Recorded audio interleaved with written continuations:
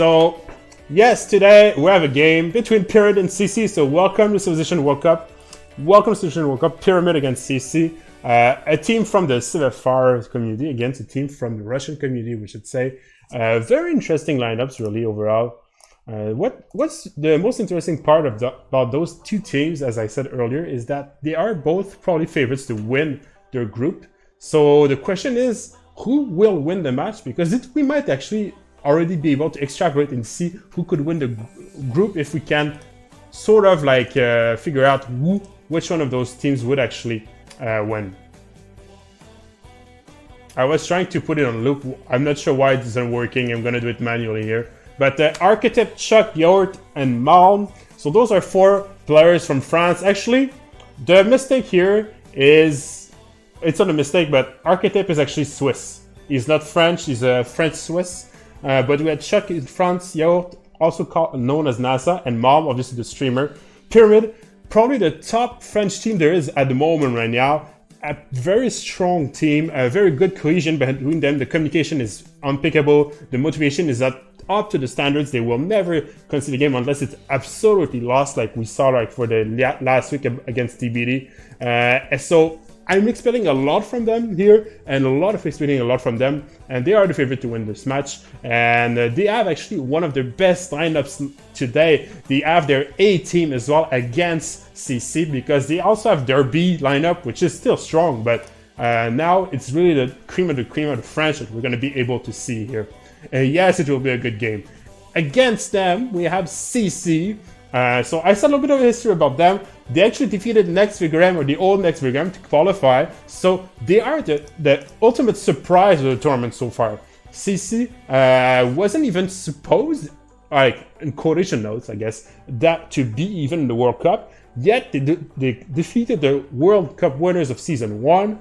And still won against Brazil last week as well. So, but today is going to be their true test. Can they really win against Pyramid, one of the best teams of the tournament, and prove that they can actually have the cup this year in their group, which is going to be very tough. They have Central Games, Vladimir. Central Games is a Georgian player. He's good friends with Destroy, if you know him. He grew up, I guess. His level rose up very quickly to where he is right now, and he's one of the best players there is. Vladimir, Clan, and Bezdomny. So I would say it's not necessarily their A lineup, but honestly, it's very hard to say because it's such a new team that we don't know actually that much about them. The players are not that new though. Vladimir, we've seen them before. Clan as well. Bezdomny is a brand new player though, so we're going to be able to see exactly what they can offer. And I also know that the beta game between CivFR and Civ Russia, I guess you could say, is much more different than we can think, okay? They don't have the same picks, don't have the same bans, don't think the same way, and every team actually scouts the other players to say, okay, Malm is good on this thing, or Central Games is good on that civilization, and so on. So the pick and ban phase will be super interesting to follow. So we'll really have to see exactly how it's gonna work out. And it's starting! Can you see the pick and bans? I got bans. Can I see the what? The banners? Yeah, what's happening now? I can see just countdown. Okay, while we check this, I'm gonna quickly answer the question. I'm sorry I couldn't answer your question, Alex.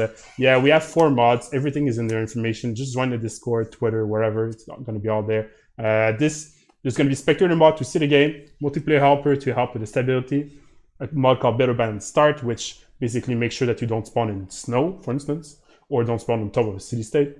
And finally, a small mod for BBG, which does a few tweaks for multiplayer. So this is what we're going to use. And just a few. That's the best way to explain. And yes, Maori, Sweden, and Zulu ban. Okay. I got. What do you think about those bans? I got Brent. Oh, I think the community, especially from last game, Zulu is definitely very strong with its cores and armies. Earlier on, China, and also Sweden, of course, is a master simmer. Yeah, because actually in that BBG mod that we were just talking about, they got a little bit buff. So yeah. And we're playing on Pangea, by the way, so this is gonna help you guys. And so far, what we're seeing is pretty standard, except China. China, I'm very surprised to see this ban because Mali, a lot of people say it's very strong. Sweden, same. Zulu, same. But China. China. Wow. Yeah, China is the second ban for Team 1. Team 1 is, I guess I should check. I'll go check on the big screen. Team 1 is Pyramid. So Pyramid really respecting the possible culture victory setup of CC. Ooh, Yeah. just banned Canada. Oh yeah, Canada's banned as well. Okay. It's very interesting, isn't it? Yeah. Why would you ban Canada here? I don't know. Okay. Maybe they think the other team has a certain agenda, so they want to rule it out as soon as possible. Okay. So maybe they have like very strong. Well, they do have very strong Canada players on their side. So Russia just got banned. Okay. Okay. So often, if one of the Tundra Civ is banned, you ban the second one to try to compensate. Yeah, that's the logic. What do you think we're gonna see now as bans? Because it goes very quick, huh? And picks. I mean, they just picked France, right? France is strong because it got a +3, like in almost like every scenario. Not every scenario, because the visibility, diplomatic visibility. Indeed. Yeah.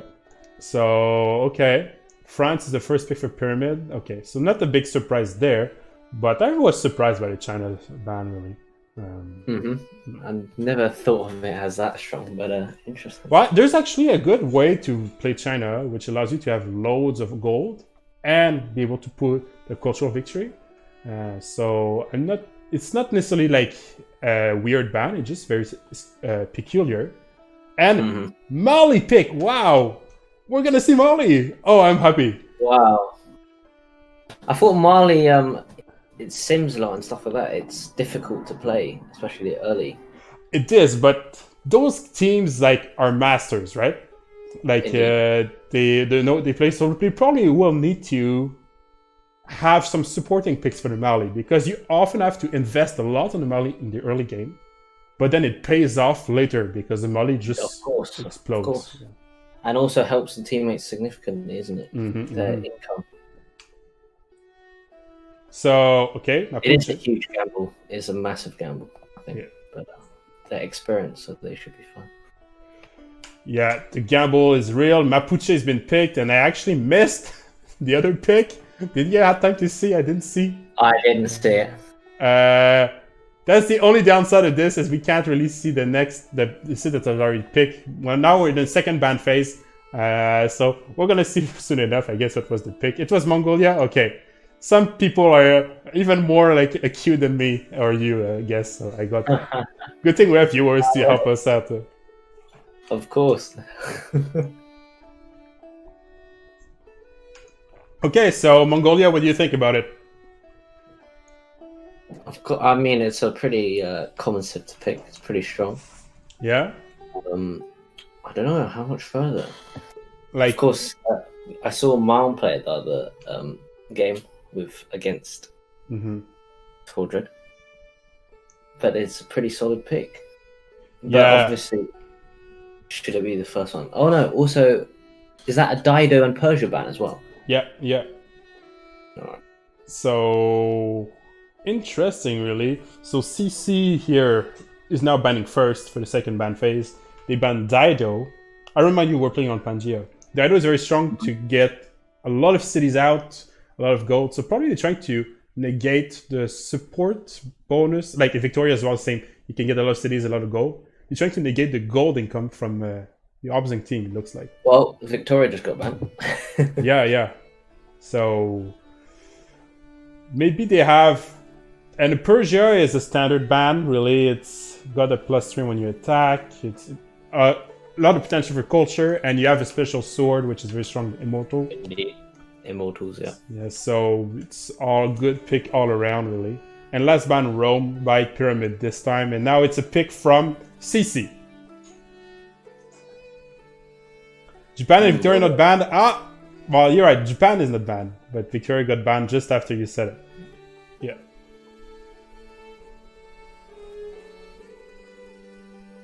So, okay. So far, what do you think should be the pick? Because we've got Mali, Mapuche for the, I guess, pseudo-Russian team. What would be a good pick here to follow up? I mean, as the viewers, we and the experience gap difference. We probably don't have the in-depth and credibility to exactly. No, it doesn't matter. It doesn't matter. What do you feel like? Like if you're playing a CC, like what do you feel like you should like pick your play here? I mean, the question is, will they pick a SimCiv for their team? At the moment, they've picked Mansa Musa. Yeah. And what do you think? What do you think they're gonna pick? Well, I just got the answer, so it's cheating because I actually. Yeah. And so they picked America, Rough Rider, which is it's not the new persona, it's the old America, I guess. So you got +5 on attack or defense, depending on which continent it is, and a special unit, which is the Mustang P51. It's generally a pretty war civ, I guess you would say. It's pretty safe civ. Yep. Yeah. It's a pretty vanilla pick, but it's very strong. For what it does. You pick this when you actually don't know what to pick. It's not true. Like in I get what you mean. Yeah. Like they probably don't have enough information to really reveal much more because they have already Mali, so they had to take something super safe to try to compensate the gamble, I guess, from Mali. Yeah. Okay, Japan. Oh, okay. Let us know what you think is going to be picked, the last pick for Central Games, by the way. I see some people say Ethiopia, Scythia, Religious Civ. What do you think is going to be the last pick for the Central Games? You still have some time before we get there. And Japan picked by the French team here, Archetype. What do you think about Japan? I think it's a good pick. Yeah? Of course. Good for simming. It's just a great all-round civ, isn't it? It's very flexible, versatile, I guess you should say. It can do pretty much anything you want or need to. And Korea. Korea has been out for quite a few CWC games. Like it's known for its watch timing, so the special unit of Korea, which can be very, very deadly. The replacement of field cannons, for those who don't know. And they get unlocked even earlier. So. Indeed. Yeah. Have you played Korea a little bit yourself? I have played Korea. Yeah. You like the Korea? In VBG, it's slightly nerfed, but it's still a good civ to pick. Yeah. And quite different from quite a few others, I guess. Economy is an issue. I guess so. And the last pick, who was right? No one was right. No one predicted. I mean, religious civ. Does it count as religious civ? I guess the religious civ counts, but that's like half the civ there is. Thank you for the follow. I know it's not for me. It's the story follow. I'm not used to it. Oh yeah. So plucking out follows from thin air. So yeah, Norway as the last pick. So Norway will be, I guess, another religious. Oh wait, did they just switch? Yeah, they can now switch between players. The switch. Yeah. It has General. The co-caster is a very inexperienced English young guy. Yeah, co-caster is awesome. His name is Icot Brands. He is involved in many things and he's now new to the CWC, so welcome in the cast, obviously. I'm happy that he's here. It's much nicer to have a conversation. And he was feeling lonely, so I had to accompany the man. Yeah, I guess so. I mean, I'm out. I don't even have a cast or such. It's the French and the Russian who got it. So we gotta deal with what we have here. The good thing about CWC is it encourages patriotism. Yeah, French people support. It's great. It's good. And I tell you, on the French server, they're all in on the French teams, and the Russian server, they're all in on the Russian teams, right? It's a great community feel. It's good. And the Brazilians, they only have one team. So the entire server is supporting those 7 players, like so rewarding for them. That's probably the best team to be on if you're playing the CWC right now on the Brazilian team because there's no split of loyalty. It's just that one team. They're the all-stars. Thank you for the follow, Finarfin. And oh wait, did he come over from the other streams? It was the same guy. Is it? I think so. Okay. Well, he follows everyone. That's good. We love you. We follow you as well. Okay. It's starting. So I remind you, remap rules are different this season. They have, I think it's 3. I have to double check. I think it's 3 tokens for the entire group phase. For 3 tokens for 8 games. And so far, both teams here haven't used any token for remaps, but they are allowed to use the token if they want today. And if they want to use that token, they have to do it on or before turn 8. So we'll probably have to do, we'll probably see a remap vote being held later. You think it'll be happening? Honestly, it could, because both of those teams consider the other team as the best team in the group. So they want to get their best chance to, have the best map or something. So it could happen today. It's a real thing that could happen. Yeah, no, there needs to be an English team sometime, but I don't know if English people have the patience to play Civic. Well, if you want to follow the English team, like from England, Zone of Control has a mixed American and English team. Oh, that's not the same. No, yeah, that's... I guess so. The half of the team is American, the other half is from England. So, like Jessica is on this team, for instance, and there's Task Force Fish, which now lives in England. And they have an Australian guy as well on the team, which is, I gotta say, I love the fact that we have an Australian player in the CWC. But here we got on the map. Wow, okay, pretty standard Pangea. Mountains. Who's the yellow player? Mapuche. Yeah. Is it Mapuche from the Russian team here? Okay. I'd be curious to see. Oh, he's close to England. Oh, is it England? Okay, So, I'll go full screen. I'll have a better view of myself. I was looking on a small screen. I'll go check. I've seen Michael do it. Can you post polls on your... I can switch from point of views. Yeah, I can post the link. Yeah. Polls. You want the links? No. Like, can you post a vote for the chat to vote who will win? If I knew how to do, I would. I don't know how to do. How do you do? I don't know. I should have checked before. We need Michael next week. Yeah. I guess I should have done that. It is a nice party spawn. But you can still vote on the chat. Like, if you think Pyramid wins, write 1. If you think CC wins, write 2, and we'll check. Exactly. General, much love. I'm just saying, like, an all-American team and an all-English team as well, separate things. Can be done as well. But, yeah, we're allies, of course. Okay, at the top, we got Korea playing on this light blue next to PyTT. And pretty good, I guess, spawn for Korea. Playing by Chuck. Chuck is actually very strong on Korea. It's one of his main civilizations for the French team. So we should be expecting... And he's in the corner as well, so... That's should be a worry for the Team CC right now. Yeah. And Archetype is playing France. Amazing spawn with bananas. Loads of forests and jungles everywhere, so... It looks to me like it could be a Magnus capital as the first governor if you want to chop everything out and, try to snowball the game. Yeah. Who we got on coast? Norway, played by the Russian team Vladimir. I've never seen him play Norway before, so I'm curious to see what's going to happen.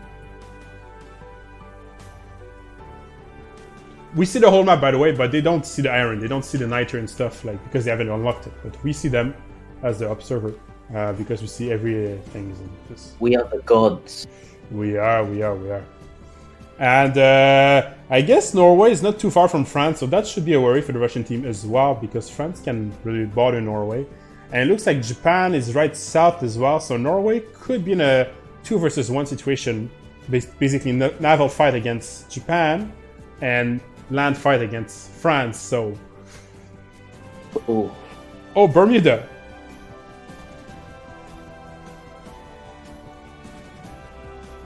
By the way, if you guys haven't followed last season 2, there was, Pyramid lost a game on a Bermuda Triangle play against PP Patrol in the past. So now that we see Bermuda, I bet their French teams, I know it's psychological, it doesn't mean anything, but maybe their French team might have trouble this game because they lost. Psychological, they only shook. the Bermuda Triangle is in the game, so we'll probably have to see what happens with that. But there's a Fontaine de Jouvence. Oh, you see this? The youth fountain. Yeah, Fountain of Youth. Fountain of Youth. Okay, Yeah. next to Japan as well. Indeed. What's your favorite wonder? When you spawn in the map, what's the wonder you want to find the most? I got brands. Oh, okay. My names aren't too good, but the Culture Gold one is pretty solid. Yeah, the Paititi, the first one, or the the one that next to Korea. I think so. Yeah. Okay, looks like they're going scout, which is pretty standard. Sometimes we see people on naval seditions start straight monument, but it's not really standard to do. Especially here, they need to scout the map, so it looks like a scout start. Even now, there's even a new trend to go for double scout, which isn't that new because it was the meta like about a year ago. This is what people used to do a year ago. But it kind of got lost in some, like in French community, people always greeted only one scout, same for Russia.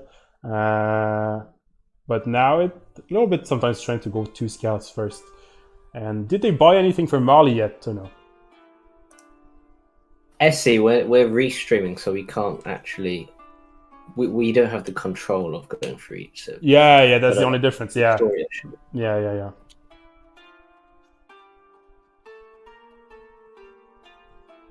Well, I don't know. I can check. I know Kachechka's not streaming yet. We're gonna try to follow his point of view as well in about 5 turns when we get there.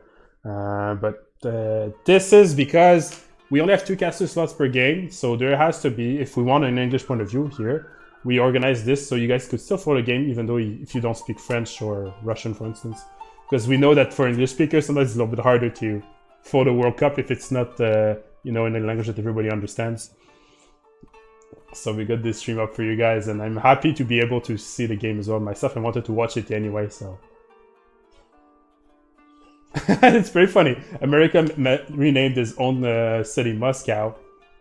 He's playing America, obviously, so. Oh, wait. What team is America on? Yeah, he's an opposing team right here. So there's gonna be a fight between Mapuche and America. America is on the CC team. Thanks for the follow. And there's gonna be a Mapuche for the French team here. Oh no! Oh, I'm wrong. They are on the same team actually. America and Mapuche, so Central Games, are on the same team, so they won't fight each other. Peace. Yeah, I don't know, because those 2 civs are still pretty war civs, and I see there's a Mali is not too far down actually. So maybe they can try to, bother him a little bit later. Oh, nice. Nice flood here for Mali. He lost the pop, but he got quite a lot of yields added, so that should be good. Is he not settled on fresh water? No, he is settled. It's not clear, but we see, like, the river is right there. It's going around. Yeah. No. Actually, the Mali spawn is super strong because we got a 1-3 tile, like a 1 food tree production, and combined with the fact that he has 3 desert tiles around him, he gets like loads of food and fate and still some production. So it's an ideal setup, really, you could get. Yeah. And he even got like cottons and stuff in his desert, like, yeah. This is Distor's mouse. I can go around him. So because we're watching Distor's point of view, this is my mouse here, if you want to see. So I can point stuff. We can have a mouse war if you want. I can remove my own cursor. If you guys don't want to see my cursor, I can remove it, actually. But I can't remove Distor's cursors because we're looking at this point of view right now, so... Unfortunately, it's not something we can do. I removed my cursor. Okay, I know it's confusing. I'll try to set it up right now. I know there was a way to do it.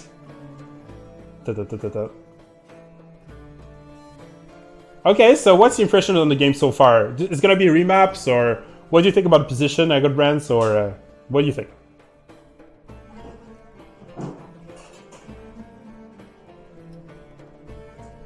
Like, you think any team is unhappy about their starts? You think some teams are super happy? What do you think?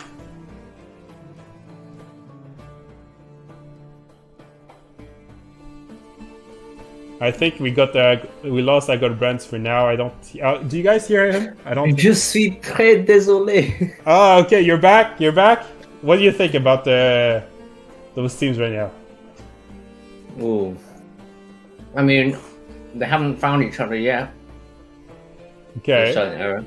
But I think it's gonna get hot real soon.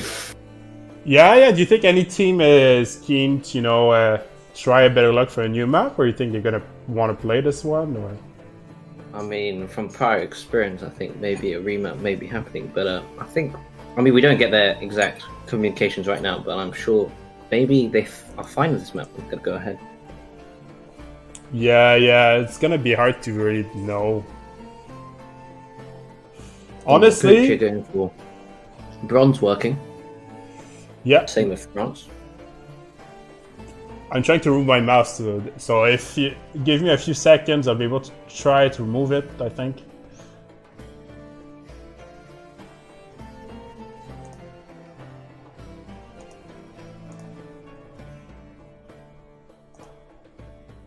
Can you see? Oh, you still see my mouse? Okay. Probably to remove my mouse, I have to close it and reopen it. Surely, try one thing. Put your mouse at the bottom. Sure, but during the stream, we'll have to change point of view from time to time. I guess we'll do this. Do this. There you go. It won't bother people. Wait, what do you mean by changing point of view? Because I'm gonna go on Kechechka's point of view. You should just Alt Tab. Yeah, and I still have to click on him. Makes sense. Okay. So, turn 8. This is the crucial turn here for both teams. It's going to be a remap vote started by this story, it looks like. And we're going to find out exactly how the teams feel about their start. Yeah, there are +7 campus, I think. I didn't see actually Finarfin. There are strong campuses. That's for sure. On Mapuche, I can already see one from here. I honestly think there won't be any remap, but I think it'd be a mistake for the Russians to play, given their position. Yeah. But at the same time, is it really a mistake because you only have so many remaps, right? So, yeah. I think Pyramid has a slight edge on the position for the map, but it's still very minor. There's a few city sets actually that are pretty interesting as well in this game. So we're gonna see a remap. We're gonna see remap. Is it green who remaps or the red team?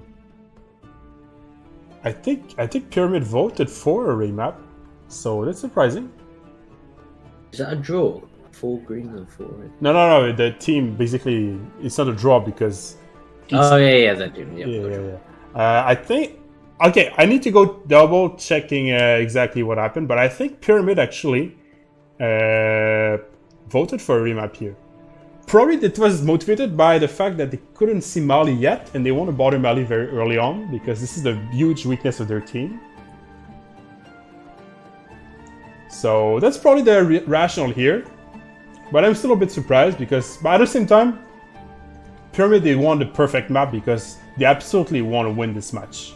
They need to win it because they lost last week against TBD. So they're trying to, I guess, get back into the World Cup. They want to get that record back up and running. Yep. Who's your favorite team? If you had to choose one, by the way, my good friends.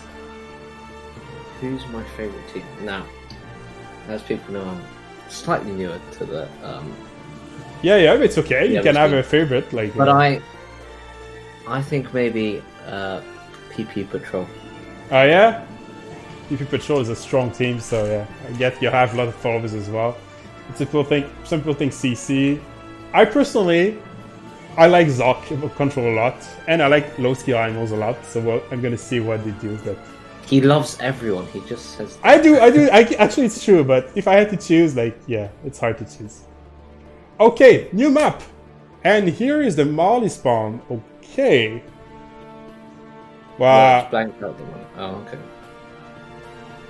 1-3 close, tile close Yeah. by. But oh wow, Roraima. We've seen it very quickly, but amazing Roraima at the north. Huh? Big downgrade for Mali, yeah. Okay, the map is a little bit peculiar, the way the shape it is. There's like an inland sea, as you can see on the left side. And there's another inland sea inside the Pangaea in the middle, and there's 3 inland seas basically. And there's a huge ocean as well. And the player seems to be spaced out pretty evenly. It looks like possibly Pyramid is on the south end and the Russians on the north end, from what I could see quickly from his stream.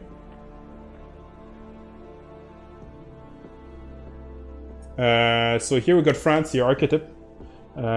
He already moved. Oh no. Archetype is the player who disconnected, by the way. He's the one playing France. I don't know if he moved. I don't think, or the AI moved for him. Doesn't multiplayer stop that? It does, but the only time where it's sometimes a little bit buggy is turn 1. That's the only time. Like, because if it disconnects before the host loaded in the game. The Achilles heel. Yeah, so I guess we'll have to find out soon. He's disconnecting. So, okay, we got here some. There's going to be some action, I think, between those two. Mongolia and Mapuche are right next to each other, and America is in the middle of the map. There you can see, but the Mongolia Mapuche front, that's going to be something to follow because it's Mom against Sandro Games, which are, well, I guess, possibly 2 of the best players in the game, which are an opposing team now. So, and both with very aggressive civilizations. Yes, those blue city states. Oh, 3 city-states blue. Yeah, that's gonna be. I think it's gonna be a war game if this gets played, because when there's a lot of science, often people go rush units and try to kill other players, and then maybe switch off to science victory in the late game. Mm-hmm. Yeah, Korea is actually a very strong spawn, as you can see. He has a pretty good, a few 7-1 spots that are okay, and a lot of good tiles. And since there's 3 city-states science as well, it's very good for Korea. I would be curious to know if there's like Apache as a first scientist as well, because Korea has an easy way to get to Apache if he wants. Yeah, the Korea spawn I really like. I think so. And on the top, who was it? That's Japan. So Korea and Japan are on the same team, so together. So Japan is in total free sim, as Korea is, because Korea is behind Mongolia here. So we got 3 pyramid players on the left side of the map.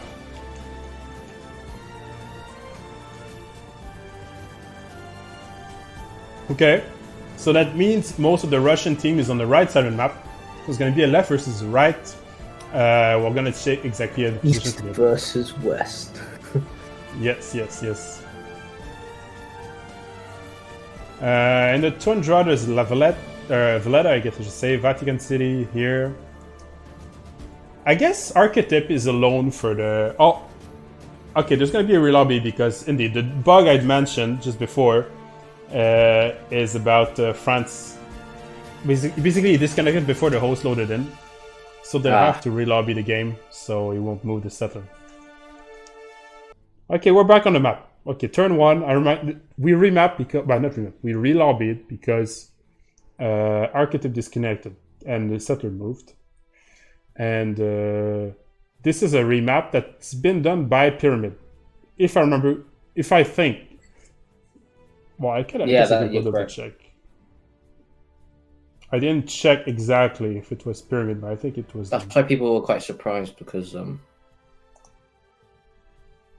Yeah, but at the same time, I can understand the point of view here, because the problem is, for Pyramid, they hadn't seen the Mali, and the Mali and like you said, it's a gamble, right?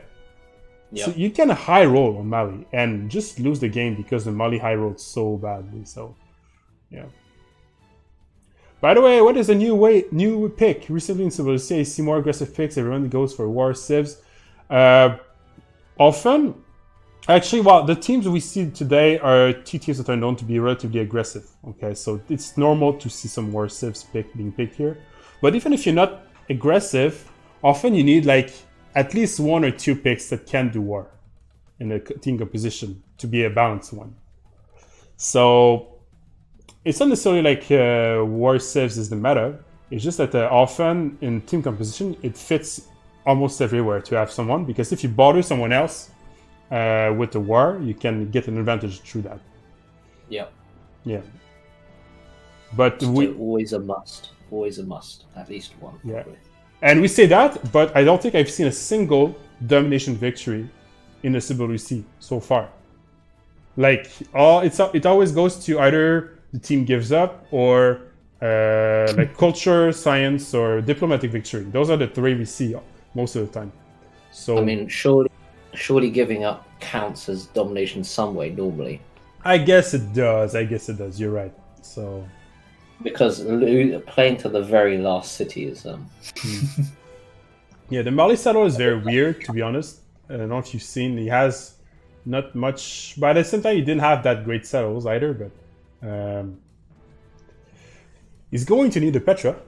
If he gets a Petra, he's going to be happy. Petra. And I don't see how he can get production, so I think he's going to need to be fed a little bit gold early on to try to get some builders up to try to build his gold income on those mines, probably.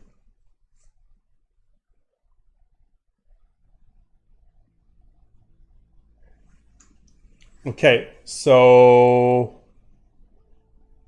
from this position, if you're the Russian team, you see this Mali, what's your game plan? Because in the early game, there's a lot of like decisions like, what do we buy to who, right? They exchange gold to each other, they send gold to buy a scout like at turn 3 or something, or do they go for a early builder or early settler? Or oof, in this scenario, I think he probably need to go for a settler early.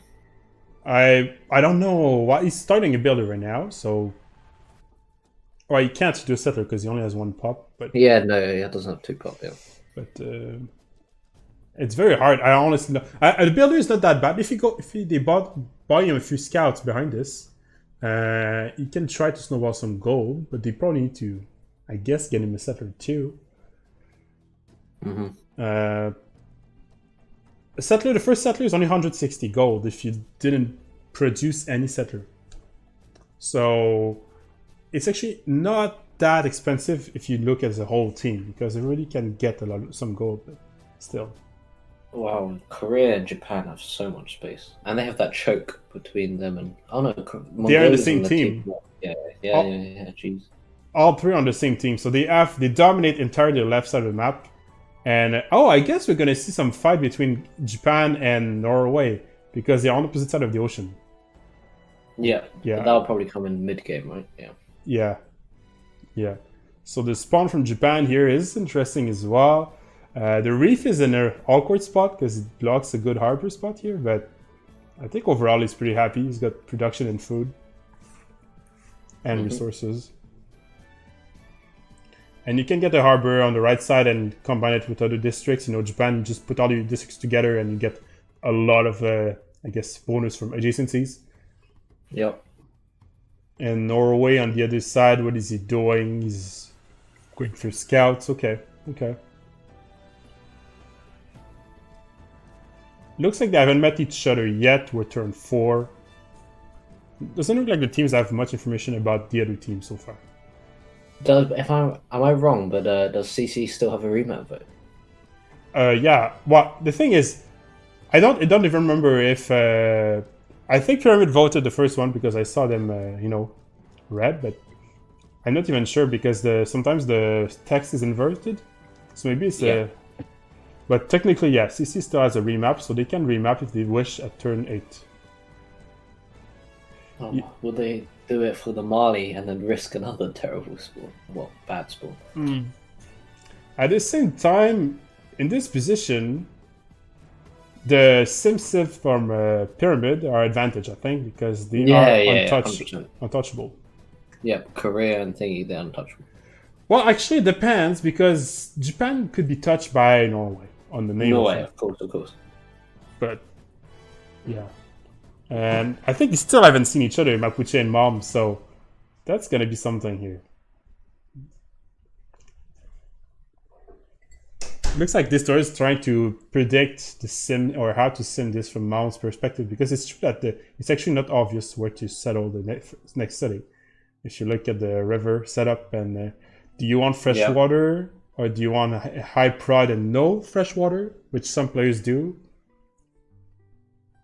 Or do you want to back settle and give some room to the Mapuche, or what do you want to do? 11 tiles between two caps, yes. Early war incoming. I mean, it depends where they settle, right? But the question is where to settle. That's the... Yeah. America, we got a decent campus spot if you want. He's going for a double scout, looks like. A few of them going double scout, if I just saw. I guess you can go a lot of places. There's a lot of stuff you can do with this spawn with America.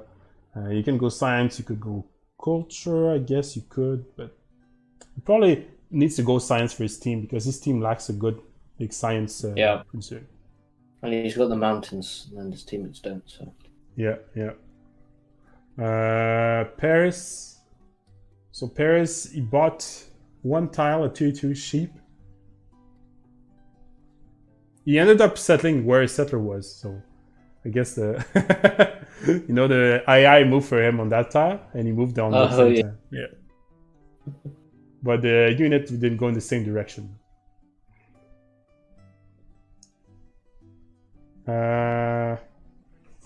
It's so hard to make predictions from this point. We're at turn 7, so next turn we're gonna have the remap turn. I guess we're gonna find out exactly what's gonna happen then. Do you think Sandro will settle to the left, though, towards Mal? Honestly, it'd be very Russian to do so. Like, there are many people in the Russian server, they prefer having a high production capital over having fresh water. So that means that they don't care about the actual fresh water. Oh, looks like this turret crashed. We're gonna change point of view, maybe. That's the advantage. We didn't crash. Welcome to the Russian point of view. The same game, obviously.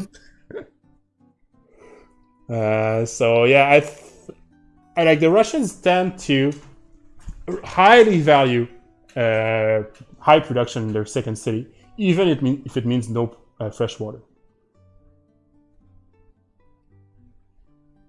All that Russian text. Yeah. So welcome to Kachechka's point of view here. He's our main Russian caster, observer. He has his own community, by the way. If you do speak Russian, I invite you to go check it up. Very, very active community. Lots of tournaments and stuff happening there.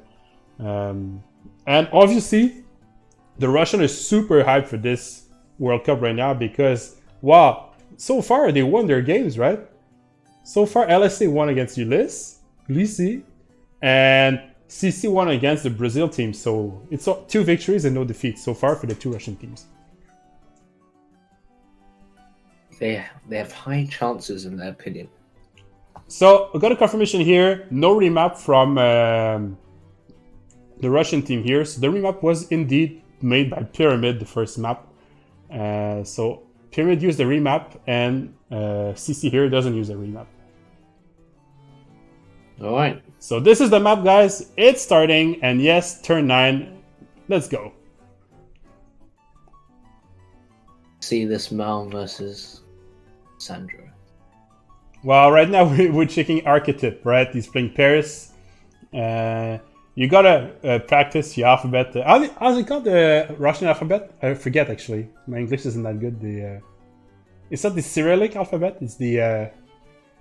Oh, wait, let me search this up. I don't remember. If you remember the chat, let me know, but I just don't remember. So we're gonna see exactly... Probably you said it in chat by the time I said it. Yeah. Oh my god, well, I searched Cyrillic. up Russian. I think it's Cyrillic, yeah. Alright. So you get to practice your Cyrillic alphabet if you somehow studied that. I haven't, but yeah. And it looks like we got 2 players going for astrology and 2 players for bronze working for the Russian team here. So that's gonna be interesting, really, because yeah. Well, astrology first on Norway is relatively standard because you get high adjacency if you're on the coast. But 2 bronze working might indicate that they want to get generals here. Yeah, maybe. No, as a reminder, there's only 3 generals at first. There's the 3 generals for the classical era. So there's a huge race to get them in general if you do want to have one. And in the opposing team, French team, there's actually 2 players also going for bronze working to try to unlock encampments to get them. No, we are probably not. But you never know. You never know. Well, yeah, if you want, I mean, you guys could always chat with us. We'll see what happens. But we're trying to open this to as many communities as we can, obviously. So next season, we're going to try to add the Japanese, Koreans, Germans, everybody in the cup. So really, really World Cup. yeah. Okay. So the content here for France isn't great. He doesn't have many people to hit on this continent. The advantage, though, is that the splits actually favor both teams here. Or maybe more pyramids, I guess. Because they will get more luxury resources, so that will help out in the long run for the amenity problems. Because they do have more continents. Oh, Kendo! Oh no, we're casting without you, it's true! Oh, I apologize, Kendo. Next time we'll be casting together. Kendo has been one of my best co-casters in the past, if you wonder. So I'm glad to see him chat. Next time, Kendo will do it. Kendo is definitely better than me. Why you say that? Why you say so? I mean, I'll watch the next time he casts. I'm joking, but I'd assume he's definitely better.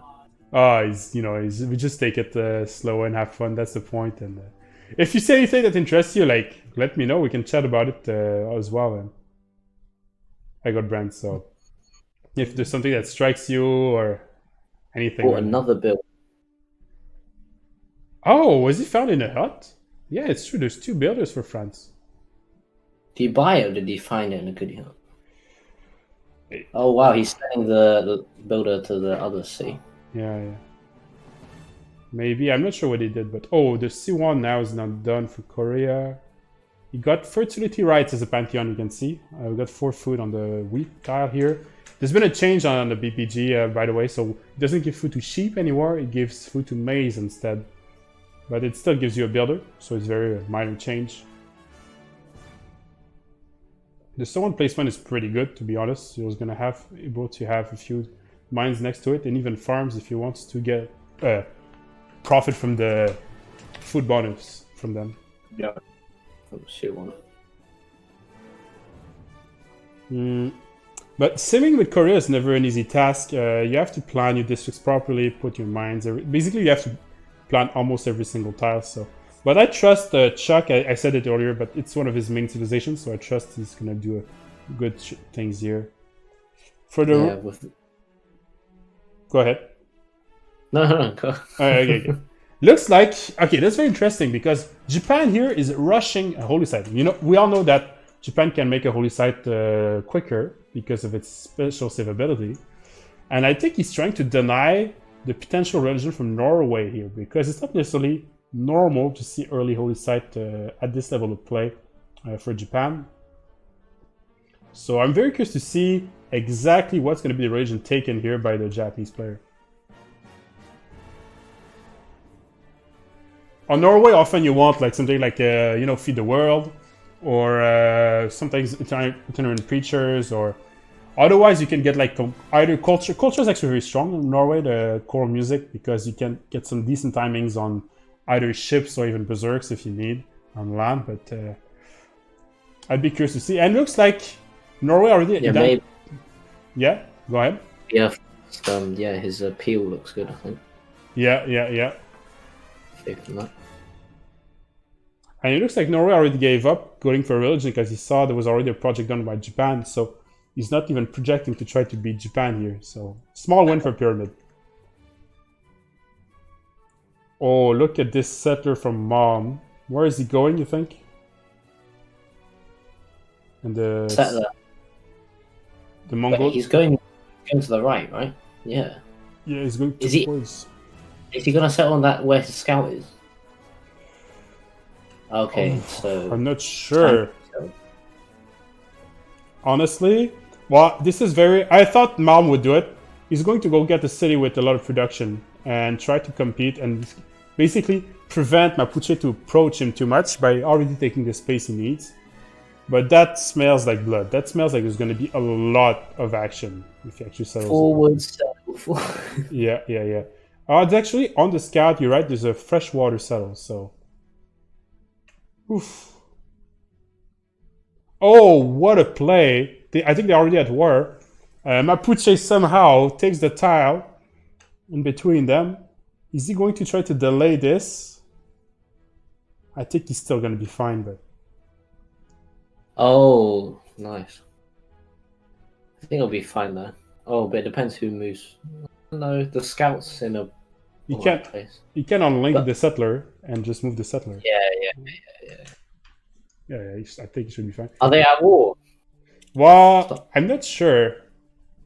I haven't seen, but... Wait, is that war in his territory? Did they give each other open borders? Well, when you don't have early empire, you don't need them. Oh, yeah. At first. Nobody has it yet, as of now, but... Okay. Oh, the sea here. I know Kicheshka likes to look at this stuff. I wonder what he's thinking in his mind right now. It is true that the control of the sea could be interesting for the city-states control later on in the game, so probably talking about how Pyramid has an edge for this. It looks like Korea went for second, so one straight away in his second city here. Yeah, dead horse are coming, Kendo. You're right. The problem is Mapuche can get up to +5 or +10 if you get the general as well, and not Mongolia. But Mongolia could possibly steal the horses, so I don't know how this is gonna play out. I really have no idea. I just know Malm is doing a heavy forward settle, so he has to go aggressive. Where's that settle going? The next one, you think? On Sandro. I don't know. He moved down. Maybe he's gonna go settle behind his mountains because it would make sense for the appeal. He wants to go high appeal to put his Chimamuls in the future. Yeah. So if you're next to the mountains, it does help with Mapuche. It is a little bit far. Putting a slinger. He's looking at the volcano. Yeah, that's a nice cell. It looks like Mom is actually just blocking the settler as well. If you see that there's a warrior already in the Huel Mapu. So I think Sandro doesn't want to risk going north and being delayed. So it's just going straight south. Yeah.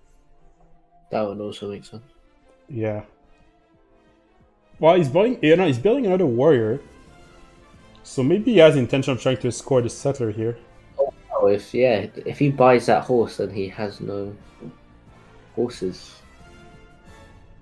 Oh wow! Oh, that'd be a good play. I think your chat said that as well, but true. It's true. He would have no horses. Well, his team could have horses, so I guess it would be okay. Oh yeah. Yeah, it's a Tusa. A Tusa is north, and there was Muscat north as well. Or Muscat, I guess in English. That's in Russian. You can't remember. And well, I'm not that good, but I can sort of remember some letters. Like, okay, the settler's going south, so it looks like he just gave up going north for now. Double holy site on Mali here. That smells like desert folklore pantheon. And I think we got God of the Sea on Norway, but I'm not 100% sure. Looks like we got Earth Goddess on Japan as a pantheon, and the first religion is now founded by Japan. It did take Feed the World and Defender of the Faith, so it's really a denied religion for Norway here. So it looks like they really value denying this.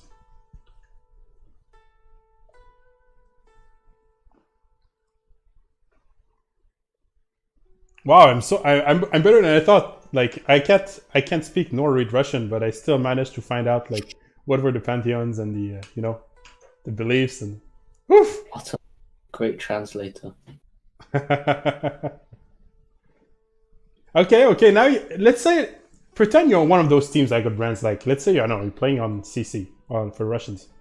Like how do you feel from this point on? Like what's your view on the game? How do you react? I'd be worried, definitely. Of course, you don't obviously see the other people's stats exactly, but Mom clearly very confident in what he's doing. Yeah, and no, well, we looking at Japan and Korea's spawns, they can really sim it out for now. Anyway. Yeah. But at the same time, their Mali is safe. Yeah, that's true. So I guess it's a trade. Like, do you want to have Korea? Do you want more Korea or more Mali as a sim civ? It's hard to tell. It's hard to tell. It is. God of Craftsman taken by France, by the way, if you wonder. So that gives a production and fate on strategic resources. And it looks like he's going for his third city south right here.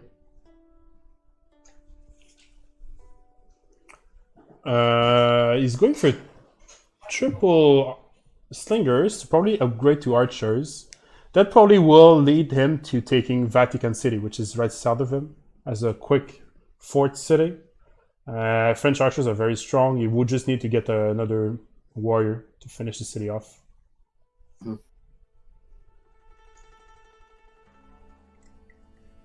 So very standard here. Nothing too crazy happening on the French side. Archetype is going to be eventually surrounded by enemies, right? You have to remember this. He's the one French player alone on his side, so. Oh wow! Encampment already started on the horses for Mount here, and he's going south on the volcano for his third city. And looks like, I just got it! Just because looking at where he settles to know how many horses the French team is going to have, because probably they want Mongolia to have horses and a general. So the other French players need to upgrade their horses somehow to give to Mon in the future. Yeah. That's the strategy, I think. Yeah, Japan has a lot of faith. Okay, this Pantheon from America, I got no idea what it is. I'm gonna guess it's City Patron, the Pantheon that gives a bonus production for districts, but I'm not sure. Yeah, it looks one turn. Oh my god, it's so good. One turn on the encampment here. That smells like City Patron. You took it to save one turn on the encampment, and why you want to save one turn on the encampment is because you want to be one turn earlier on the general to be able to possibly deny general to the opposing team. So all in here on trying to deny generals to the French team from the Russian team. Good play there. Yeah, I guess we'll find out if it's a good play if he gets a general. But yeah. It looks like America could use a general against France, so it's not even wasted because it's close to France. It's going to be able to bother him.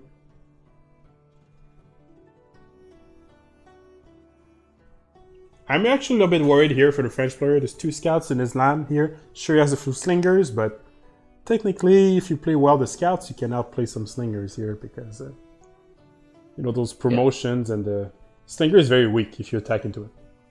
Mm-hmm.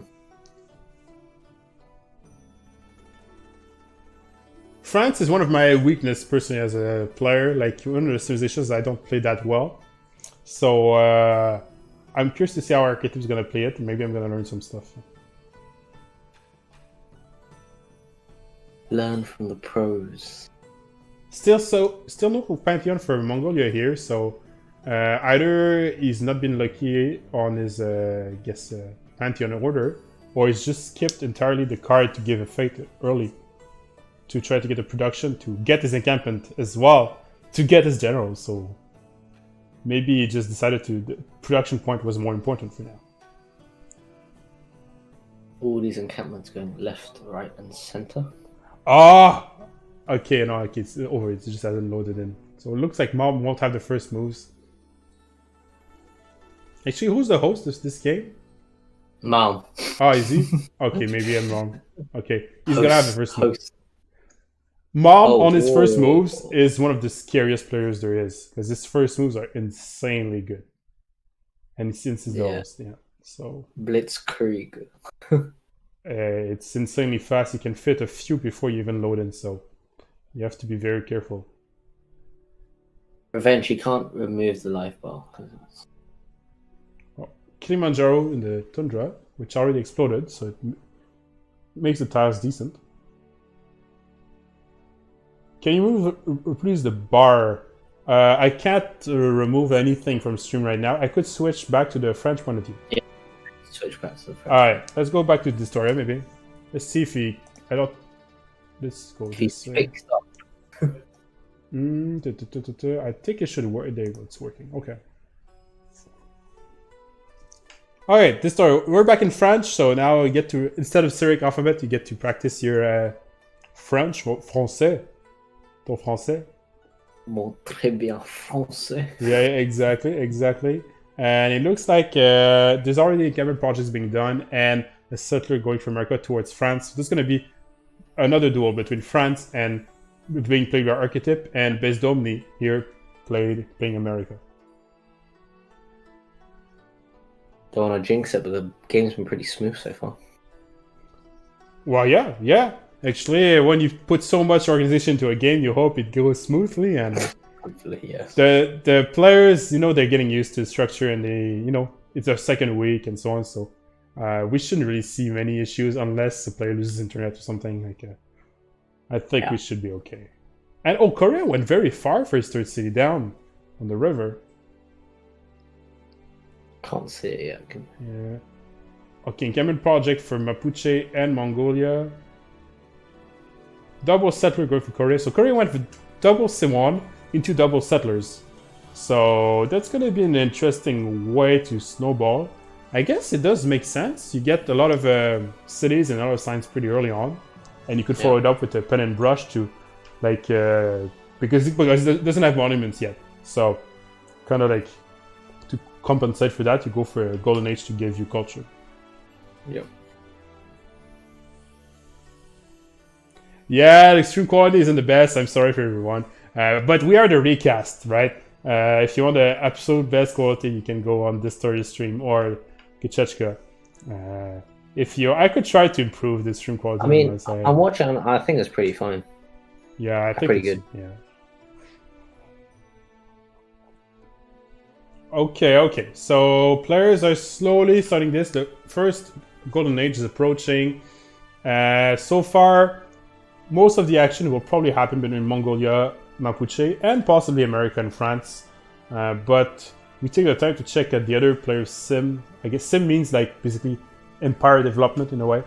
So to see how they will snowball. It looks like indeed Japan will go for monumentality because we'll have a lot of faith. How much faith? 26 a turn already. Okay. Gee. Yeah, he has an insane appeal that really helps. Oof. You even went Moksha to spread religion afterwards. That's going to be a very strong Japan here. Religious Japan. We don't see that often. It's a little bit more popular than before, but I'm very curious to see how it's going to be played by Yaohti in Japan. See, we love all the streamers. No need to diss them like that. Yeah, I guess we'll see. We'll see if I can improve the quality next time, Black. No, he said good. Wait, actually, wait. The image quality, I think he's talking, but and I think. Oh, I think Molly will actually go for monumentality as well because he's got double holy sight into this folklore. It would make a lot of sense to try to compensate for his very slow start because he has no production or on his cities. Yeah, no production. Okay, encampment project now finished for Mongolia. Does he get the general? I would be so curious if one of those casters would actually look at the general points. And I feel like it's a very important stage of the game, but they're not too worried about it. Looks like. Let's go into voice chat and complain. No, but actually, if you do the math, there's only 3 players going for generals, and there's 3 generals. So I guess the assumption is that all 3 will get it. So they don't necessarily need... Nobody's going to be denied. But if a 4th player was going for 1, could have been dangerous.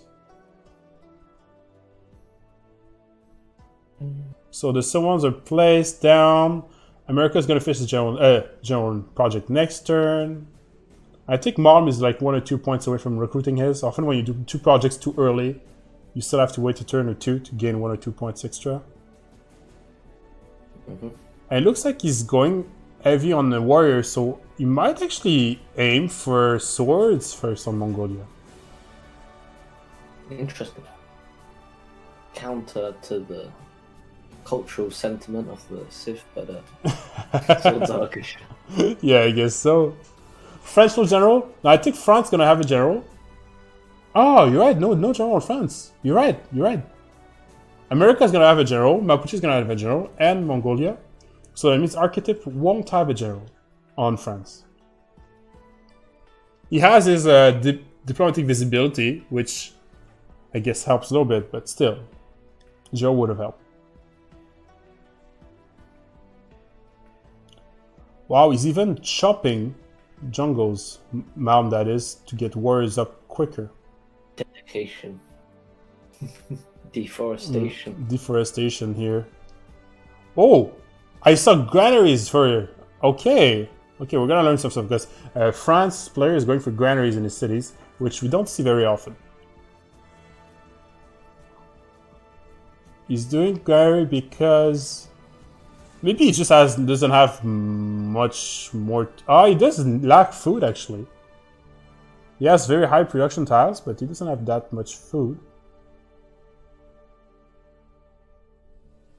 Honestly... Yeah, I get the general feeling that granaries are very rare. Well, they are. It's very uncommon to see this. I mean, what's the reason being? Maybe he just doesn't have much more to do and doesn't want to go too many cities because he's worried about America. And he's waiting for the Golden Age to show up to do something else. I'm not sure. Yeah. I'm not sure. But in this scenario, I almost feel like watermill on the capital would be stronger than the granary. Reason being, you do have actually 2 wheat, and it gives a point of production, so you get much more yields from that. But maybe he values the housing more. But if he does, a builder would have done the same thing and could have improved the wheat, so... Oh, good question. Where is his governor? Maybe he hasn't got it? It'd be unusual to not have it. Okay, all 3 got a general. You just check it up. All this turn. Maybe he got a money first. Is it possible? Like, this is the very old way of playing. People used to play a money first to take control straight away of city-states. And I know Pyramid has been working a lot on their diplomatic victory, and they think they can win diplomatic against CC. So if they start ramping up already some diplomatic favors, maybe. Potentially, yeah. Easy for settles there. Yeah, actually, while you say easy, I personally feel like Mob played well. He delayed the settler from Mapuche and so on, so there was some play here. But I feel like Andrew Central Games played a little bit passive here. I think he's very confident. So I'm not sure. I'm not sure I would have played it. Okay, Monuments now starting out, getting out for Japan. Yeah, how would you have played actually, Moel? Like, because I guess you should needed to buy a unit on Mapuche early to deny the warrior in the capital to go north. I'm not sure. At the same time, I feel like Central Games should get more units and should take more positions on the river and the rough forest to try to defend possibly against Mob. But it doesn't look like... well, he's getting archers, I guess. Who do you think will win the war? I mean, it won't be too decisive. Well, we have to remember that Mapuche has a +5 because Mob will be a Golden Age. Unless, I don't think he missed it. I don't see... I guess it's not impossible to miss your first golden age. So I have to check, but they both have a general, so it's now the Mapuche bonus, which gives +5 if you're fighting someone against in the golden age. Yep. So technically, he should have the edge, but he does need to use that edge to slow down the Keshiks, because when the Keshiks show up, it's actually very hard to hold, even if you have an extra combat strength on the opponent. Yeah, maybe Sandro sees... Yeah, you're right, because the land from Sandro Games is actually very solid. So maybe he's playing it for the long run, and he thinks he can out-sim Malm. That is true. That is a good... Yeah. Take. And he knows that anyway, he's technically the front line for 3 players, right? He boxes... Well, he's not really boxing that much, but he kind of holds the front to the right side of the map, which is huge. And the assumption would be really that he lets Marley freeze him behind him, so... Well, the force sell so far paid off, Eloquence Sloth. But I say so far because we don't know how it's going to pan out. And we have 2 swords and a drone already for Mom here. So he's taking very good early positions, really. Yeah, I'd agree. I think so far Mom has really played this very well. Not that Sandro played badly, but we'll have to see how he will react to this. And unless he wants to go a counter front with Marlin Riders and go pillage from the southern front, which he could do, and go bother Korea or the southern end of Mongolia in the future. Sandro's good with swords? Oh yeah, Sandro's good with everything. So that's for sure. But yeah, he's very good with swords. Mama has all the back 2 horses. Yeah, that's exactly. Yeah, we just thought about the same thing. Korea here, interesting sim. He's gonna get a volcano. Lucky him. With that, he already exploded, so he can get already some mines on it. I didn't see. Oh yeah, fertility rights. That was the pantheon he got for the wheat and the builder. Looks okay. I had a brief lag, I guess, on the stream, but it's back to normal now. Okay. Korea, what's his role here? What does he do for Pyramid to help out? Because he has to find some way to, benefit to the Pyramid team. Yeah, I mean, Science obviously is going to provide boosts to his mates. Yeah, okay. But apart from that, Well, it's already a lot. Like, if you boost the Science for Mongolia... I mean, they definitely are doing probably better on the sim side, but of course Mali hasn't, started rolling. I feel like CC hasn't invested too much on Mali, to be honest, in the early game. Yeah, they haven't. They could have provided them a bit more, probably. Yeah, but even if they invest somewhere else, it's okay. Like, Mali wasn't in danger, so he doesn't need investment. It's just a greedy move. Greedy. I guess it's just if you want him to snowball quicker, you can do, but... They will run a gold with Religious Japan. Actually, that's a good point. There's not that much gold generation for Pyramid here. I mean, surely he can plump down a few harbors. Yeah, I think Japan will still make gold, but since he went Religion first, they won't have as much gold as they could have. Yeah, to help. Yeah, definitely. Well, he's got archers behind, standard. Yeah, I think it's going to be a deadlock down there, unless, something insane happens. The 2 generals looking at each other right there in Gulumapu and Karakorum. Oh no, it's not Karakorum, it's Karalgasum. Oh wow, they moved some this to the stream. I love it. The camera angle to see how the front's gonna go. Yeah, it looks like it's gonna be a stalemate for now. I'd be curious to see how much damage the swords do, but unless can Mapuche try to push this, because he does have +5, right? Can he try? I think. Well, I mean, he's pushing right now, is he not? He is, yeah. I like that alt spinning around of the camera. Very advanced. Yeah, it's very fancy. I do that sometimes as well. I guess I can't do it today, but yeah. I actually found that feature by chance. I was just randomly playing and then pressed alt and Oh yeah. started spinning the camera. Okay. By the way, I'm gonna post again, just the last time I posted, but the social media links. If you guys want to follow the games, because this is the first game of the weekend. I guess so for some the weekend hasn't started, but we're gonna pretend it started here. And there's gonna be like games Friday, Saturday, Sunday. So if you want to follow all of them, be sure to check it out because we will have a lot of games and it's gonna be super interesting throughout the whole weekend. In all languages, really. Michael's gonna cast a few if you're following Michael and Joe, so you're gonna be able to see some of his cast as well very soon. Okay. Oh, Norway is now getting one boat and a few. I'd be curious to see which religion Norway took. We didn't see, but it's getting a few units out. Yeah. I would guess it took itinerant preachers. But at the same time, maybe not, because there's Mali, and Mali will have his own religion, so maybe he's gonna go for... what is he gonna go for? What scout is that? It's a French scout. It is a French scout that was there. Oh, yeah. Yeah. The village, so... Okay, Mali's slowly, it's very still the same, but he's slowly getting his settlers and builders out. And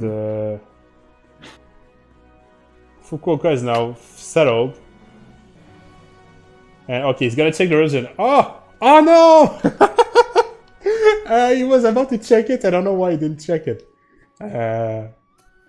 It's almost like he heard me. Coral and is gold. Yeah, that actually makes a lot of sense on the Norway. Just give me the order, sir, and I can go bash him down. We could always go spy on their streams, right? We have the option to also check. Oh my god! I just realized we have the option to go on Central Games' point of view and Mom's point of view because they're both streaming. Oh yeah. I almost feel like I should have set up a multi-stream. Like I know there's a way. I never researched how to do, but there's a way to show 2 point of views at the same time. Oh yeah, are you guys ever gonna make a CWC live stream channel maybe? Yeah, we're thinking about it. Stream, isn't it? Switch between every. Yeah, Kichachka wanted to us for the YouTube to do that. To always have a feed of like the streamers for the whole weekend. It's not that we don't want to do it, just because there's been so much to do. So we're at this stage. Yeah.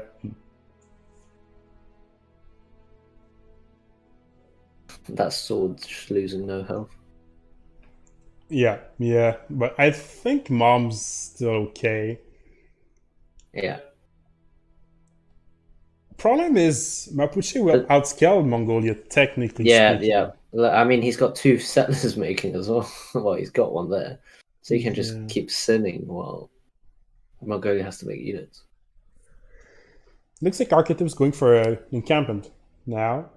He's going to go for probably medieval general to try to get something here, and he's going for a settler north. That exposes him to Norway, but Norway will probably want to deal with a naval fight with Japan, so maybe it should be okay. Let's have a see states beside quickly. Zanzibar is right next to him. He sent, by the way, if you wonder why there's a road, he sent a road to Zanzibar, and then they either declared war or got declared by Zanzibar, so the road interrupted there, so he could move his settler quicker towards Zanzibar. And you think he's gonna push? I don't think Archetyp's gonna push, but we're gonna find out. Maybe you're right. I think Archetyp would want to wait before doing a push because it'd be very hard to attack America on his continent. Or unless he goes for Norway, maybe.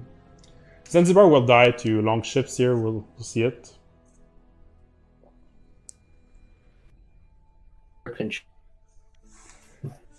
Yeah, so it's going to be an easy fourth city for Norway. Zanzibar is a city-state that gives extra luxury resources, which I think it's cloves and cinnamon, is it? I think. You might be wrong. And search up. yeah, and each of them gives six amenities maximum instead of 4 of a regular one. So it can be interesting in the sim, but I think Norway will just take it out to get an extra city. Crossbow push from Central Games. Actually, that would make a lot of sense. He's got a lot of archers. He's going to be able to level them up because of the position he can get with Mapuche and the proximity he gets. A few archers level 2, even level 3, you improve them into crossbows. If you somehow get one level 4, it gets insanely deadly.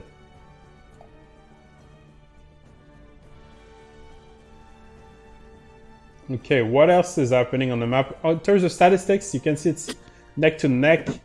Korea is ahead in science and culture. So Korea is simming very well. Yep. But Norway has a very good culture, though. Culture, yeah.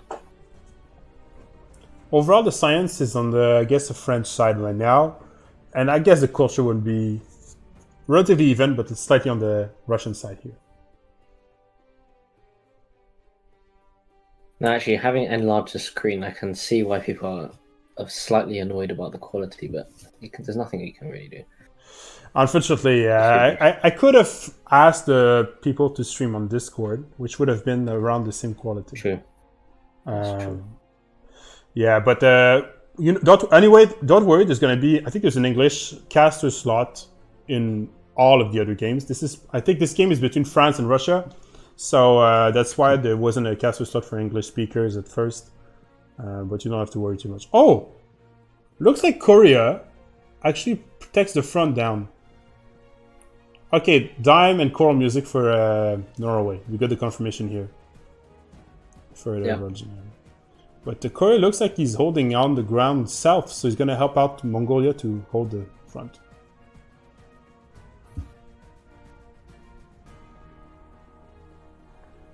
Okay, so finally the slingers from Archetype were not to take a state. They were just defensive slingers.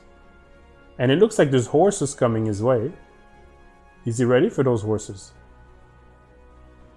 Don't know.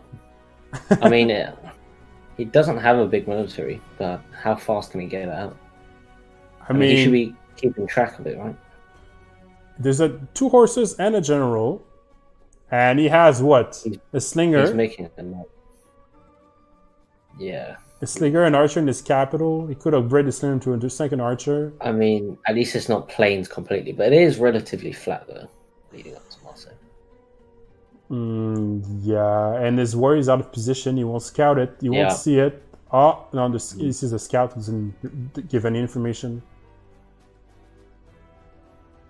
And Mapuche is pushing. He's gaining ground. Tile by tile. He's getting there. Yeah, once his archers get in range of the city. Archers with a +5 and 2 swords, like, it's just so difficult to play against. Yeah. Maul will get to pillage, though, somehow. He gets a scout there. Yeah. Those horses are gone. And it looks like America's going full science as well. Plenty of campus being put down.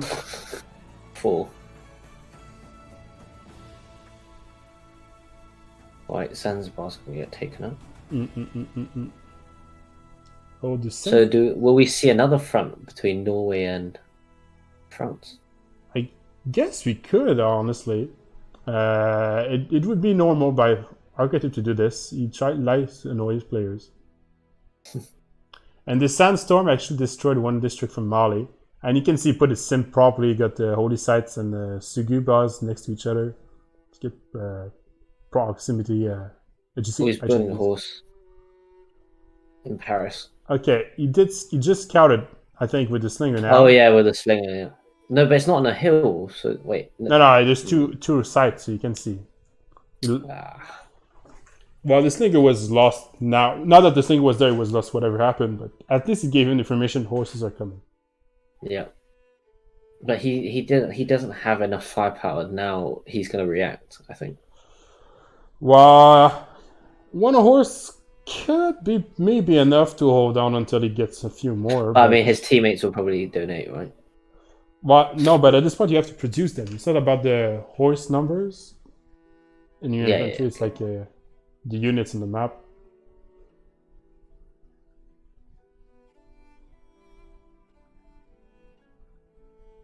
You could even steal the settler down south if you wanted to.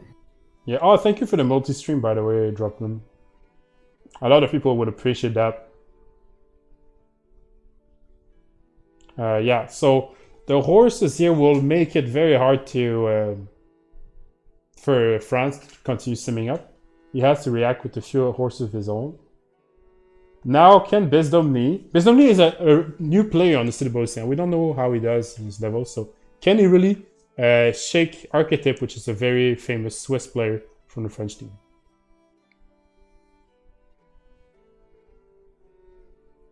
It looks like Korea is actually annoying Mapuche on Point Mapu as well. And amazing Vulcan eruption from Mongolia in the Urumqi, giving him amazing tiles, literally. Yeah, but seems to go very okay. I like to hear that. So that means we're gonna see have a good war between America and France. It looks like Mom is struggling here with his forward settle. He's losing ground, but so far I think he's still holding on. He hasn't lost too much. Yeah. Will CivRU Games lose a sword on this? I think so. Shift center back. Oh, there's a promotion available though. Yeah, and there was a pillage as well that we saw quickly on in Mapuche. There was a flood in Marseille.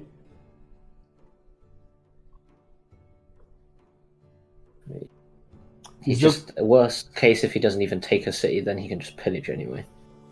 Set him back. Yeah, and he forced lots of horses from Archetype. Yeah. So, but at the same time, I fear that it's not a big forcing because he can just use them to get the Vatican City afterwards if he wants. Yeah, so true. I'm not sure. Maybe in the right direction. maybe. Oh wow, 2 Mongolia settlers down south. Yeah, everybody's trying to get settlers out. They realize that they won't win or lose the game on this fight here. Yeah. They have to find a way to get out of this and still be relevant for the team. I mean, maybe the front's going to be extended to the south as well, because there's a settler also down south. Yeah. Toulouse is founded a few tiles away from Zanzibar, so... Also dangerous. Oh! Mali is fine. Yeah. He's still slow, though. He still hasn't boosted slow, up, definitely. But... Japan is preparing already some galleys, so... It tells me, and I look also as a technology choice, we're going like a naval construction right now. He's probably going to do a caravel rush. Across the sea. Yeah.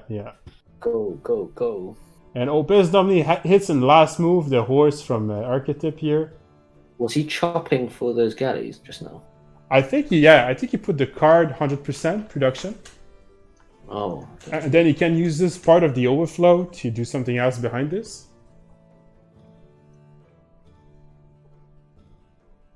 Okay. Yeah. The horses are pillaging, but they can't pass, I think, anymore in Marseille. I think it's defended. Yeah. Okay, let's say you're playing your Archetype right now. You're playing it for the French team. What would you do in this situation? Like, you're between two players. The biggest debate is whether you commit to defending yourself, having quite a lot of units around, or you try and balance the two. Yeah, because it depends if America keeps pushing, right? Yeah, but he's producing horses. Oh yeah. I mean, he doesn't have a great general though, France.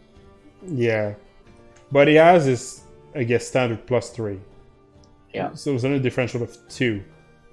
Still in favor of America, but maybe America will get Vatican himself with all his horses and the positions he takes. Wait, is it the same continent? No, there was a continent split we saw earlier.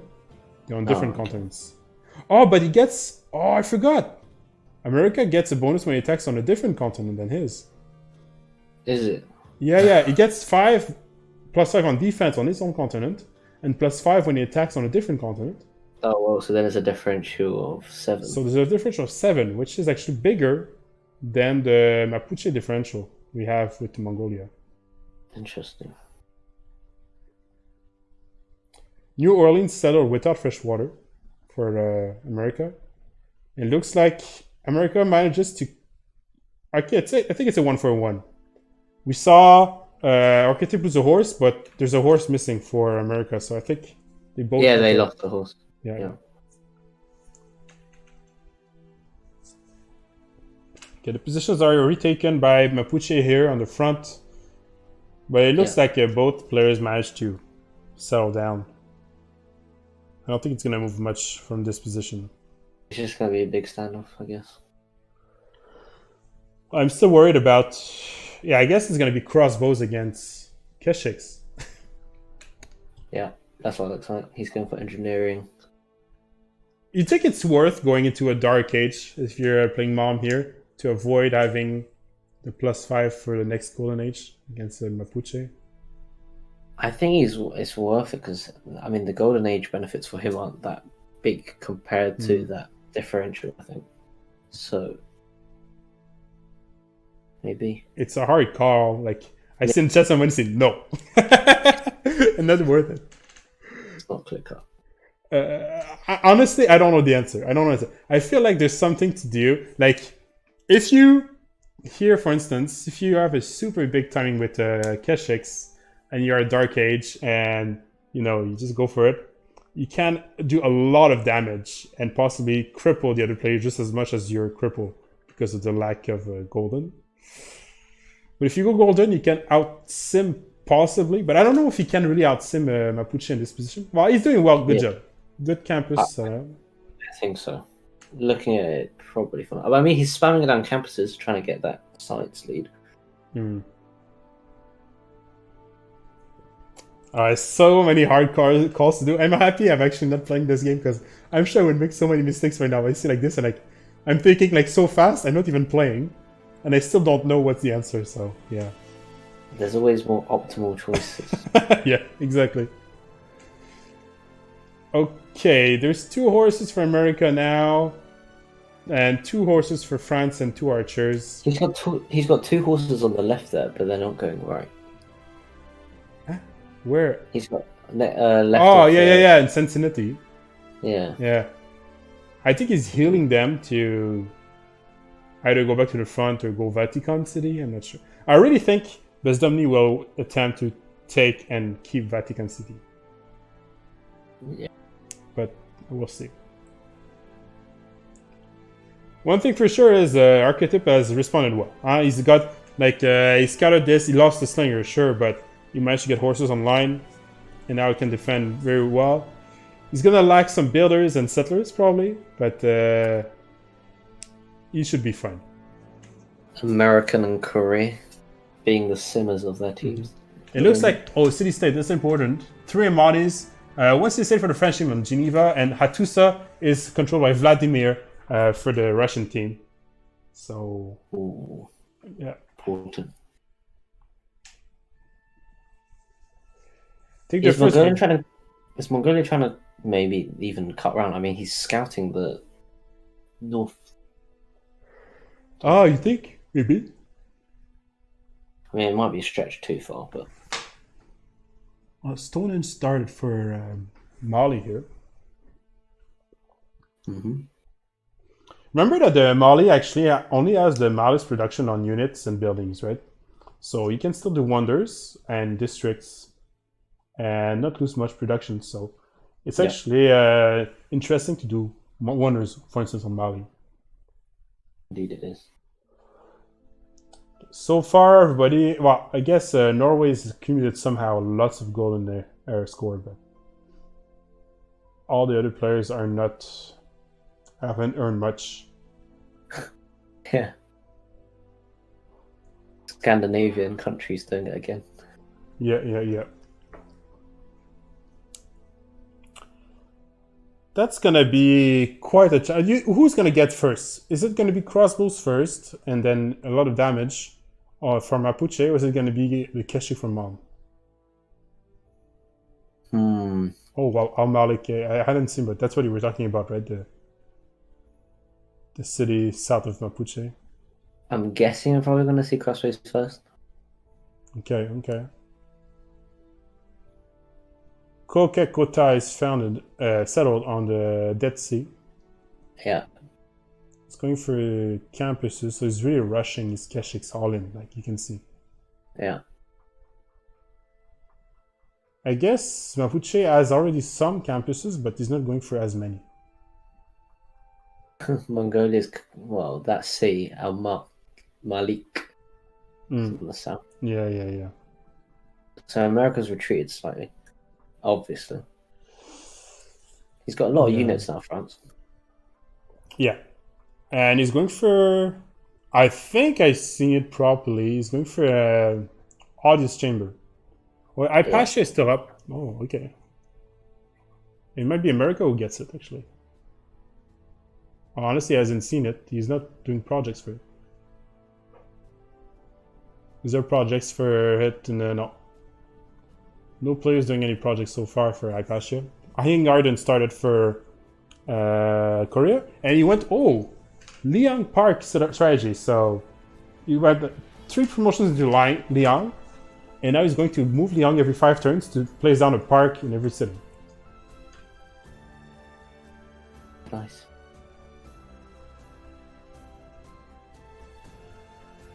Okay. Interesting sim from Korea here. And he is, so far it's paying off. He's got so many campuses and so much culture, so props to him, really. We see Chuck Rin is doing a very good job for this game. And honestly, it can be scary if Korea decides to break the deadlock with some watches, which it could technically do. It'd be very tough for Mapuche to fight watches and Keshiks. Yeah, that's true. But how long will it take to move those watches over there? That's the question. Well, if you go for a general and you go for roads, it takes some time. Well, the standoff, Mapuche's gone back slightly from the aggressive stance. Oh, he's moving his unit south, is he? I think he wants to surprise Al Malik. Yeah. Mom is also taking Hattusa, which is held by the Russian team, if I remember properly. So it looks like Hattusa's going to fall. Yeah, Hattusa and Al Malik, and it's like a 3-tile choke. Does that count as a choke? It does. It's a big choke. Big joke, but I guess it does.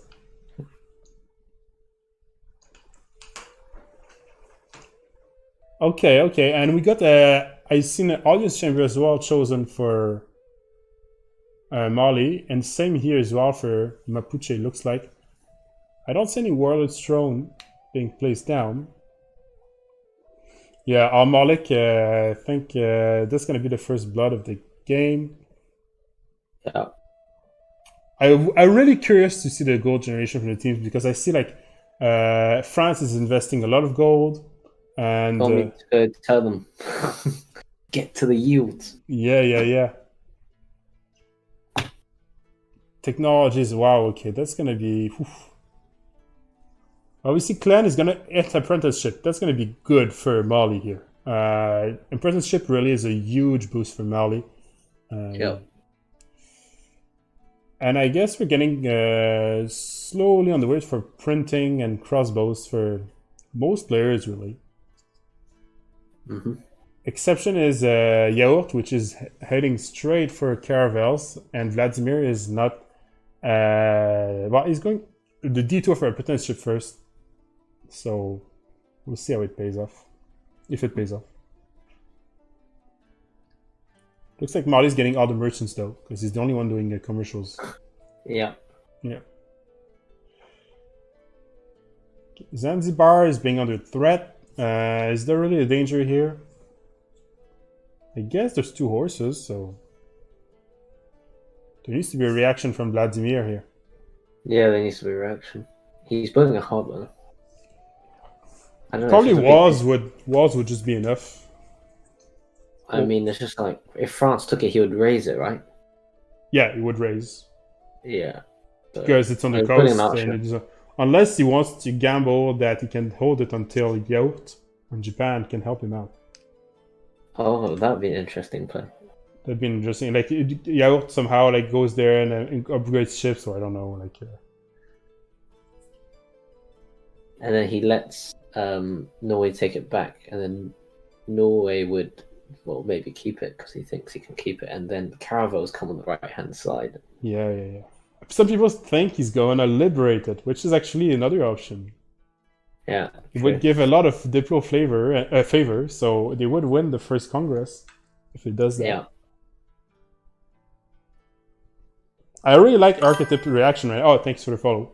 I really like Archetype's reaction right now because he seems to be doing the great choices. He's managing to bother America and Norway at the same time. Yeah. As a single player, so. Oh, Al-Malik being attacked. Okay, so the siege is up. The general is placed there, wall started, but I think it's too little too late. Yeah. But they traded for Hattusa in the north. Hattusa is a science city-state. It can have a huge impact, but... What's your favorite city-state? Very hard. I think.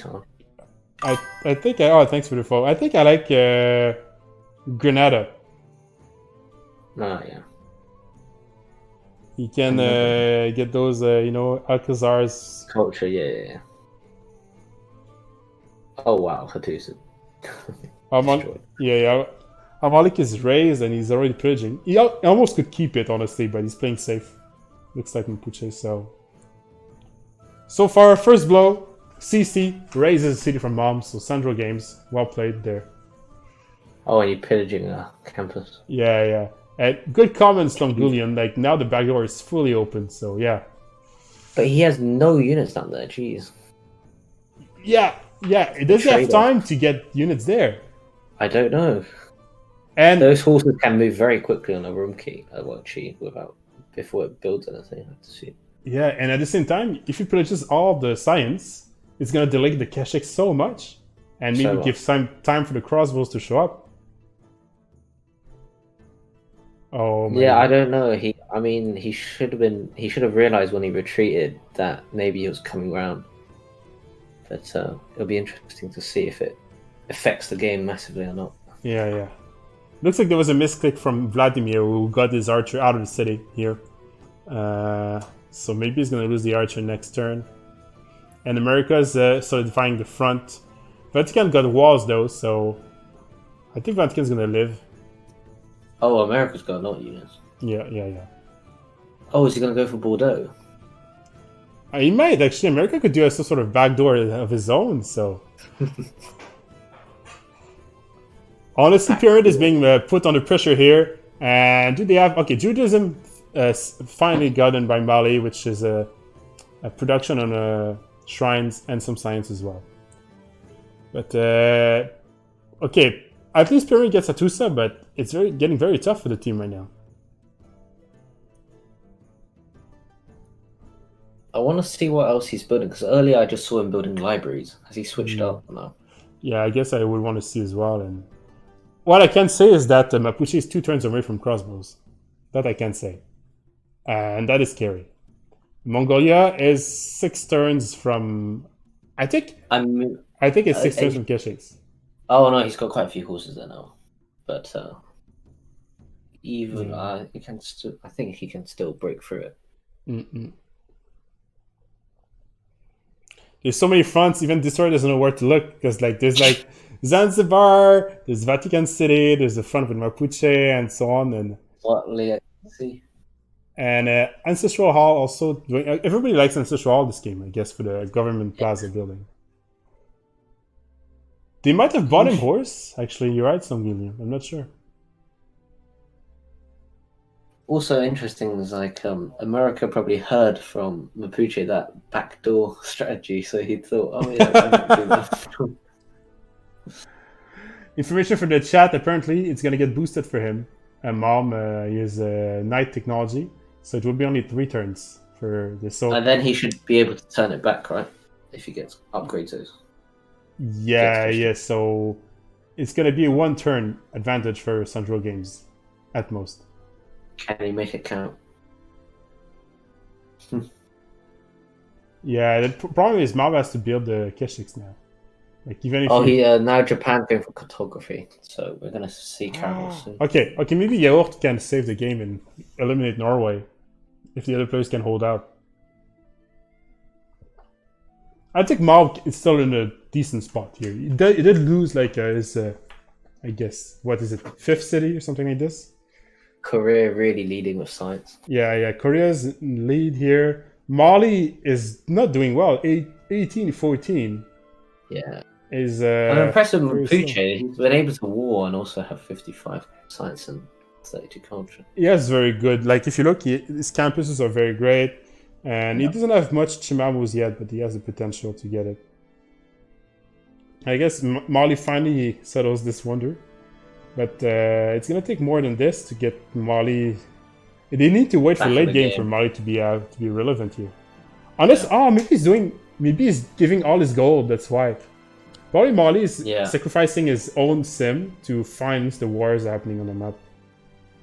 Wow, lots of galleys ready. Yeah.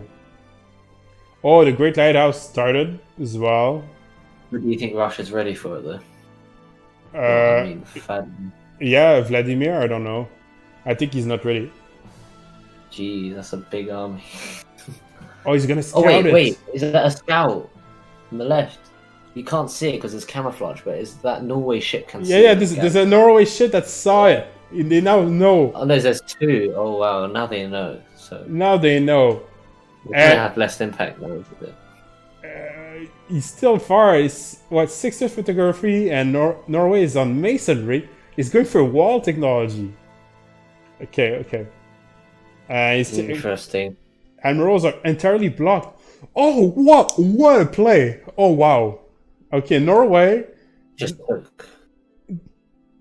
decided to... Okay, no, there's still an admiral for Japan, so it's not that great, but Norway decided to not recruit an admiral to prevent Japan from having admirals.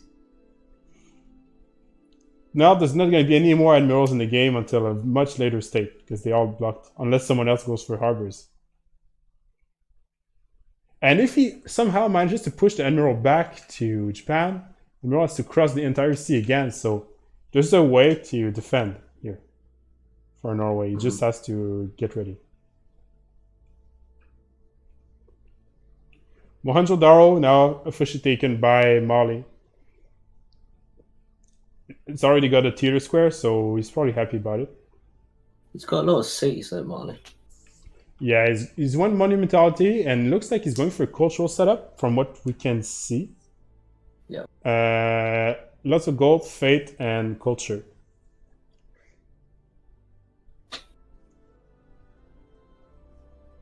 He's going to use his apostle to spread the religion?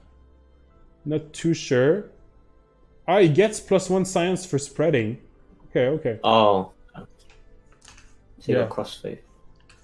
So it does make sense. Cross-dialogue, yeah. Central Games has 4 level 2 archers. Yeah, that is true. Okay. Well, he got a work ethic, so he gets a bit of production that way. Yeah, that helps a lot, actually. Yeah. There's a call from Slumgulian. He thinks the Roraima city from Mali will die to horses from Mob. I guess we'll have to find out. I mean, I can't see what right now above him, but I don't think so. Yeah, I don't think so for now. Because Mom can't cover such a large front at the moment, surely. And Mom just loses a horse. I don't know if it was a misclick or a scout, or I'm not sure what that is, but yeah, definitely. Might have been a mistake, probably. I think he wants to know where the army is, because he's... So there's some added value to this, but I think he could have found it without losing the horse, but it's such a minor detail, it doesn't matter much, really. I'm thinking this is going to be like a famous English myth of the William the Conqueror. So now Mongolia's gone back up. No, I mean, Mapuche's gone back up. Yeah. And then if Mongolia puts his troops back up, he can also come around again and then slam into Urumqi and this. So. Yeah, but at the same time, I find the terrain like still advantage. Yeah, it's difficult. It's difficult, yeah. So it has a choke anyway, I think. Okay, so and we don't see any crossbows up. Do we have the enough gold to up crossbows actually? Maybe we don't. I think he's on the same team as Mali though, right? I mean, I don't know how much gold he's getting per turn, but yeah, but maybe they judge that it's not worth trying to push into Mongolia because Mongolia has only one goal is to anyway. And it's also way behind the sim anyway against Mapuche. Yeah. I'd probably go peaceful if I was him. There's no need to push. Yeah, a good point from chat. It's true. It doesn't have mercenaries, which has the card, which allows you to up for only half the cost in gold. So 50%. Small skirmish here between France and America.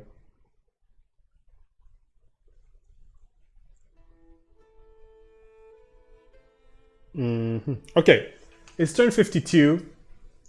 So far, what's the impression of the game? Like, did things happen like we planned? What's gonna happen in the future? Like, I mean, of course, Pyramid, careers, helping them quite a lot, I guess, in terms of tech boost and stuff. But I think that actually CC probably have the upper hand here slightly. Okay. What's the CC strategy right now, you think? What are you thinking? Okay, well, so CC strategy definitely is to defend from Japan, because Japan's going to definitely come, because he's invested so much already. Yeah. Mali's going to keep doing what he's doing, I guess. And then, well, it depends what Malm does, obviously. If he pushes with Keshiks, then he has to invest in defending. But otherwise, I think they can just carry on doing what they're doing, and they're doing fine. And they can keep annoying France. He's investing quite a bit in military over there. Stopping him from simming. How does Japan finance these galley promos? Yeah, how's he going to finance that? Yeah, good question. Well, okay, so he's spamming Keshiks now, obviously. Yeah, so very predictable. The only weakness I find about Mongolia is it's very predictable. You always know what it's going to do. You know what's going to do, yeah. And if you don't play it that way, you're playing it wrong. Well, there's some obscure ways to play it, which you don't have to go this way. Yeah. Like there was the way, like for instance, you go like a musket timing, and you bring siege towers with the escort ability from your horses. The siege tower moves very slowly. Yeah. With the horse, it can move much faster. But you can move very fast with this. So there's some strategies like this you can do, or abuse maybe the gold you get from the trade post or anything. But Norway, they held that city pretty well. Yeah, everybody's doing pretty well really, and they starts focusing on the volcano from Urumqi, and I agree. Very good volcano. Okay, small poll, guys, in the chat. Do you guys want to stay on this story stream, or do you want to guys go check back the Russian point of view? Let me know. Or do you want to go check the player's point of view as well? We can switch. So if you want to stay, let us know. If you want to switch, let us know.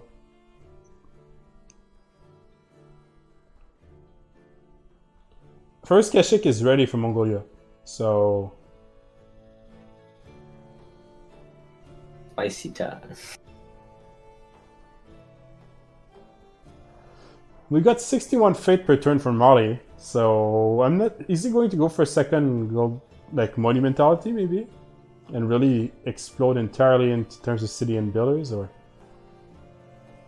think he's going to let Korea take all the space, maybe. But he's going to take the coastline, of course. We're gonna switch point of view to go on a Kachika's point of view here. And we can always come back, obviously. So we're back on a Kachika's point of view here. He's focusing on the front for the Keshiks that are coming.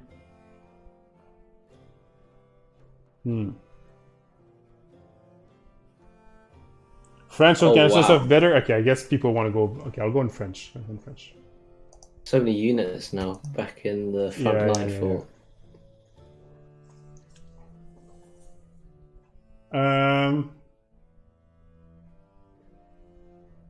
Can you defend Keshiks here without crossbows?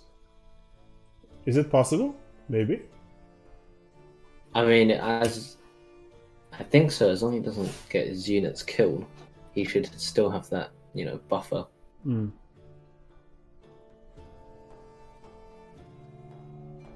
Looks like the sword's going back on Todd Denny. He probably isn't happy to see a sword being produced for 14 turns in the city. He's probably starting like buy the tile, like the 3 science, 3 fate tile, and 2 gold. Like it's worth it. Good production. And catapults and coursers now for America. Ouch! Did you see the damage preview? Oof! That could hurt a lot, actually. Slam into those. Is Archetype ready? Is he ready for those coursers? It doesn't look like it. Is he? What's he choosing for his technologies? Is he going for courses of his own, or is he? He's on castles for. Okay, he's going to get his spy. But will the spy save him here?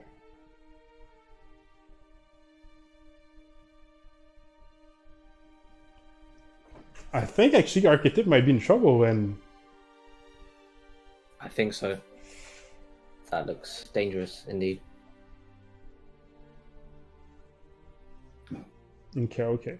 So Mapuche for now is backing off in his land. Yeah. He's waiting for the Keshiks to arrive. He needs to find a way to deal with them. And a few horses come down south to see if they can get something. I guess the Keshiks can gain promotions pretty quickly as well right now on the swords. So that could be scary. And next turn is cartography. Do we have the gold to upgrade into caravels? I mean, probably he does. Otherwise, he wouldn't have gone for it. Well, I mean, maybe he doesn't have enough for everything, but it's still safe production over the long run if you do them now. Yeah.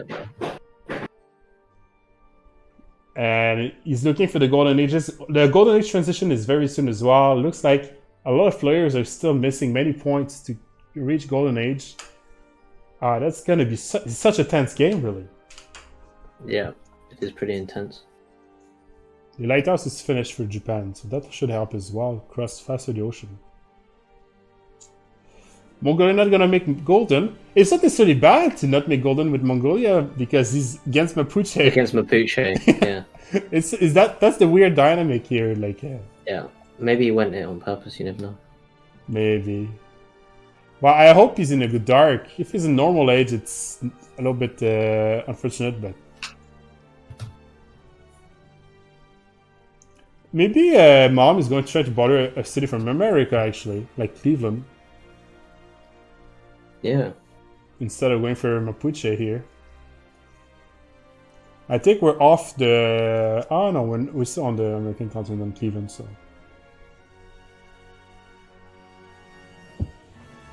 Looks like we're going a gold transition for Mapuche. Go ahead. How big of an impact do you think those Keshiks will be when they hit into those horses? I don't know, because Sanjurgues is such a strong player. Oh wait, he's coming around down south. He's doing that tactic. Yeah. Oh, and the caravels are being upgraded as well. Okay, there was gold on their team for sure. Oh, Wow. Wow. jeez. Okay. Wow, he can upgrade every single one. But he left no gold for America, for France. I mean, for the courses coming. Maybe it's a trade, as I said. France dies, but then Norway dies. Never know. It's Oh, a yeah. Oh, trade. you think? And then somehow Francis survived because Japan shows up or Yeah, something. yeah, and there's the mountain section anyway. Look at that between Amboise and Yeah, Amboise. yeah, yeah. I'm butchering French pronunciation. But yeah, that right hand side city Toulouse should be fun. But actually, if he gets the walls up, he could still hold for a while.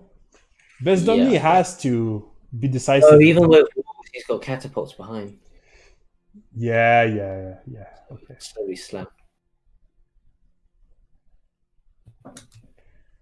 Looks like Mom isn't pushing just yet. He's going for positions on the map.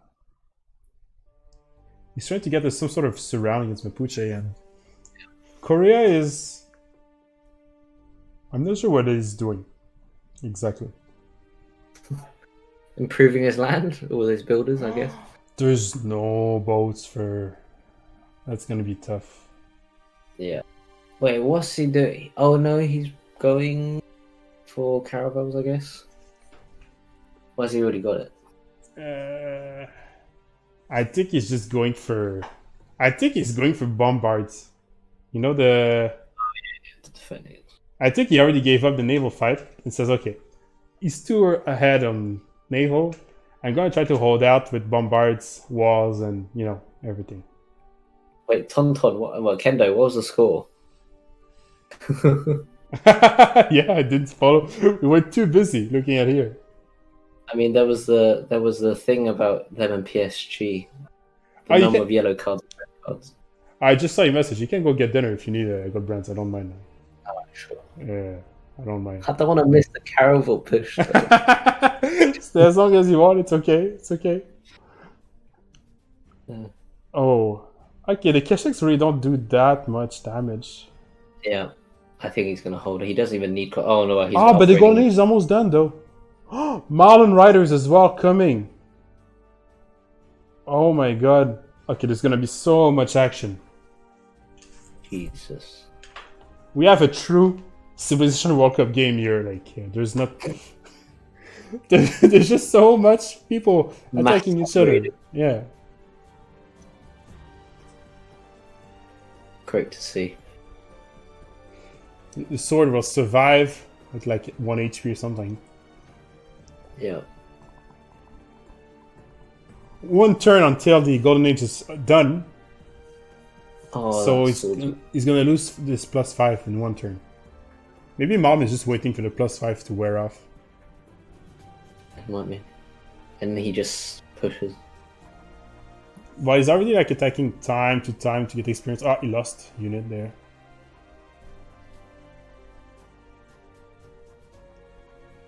Those Mountain Riders can pillage as well, and so it can be very deadly. You can get a lot of income from those for the team. Is that a scout? I think he aims to pillage, Oh, okay. but I'm not too sure. How long has this game been going? This has been going for what time is it now? Well, anotherness, it's been really, really smooth, so it's gone a lot faster than from what I've seen already anyway. Yeah, we turned 57. I'm gonna check what time it is. It's been going for about an hour 20 minutes. No. Yeah, an hour. Something. And it started a little bit. It actually started late. It's been let's say an hour. It's something to an hour.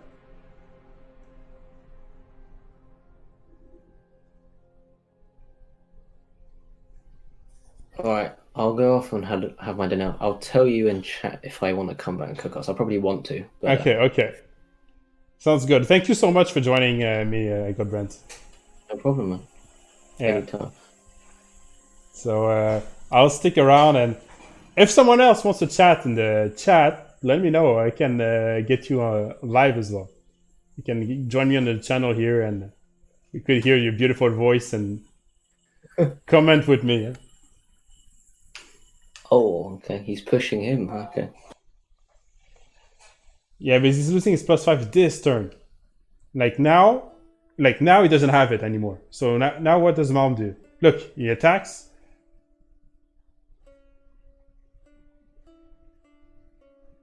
But I think it's just like the whole Russian team saying, okay, let's time all our pushes at the same time, so that we're gonna overwhelm the French team this way. And the catapult, ouch, that hurts Marseille.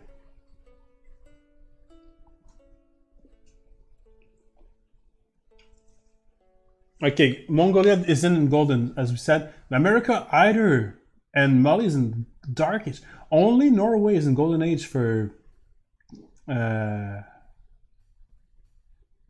Oh really? No, Norway and and Mapuche are in golden age for this. The Carvers are almost there.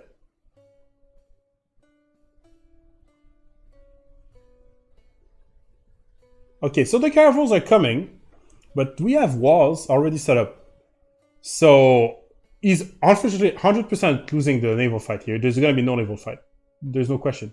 But the question is, can he hold out long enough to give enough time to his teammates to, roll over the rest of the map? Because Pyramid invested heavily into those caravels, so they need to do damage with those. They can't just sit there and do this. Norway is dead. Yes, people think Norway is dead. It's not looking good for Norway. He has to do something. That's for sure. And it looks like it's going to be frigates follow-up as well, just when we sight quickly with quadrangles in production.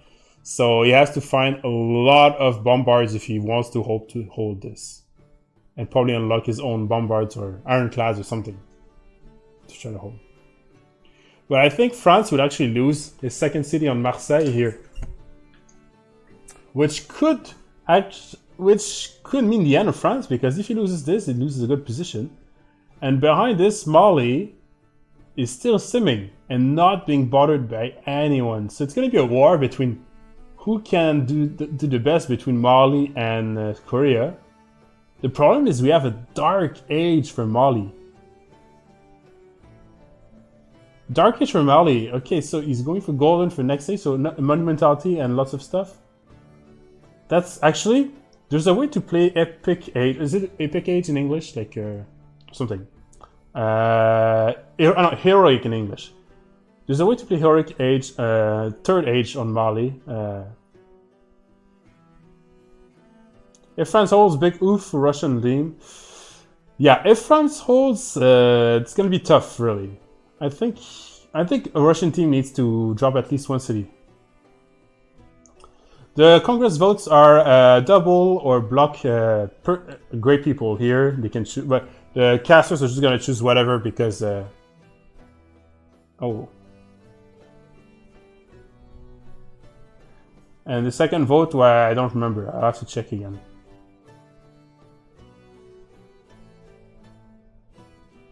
The second vote is about border growth or like culture bomb when you do new districts, for instance.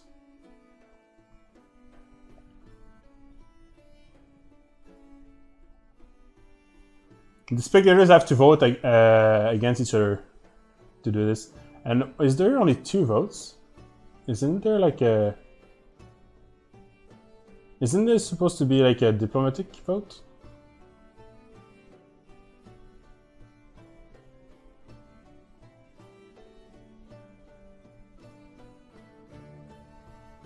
Is it like a bug? Looks like it's on though. Not sure. I think it's just a Destroyer's bug. I don't know, Norway is dead. It can't get grasped with some caravels. Yeah, there's... Honestly, there's a world it could defend. Like we seen last week, if you've seen the match between Ulysses and LSA, Middleston defended his coast with absolutely no boats. So there's a way to defend without boats. Maybe they turn off for well, if they can turn off this for spectators, they should turn off every vote for spectators. But yeah, that could be an improvement. Maybe that's what happened there. Egyptian anyway. Guess we're gonna find out.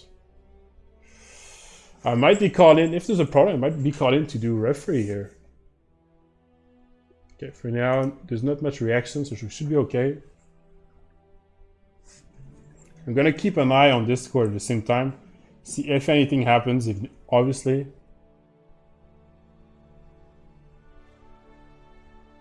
Because I do think, technically speaking, Period has the edge for the if they wanted to go for diplomatic victory, because they got Japan with a religion and coastal.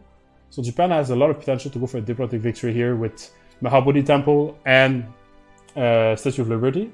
And he also had mountains if you wanted to go to Potala Palace. And at the same time, we saw some very early suzerain, but it's very close. We have like America on the opposing team, which has loads of diplomatic favors, but they forgot to equalize the favors here. So they didn't bring Mali to 60 points for an extra vote. They didn't bring Vladimir to 60 as well. Same for Sandro Games. Bezdomny should have transferred some of his diplomatic favor.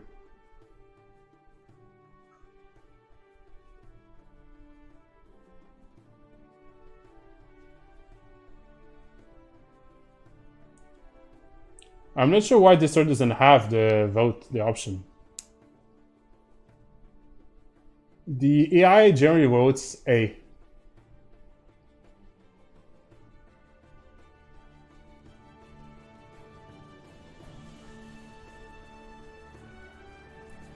Okay, besides this bug, we're gonna see what's the outcome of the vote, if we need to go do something about it. I still don't have anyone contacting me about this, but maybe I should do something.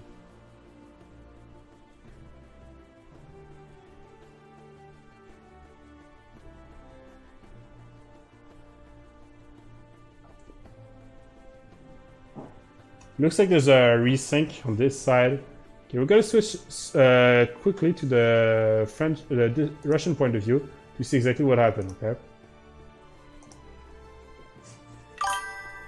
Thanks for the follow.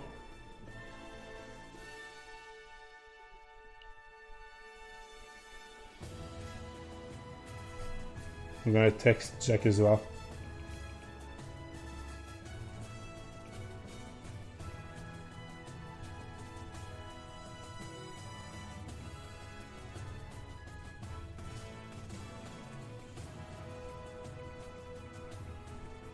Alright, there you go, it's done. So it looks like Kicheshka's focusing on the America war, which actually is the right call, I think, in this situation. He has to somehow push here, and looks like he's going to be able to. Archetype doesn't have enough, but we've seen Archetype do some insane stuff and be able to hold some insane things, so maybe he's going to find a way to somehow make this work. And the caravels are now reaching the other side, and he's not Vladimir is not any close to getting those ready.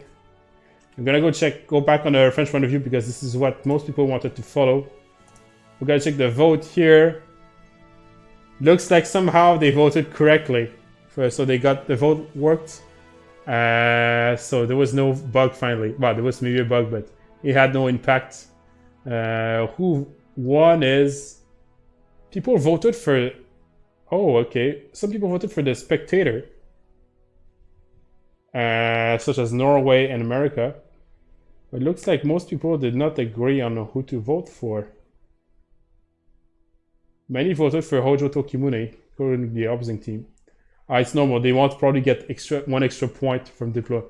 Yeah, that's probably why they chose this. Basically, they want Japan to win the vote. And in the meantime, they still want to get a point out of it. For the rest, I guess B won the second option, so we blocked the culture growth for some for Norway, Vladimir here. And finally, we doubled scientists. That's what happened. Double scientist points. What's preventing Korea from pushing into Mapuche while he's busy? Nothing. But I think Korea's... Oh my god. Oh, he's losing loyalty as well. Lucy, I forgot about that. Okay, I'm gonna answer the question first, but Korea's probably waiting for his watches and then have a big impact then. That's probably what he's doing, but he's probably gaining his watches soon if he doesn't have them. So yeah, I'm not sure. But I forgot that you can flip cities with loyalty with those units. If he goes down enough, I would be curious to see how much loyalty is left on Karabagasun right now, because if he loses a few more units, he could flip. Oh, France is losing ground here. So if you're a fan of France, I'm sorry, but it's not looking good, really. Except for naval front from Yaourt, obviously. But even Yaourt, what can he do now? He can pillage. But sure, the war the battle is won on this side, but the war isn't won.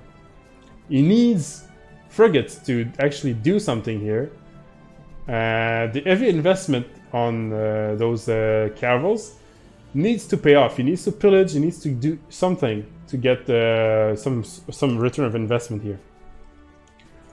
If the French team holds until late game, though, they will have the ocean control. Therefore, it means more nuking abilities and more map control. So it's a huge advantage to have. But you can't win with this advantage alone. You need to stay okay on land as well. And it looks like he's going for a warrior's throne now.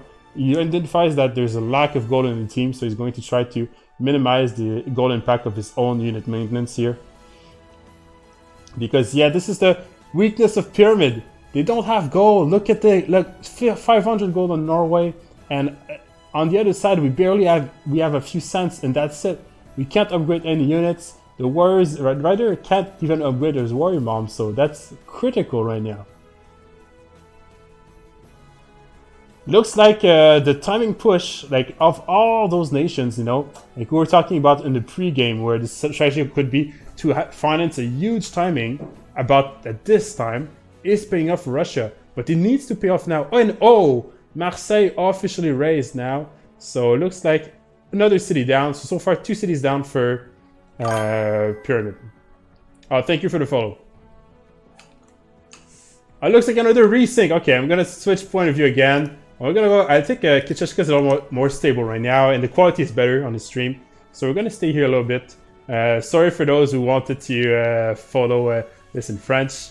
I guess we're gonna follow with the Cyrillic alphabet now and see how it's gonna go. The Malin Rider. There's so many Malin Riders. There's so many coursers and catapults. Bezdomny is beating Archetyp. Central Games is currently beating Mongolia. And the siege is up for, the city of Malm. I'm going to say it this way. It looks like he's even slamming into it. He's that confident. I guess he has a 29th strength city. He lacks, he needs a knight or something. He lacks any kind of strong military unit this era. He has Keshex, sure, but Keshex is not enough. Okay, now Pyramid is in huge trouble. Maybe it's time for Korea. Maybe it's time for Chuck to do something to try to help his team here. But what can he do? He's going for settlers and builders and simming up. The game plan seems to have been to sim up to unlock a victory condition for Korea here. And at least he's getting double scientists, so that helps Korea. We block the borders from Vladimir on Norway, and technically it's Japan who got the diplomatic points here. So Marsjan is down there doing 0. Maybe Mom. I'm not sure. I didn't see the general. I guess I have to check again. I missed that information. But yeah, it's getting very, very, very difficult for the French team here. Yeah, maybe you're right. Maybe Mom should bring his general back up. Now, can he keep pushing, actually, on America against France? I'm not sure if he can. Oh, it looks like Mahabodhi was started by... Oh, wow. Mahabodhi started with Vladimir to deny the diplomatic point to Japan. That could be a good move, actually, if he can manage to finish the Mahabodhi temple. Very strong wonder as well, because it gives 2 apostles, so it could help, upgrade the religion. And since you're in Norway and you already do your stave churches with our temple replacements, you can easily get a 3rd building, like a 3rd tier, like a pagoda or something like this to really hold the diplomatic victory. Russian team vote for spectator. Is it even legal? I have to go review the rules. That's my answer. I won't say anything on the stream. I don't remember by heart what we ruled about that. I don't remember. Okay. Now the crossbows are up for France. I'm going to check the coursers if they can defend this. I think actually Archetype can defend from now. I think he can.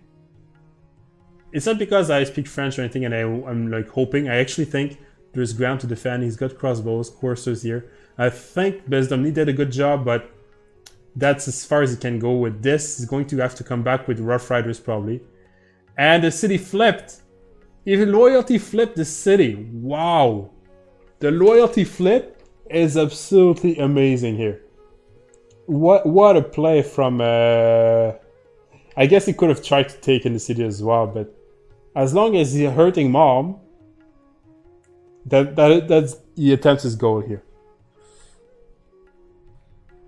I think it's the first time we see it in to a competitive level, someone managing to loyalty flip someone else.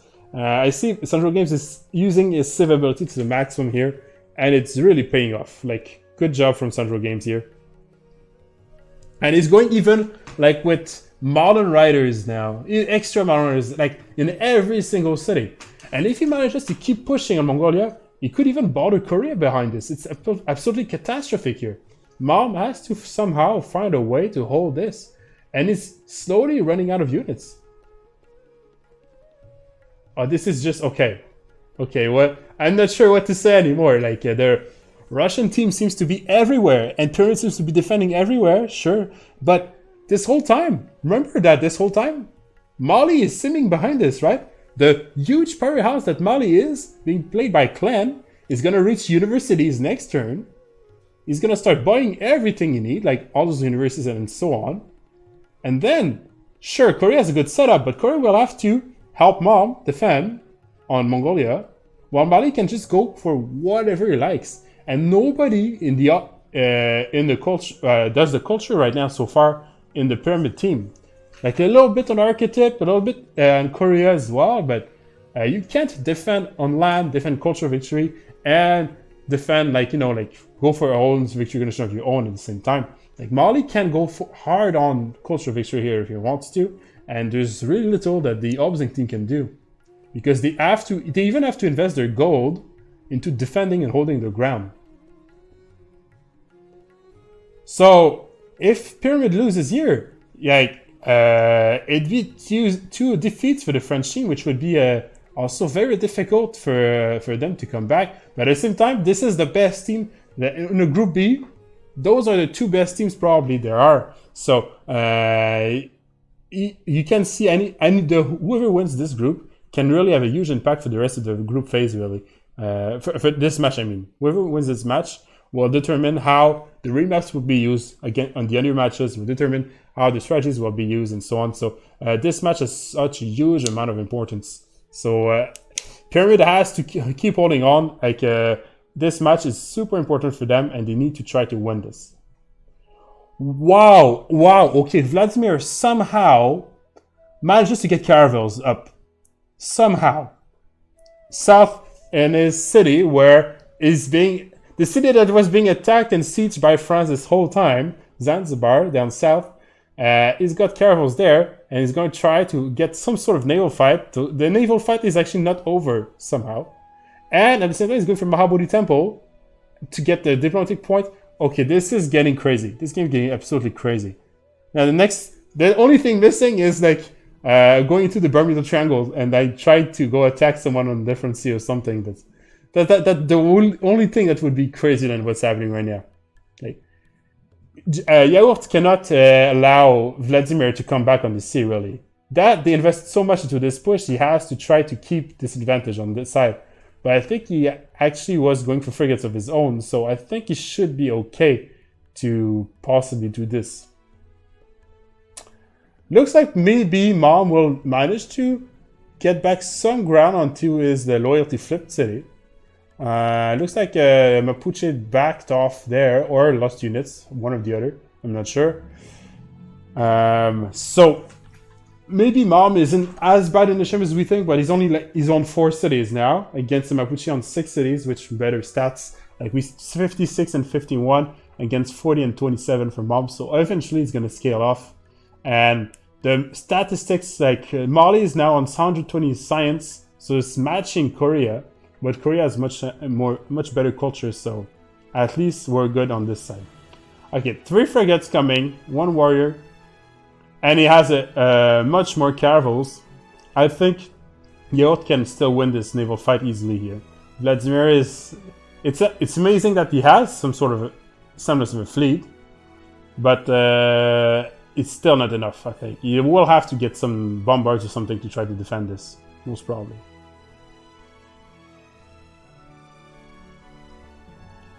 The only problem is Malm, to keep his advantage, has to keep boxing the ships in, so he has to keep his caravels on the harbors in front of the cities. So he loses a few caravels to, I guess, deny building ships for Vladimir.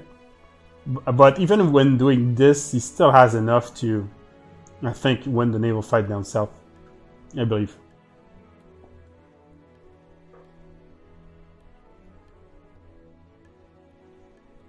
This naval fight is going to get interesting, actually. Like, I remember that there's no admirals on this fight because they are blocked, literally. And I think Vladimir pushed the admiral back to Japan, literally, on the other side of the world. So it's a no admiral against no admiral fleet battle here. Can Norway do this? And remember that Norway has bonus production to building ships. So over time, technically speaking, Norway could maybe outproduce. But at the same time, Japan has more cities, so it's very hard. I'm not sure who's got the edge here. Auguthy managed to secure back some positions, but is it too advanced? I feel like he's playing a little bit... Yeah, exactly. The northern front is a little bit weak here. He has good units, but he lost the cover of the river. And now those coursers can actually do a decent amount of damage. Look at how much damage he does on the crossbow here. I think it was a small mistake of Archetype, and he might actually just lose back the front he managed to stabilize. Like, he just managed to finally got his front stabilized, and now he's going to lose like his whole northern front here. Okay, looks like Bezdomny is literally chipping at him. Literally. He's saying, okay, taking unit, going back. Oh, he lost a catapult here, which is unfortunate. I think he's going to probably last move here, Bezdomny, that is, and kill. I think he can almost kill 2 crossbows, almost. He can kill the one which is already low HP above and can damage the one on the X city here. +5 though. Chuck needs to get in the game somehow. Yeah, he does need to get in the game somehow. This I agree. But honestly, he still has time to have impact, okay? Malm, as long as he's alive, that's all he needs to do. And if Chuck somehow manages to, I don't know how, but eradicate Mapuche or win the front against Mapuche, he can really shift the balance here of the game. Because Mapuche is the reason why Mali is so strong behind him.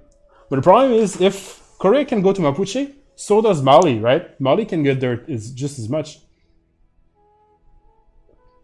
Looks like... I wonder how many turns until loyalty flips to Mapuche, the city, but... looks like the Keshiks actually managed to get back on control there. Unless where? Oh, I see. The Mountain Riders are going to Hattusa next. They're going to drop another city from Malm now. So Malm is going to lose probably another city. That's why there's so few units on this free city down south.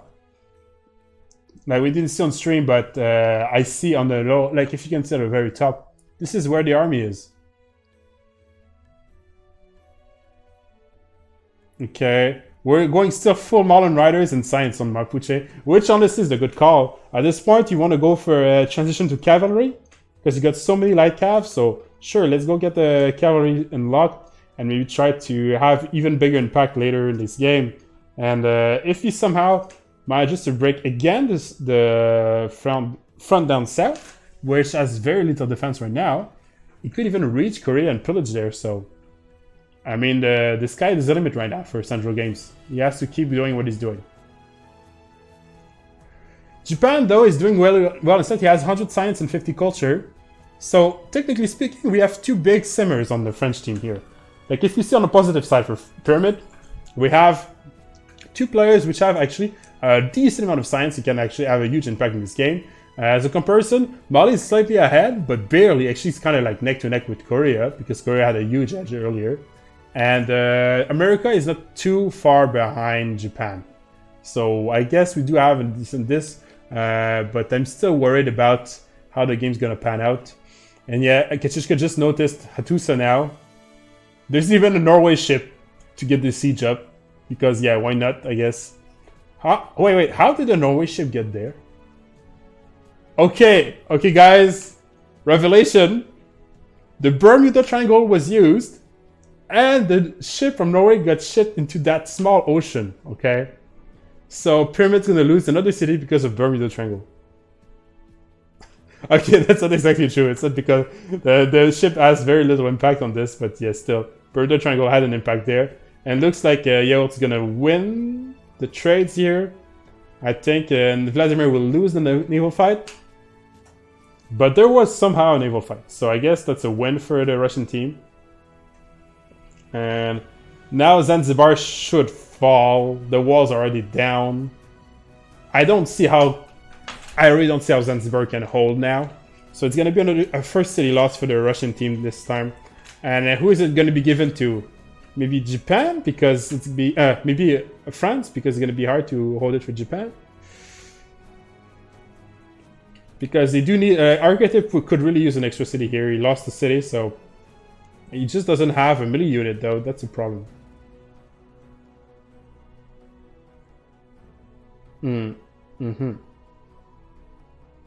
Looks like, though, Vladimir is somehow able to make catapults, and I think he's going to be on bombard soon.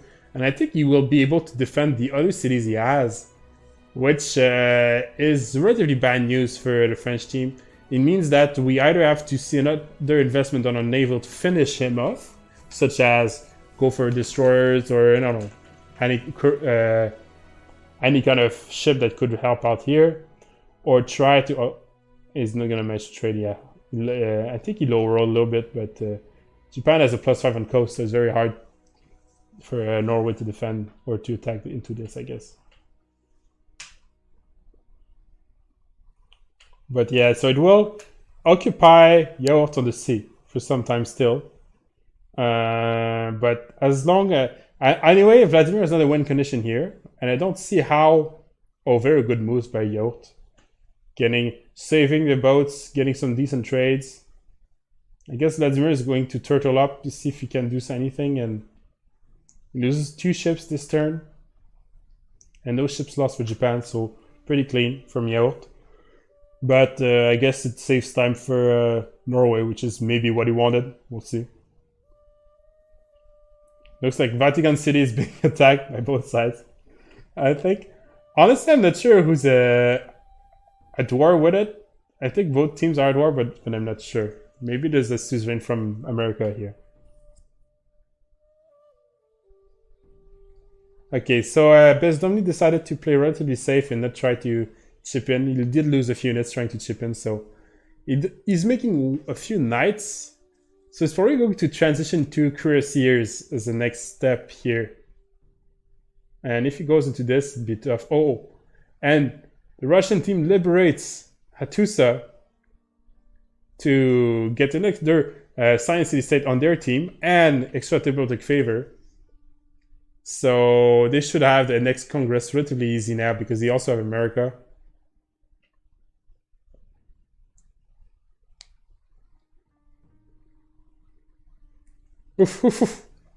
What a game, huh? Okay, now it finally settles down, okay? There was like a huge 10 turns of action where we didn't know what to say, what to do at every corner. But now I think we're settled down a little bit. So we have time to analyze a little bit the strategies for the teams here and see what's going to be their long-term strategy. Because when you reach this point of the game, you just hit the timing, right? Like a Russian team just hit their huge timing, their huge boost that they had. Did they do enough damage, or will the French team will be able to recover and gain whatever ground they might have lost just now? Like, was it enough? That's the question. Was the Russian team doing enough damage to be able to secure a win here? So this is like asking for a relobby to try to fix this desynchronization issues.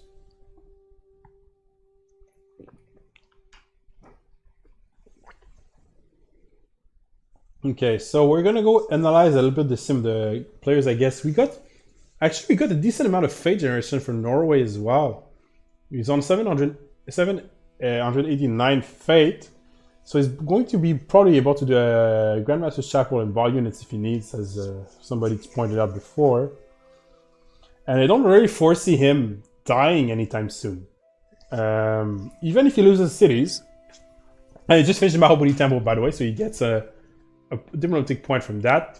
So it kind of sounds like maybe they're going to try to contest the diplomatic victory here for the CC team.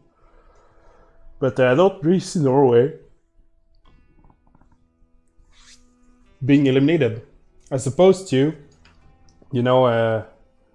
France is still isolated, and Mongolia is not. I guess Mongolia can still be defended by Korea, but it's so tough. I think I still don't give the Russian team an edge here. I think they do have a lot of potential behind this, but we have a Korea which has been free swimming this entire time, and now it's reaching ballistics and enlightenment. So we should have Korea even like boosting. Oh, and Newton. Newton is the next scientist up. We're going to have to see who gets Newton. Korea's watches, like, actually, he could have already had watches. It looks like to me like Korea Chuck is not going for. Yeah, you just noticed the Kichishka that is. He's not going for watches, because if he had been, he would have been going for a general, and he would already have some in the field. So I think he's just going for mass simming and hoping to win through pure simming here. It looks like he's doing some projects for Newton. Remember that at the last Congress we doubled the scientist points, and he's got so many campuses as well. So I think Korea could, I guess, secure Newton here. And if Chuck does, that's a small hope as well for Pyramid here. And the city of Marseille, which is not named Marseille anymore, is resettled. It's still optimistic to resettle the city. I find like there's not much production there, but it looks like he thinks I guess it's a good tampon city. It's a city to be on the way, really, to have an extra wall, to have extra HP on the front. So it's not really a bad move. Sandro bought it with gold, Newton. Oh, did he? Oh, no way. Did he, really? I didn't see. If he did so, wow. Wow, what a play from Sandro Games. This game already, I feel like it's crazy, because when you watch this tournament, you feel like every game is so new, so fresh, and there's so much new stuff. But look at how many things happened this game and how interesting it was. Like, that's gonna be some game here we're watching.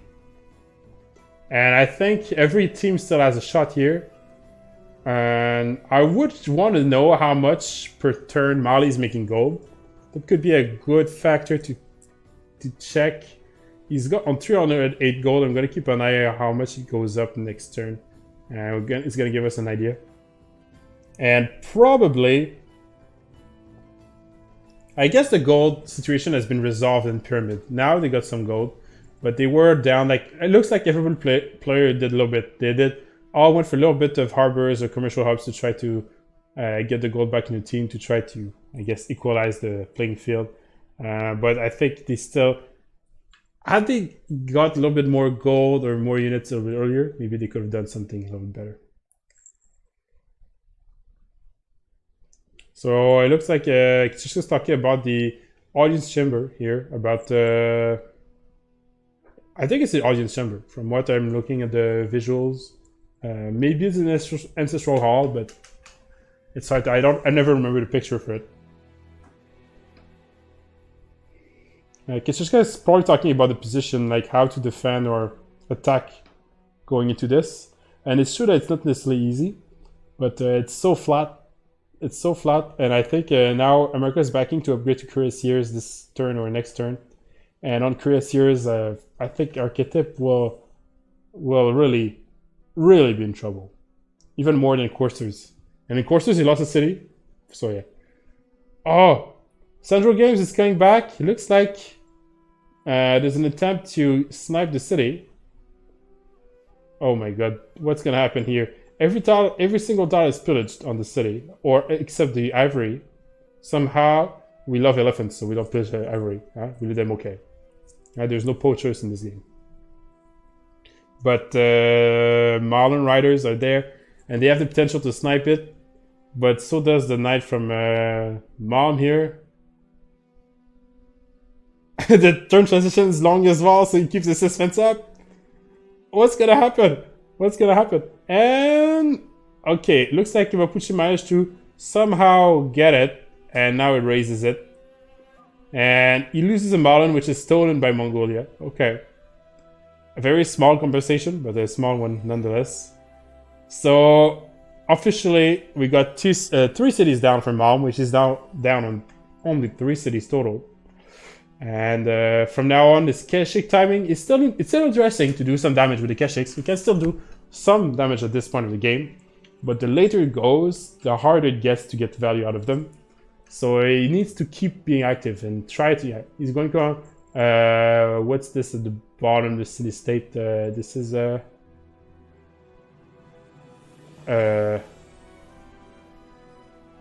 Leventa? Is it? I'm not sure. I don't remember which city state it was. Right, it wouldn't be Leventa. It would be something with 5 letters.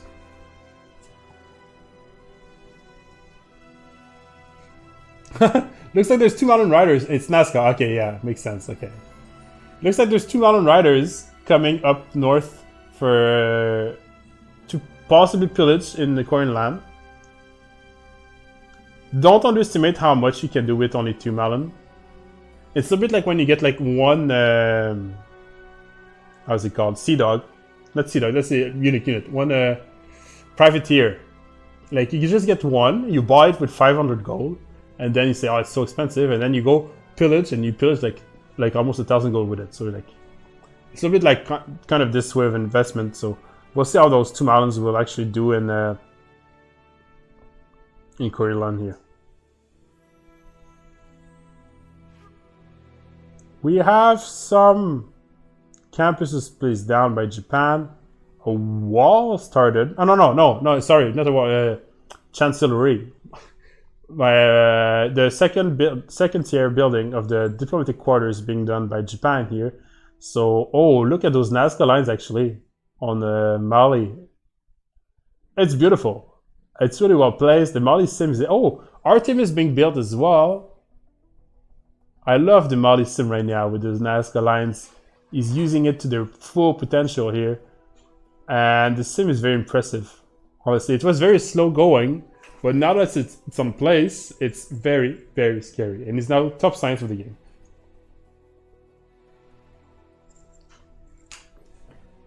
Looks like he's still pillaging here in Mongolia. So one for Mongolia, one for Korea. I guess it makes sense. Oof. It's gonna get tougher and tougher. From this point, it's gonna get tougher for Mongolia. So Malm has to, deal with this Malin Rider and try to, at the same time, bother Mapuche somehow. And I see, okay, the first knight for Korea, is it to deal with the Malin Rider, or is it because he's wanted to try to prepare somehow? Yeah, he's doing it for the second knight. Maybe he's going to prepare somehow some cuirassiers. That's always yeah. Turn 75 Artemis, yeah. It's actually pretty rare to see a Artemis that late.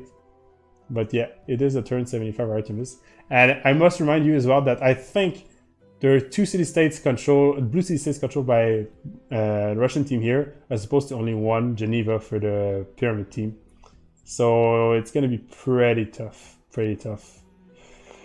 Pyramid at the center was very safe on the, I guess, West Peninsula, but now losing so much ground on the eastern part of the continent, the Pangaea, that honestly their safe part is now a little bit becoming a small prison as well, because the Russian team seems to have to gain slowly but surely complete map control over the eastern side of the map here. So the only difference between naval fight is still in favor of Pyramid here. Some markets are getting down for Mapuche, so I guess Mapuche is now transitioning. He knows he did his best, so now he's transitioning into like going a lot of gold. So actually, he can snowball Mali even further. So some people don't really know that, but you actually lack gold with Mali even at this stage of the game. Even if you're doing like, I don't know how, maybe 200 or 300 he's doing. I forgot to check. I guess we can check this turn. He's on 589. Since you want to buy everything with Mali, it costs a lot of gold. And if you can somehow boost Mali and allow him to buy more stuff, or do go for your team to get for units, you can really unlock victory conditions or insane like tank timings, for instance, which you could get on Mali right now with this kind of setup. So we'll see exactly what he chooses to do. And on the Pyramid side, the only player doing any sort of culture and science, only player doing culture is Chuck, and science is divided between Chuck and Yaourt. I think Pyramid are doing well is I think Chuck and Yaourt are not doing the same technologies, so basically their science is very optimized, so they can kind of benefit from each other, from both being at high science. So I wanted to check how much gold Mali has, and now there's a pause. I guess it's gonna be a relobby to allow the caster to stop this thing. He's on 1,000. Oh wow, is he really making 700 per turn? I think he is doing a 700 per turn. And there you go. We're back officially in the game, and now we'll switch point of view to this area's point of view, so we'll be able to enjoy a little bit of French if you do speak French and see what happens. Looks like Zanzibar was actually liberated finally, but there was a lot of berserkers actually okay, there was a lot of berserkers bought by Norway, so maybe it's still going to be able to do something.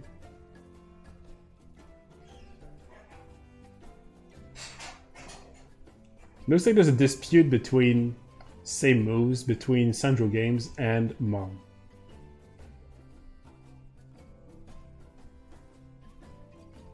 So Mom pauses the game because he believes that Central Games made different moves. And because what happened is we did a relobby, but it was at 2 seconds in the turn or something. A remap, let's go. Remap. It was 2 seconds into the turn. So it's possible Central Games were just not loaded in yet and got killed a unit or something. I'm not too sure. I guess we'll have to see. Okay, Mom seems to keep this game paused, so we'll see exactly what happened. By the way, Michael, if you're on the chat, feel free to join in. You're welcome to come and see the end of the game with us. So I have to do same moves. You're not a beginner. Ask a furry. Yeah, that means that's me. Yeah. So I have to somehow find out if the same moves were respected. Yeah, I bet you were about to go to sleep. It's pretty late in Romania, so pretty late in Europe. We can piece together some French can't do that with Russian. Yeah, I guess you're right. Same for me. Except I speak French, so it's much easier for me. Okay, I'm gonna check. I think I might have... What is wrong is Mom thinks some different moves were done, and Central Games thinks no. So they don't agree on each other.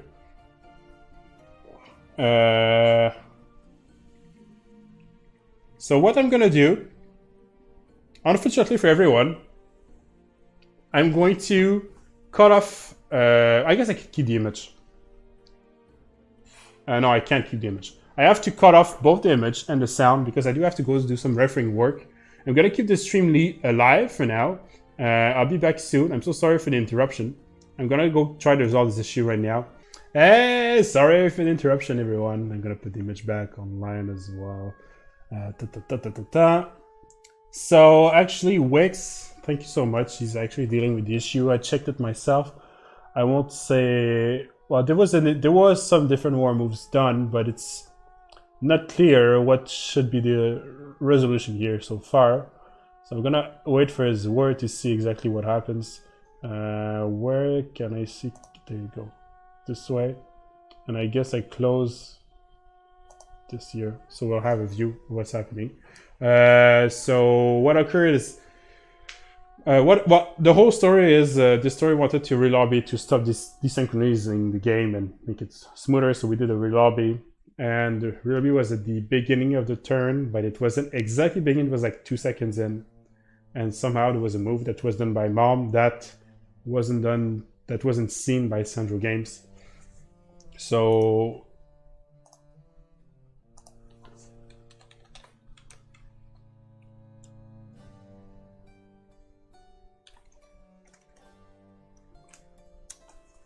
yeah, I guess I should.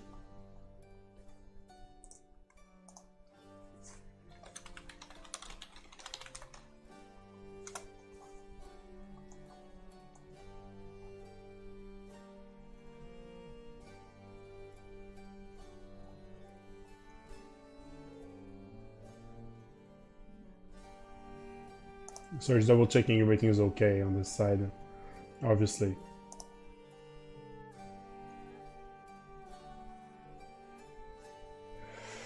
So not only moves because, well, technically there's not supposed to be a pause or a relobby. Technically speaking, we're doing it to be nice for the caster here, and it does save time, and you know it's nicer for everyone. So that's the picture we have. The problem is often we do this either at the end of the turn and we warn players. And now it was done like paused by basically Destoria very early.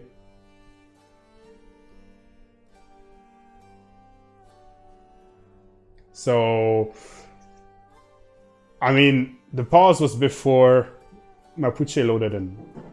But Malm had time to do his moves before he loaded in. So it's like, who should be right? Like, it's a matter of like milliseconds probably, but.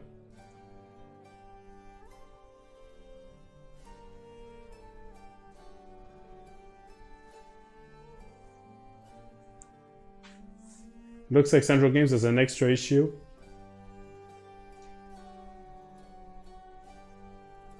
Like they're trying to resolve this issue. I think they will be able to resolve. They'll be able to resolve it without too much trouble, really.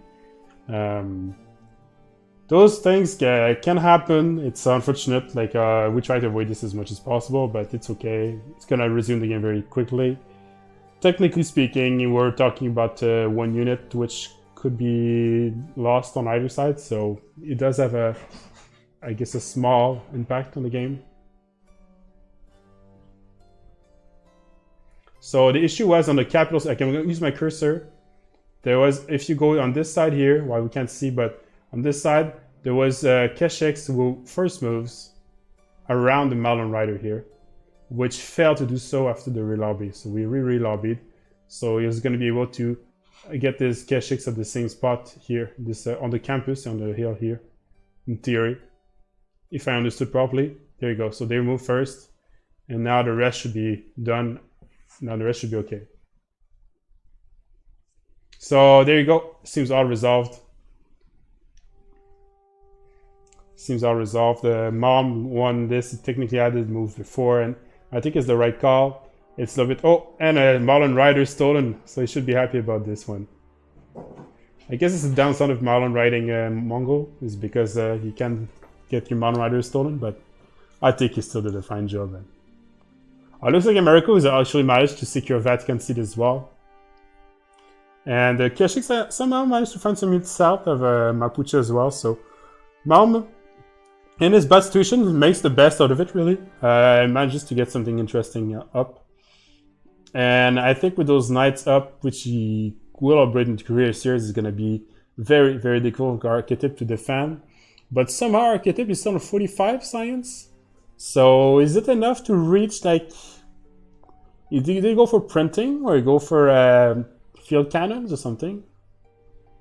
You can see Mali science. Yeah, we're gonna see soon. Mali science. 189. 189 science per turn. 973 gold at this mobile. Not per turn, but I think he's a... But we saw a jump of like almost 700 gold last time, so I think he has an insane amount of gold. It looks like the city-state... Oh, okay, that's important, actually. City-state 2 controlled by Pyramid somehow. So Pyramid got back this, and the only gold city-state is being contested. And now we're going for Petra. Very good call on Yanni for Petra, so yeah, very good call here. And also Great Bath on Odd August as well. So, and Pyramid on Timbuktu. So, full of wonders. Did he go... Maybe he took Divine Inspiration? No, he didn't get Divine Inspiration in his religion. He just got... And most of his science comes from the religion, if you remember correctly, because by spreading, he gains science. And that really helps him to, you know, scale off to the late game, even if he doesn't have as many districts or cities. So, that really helps for him. Detroit is now settled north, okay. The Marlon, I don't think he will be able to do much. He's going to be able to do some scouting, though, for the first time, because the Russian team did not have any scouting done on Korea. So, very well played here. We're going to be able to have some spies late game going Korea because of those Mountain Riders. So, very good play by Central Games here for his team. And looks like Mohenjo-Daro is swimming well at campus. Yeah, all those wonders coming up. That's going to start to pile up, right? I mean... Those wonders are cheap at this stage. And 2 turns, you get 4 tourism a turn, I think.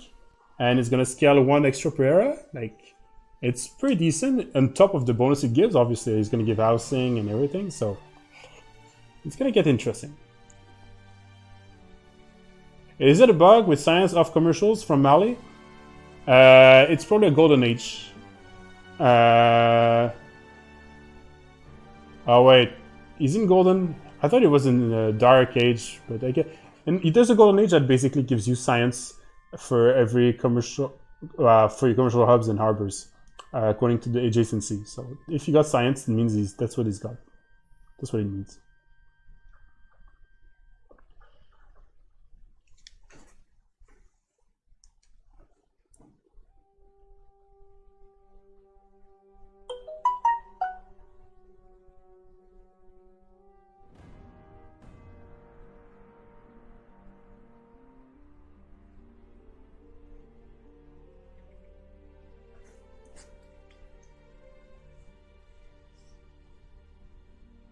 Third age, no free inquiry, so maybe glitch. Are we in third age yet? Are we in a, like, are we reach it? Maybe we did, but I missed it. I feel like we haven't reached it yet. I feel like we're still at the end of the second age.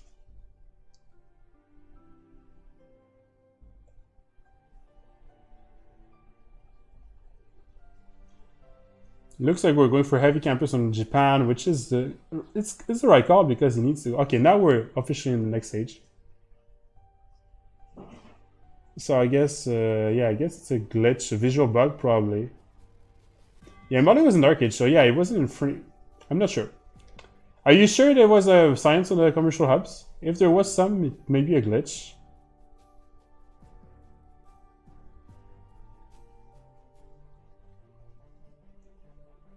Looks like Vladimir lost the naval fight here, but he hasn't lost his cities yet.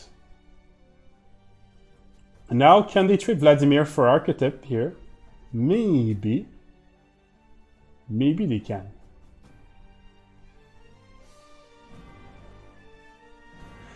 Okay. So, looks like somehow Mongolia managed to wrap things around Mapuche here. But Mapuche is not really in danger of dying here. Is he going to manage to get some pillages done? That'd be good if he could, for the Russian team.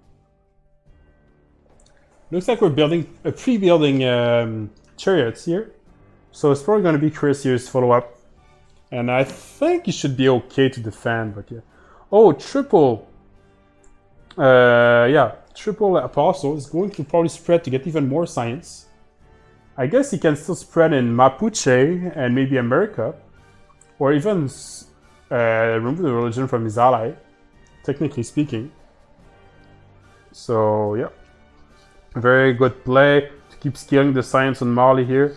Only thing he lacks is some culture, but with this amount of science, he's going to be able to unlock everything he needs. So I think he should be fine. He's got the gold. They got the gold and the science, so it means that if they want to do something either on military or unlock a victory condition, they can do either one they want.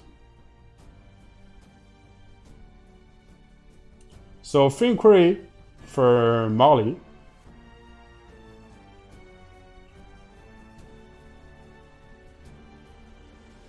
He is in free inquiry. We just checked. You just saw. Are we in the? Well, maybe is there a free inquiry as a third golden age?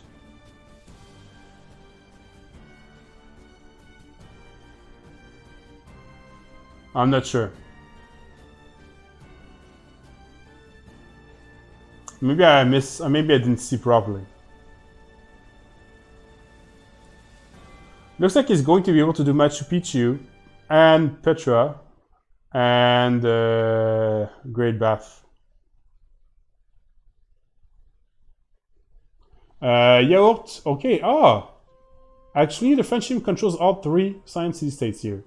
Bezdomni controls Vatican, so technically, French team still has a lead here. Chuck, with his culture lead, managed to get an edge for the good pillage done by Mountain Riders.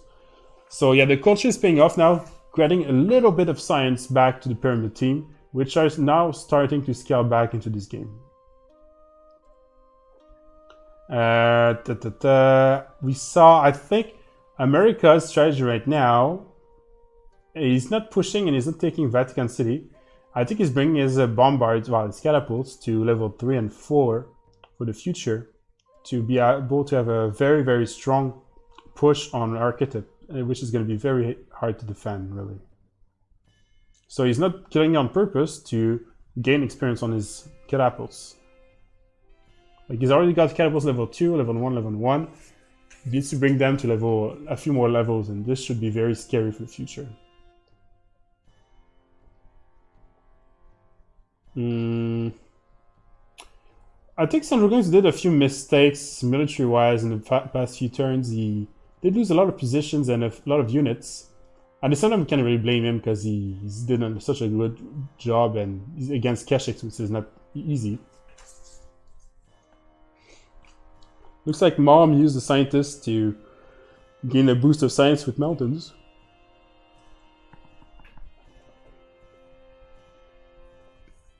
And America is now facing a few Keshex, but I'm not too worried. Mom is just trying to bother the players, really. And he's doing a good job for that. A few crossbows are now being built extra. So he's preparing his field cannons to try to hold the next attack. Architect, that is. Is it going to be successful? It's going to be tough. So far, the origin is still the same, hasn't changed much. We're still waiting for the apostles, I guess, to spread. And he's gonna move them. Yeah, he's moving them right. So I'm guessing he's going to convert his own ally and get rid of the religion from Norway, which is a bit peculiar considering he could spread to, you know, America or even Mapuche. But yeah. But he's just gonna scale them all here, I think. It's 462 gold per turn for Mali. We got the confirmation here. And almost 200 science, so. Well, I think it's a good call. I think it could happen. But technically speaking, Korea is very well in this game too, right? Korea can also, like, I don't think Korea will be outscaled by Mali. The question is which of those two players will have the bigger impact on this game from now on. Because it's really not clear.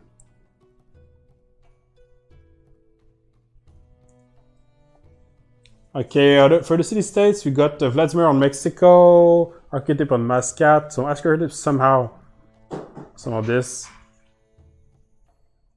Wow, Mom is double the money and okay, so they're pretty secured so far, the city-states. They should be in Pyramid's favor. So that's what's keeping them in this game, really, because this science is crucial. And for now, it doesn't look like it, but the more the game goes on, the more it's going to be the advantage of Pyramid here. So they still definitely have a shot here. This game is far from being over. We got some pikemen also being built instead of crossbows now, so it's switch idea.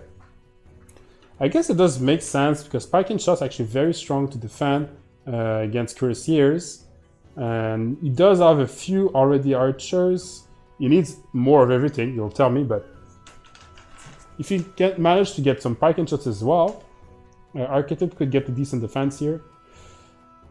A problem is that America has more science and more culture than Archetype here. Actually, not more culture. Archetype is slightly more culture. But the science will matter a lot this game. It looks like Mongolia is trying to kill a few more units. He knows that the window to use those Keshiks is closing very quickly. So even if he loses them, if he can trade units for them, it's worth it in this position. Anyway, it's completely irrelevant. The mom's role is to literally slow down as much as possible anyone, including Mapuche. So he's right to try to trade units here. Do you know how Korea has so much culture? Well, Korea went for mass campus early, which gives them the science, and it goes for pen and brush, which gives culture for every district you have. And then if you go for, I think he has a cultural alliance, I think, with Japan, but I can't check this, which helps a little bit. And he also controls like most of the city-states. So if you go with Monument as well, technically you can have, I didn't check his sim, but you can even do, the only district you can put next to the Siwon, which is fine, is a theater square district, because it's been adjusted a little bit. So you don't necessarily get that negative by having this. So I think all this combined gives him a decent amount of culture. Yeah, he got Oracle and he got books as well. Yeah. He's been, honestly, Chuck has been playing very well this game. Very well. I think he's been or maybe Archetype, I'm not sure, but I think Chuck has been the player on top of this game. Like, let's look at his sim. He doesn't have that much. He has parks. We forgot. Of course, he has Liang Park. So he's getting 1 park university, which gives 3 culture as well, and science. So that helps a lot. Yeah, I think the Liang Park strategy actually paid off for him. He still needs to do it though. He has Liang and Yangsan. He needs to get this park going in Yangsan soon and move his Liang. He needs to keep doing, because that's the only way this continues to scale. So he has to go ahead and, put it up. Oh, the Rough Riders are ready. Yep, Rough Riders, guys. That's gonna be something. The Rough Riders are going to hit France Archetype. And I'm not sure if he can defend. Does he have a general for them? Why this say doesn't work on those? Yeah, I guess me and this are thinking the same. We're checking. We don't have a general for them, but they are one of the special units for America. Very effective. And remember that we're on a different continent here, so America gets a decent amount of differential damage, so can be very dangerous here. But I thought Archetype would fall and die, and he's still standing in. So maybe he can somehow defend this. One last turn before the Golden Age. Guess Mapuche is going to be a Dark Age. And Norway's taking back the city. Yeah, that's the problem. Like, you have the Navy, but he has a land army, so. Looks like Japan will miss Golden. Actually, it looks like everybody will miss Golden except Vladimir, and Mali. And it's going to be a triple Dark Age for the French team and only one Dark Age on Mapuche for Sandro Games. But the Golden Age on Mali will be will be in Heroic Age, as we said, so it's going to be very scary.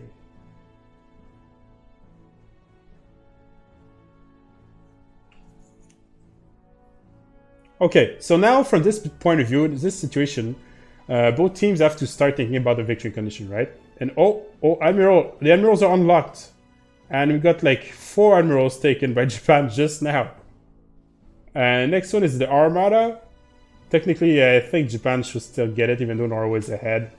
And oh yeah, we're looking at the Congress favors I think advantage of Russia here, but I'm not exactly sure. Yeah, I think it's this Russian team has much more favors here, so I think it should be okay. But like I said, at this point, you gotta start thinking about victory conditions. Like, what's your goal? How do you win this game? Like, sure, you manage to kill people, you manage to destroy cities, and so on. But that's nice, and you know, players like to play this way. But technically speaking, you have to still get the victory condition unlocked. And it looks to me like the Russian team just wants to wipe out some players, really. It looks like it's their plan. Unless... I would be curious to see how much tourism Mali actually does. I don't think he does that much. And so I think that's their game plan here.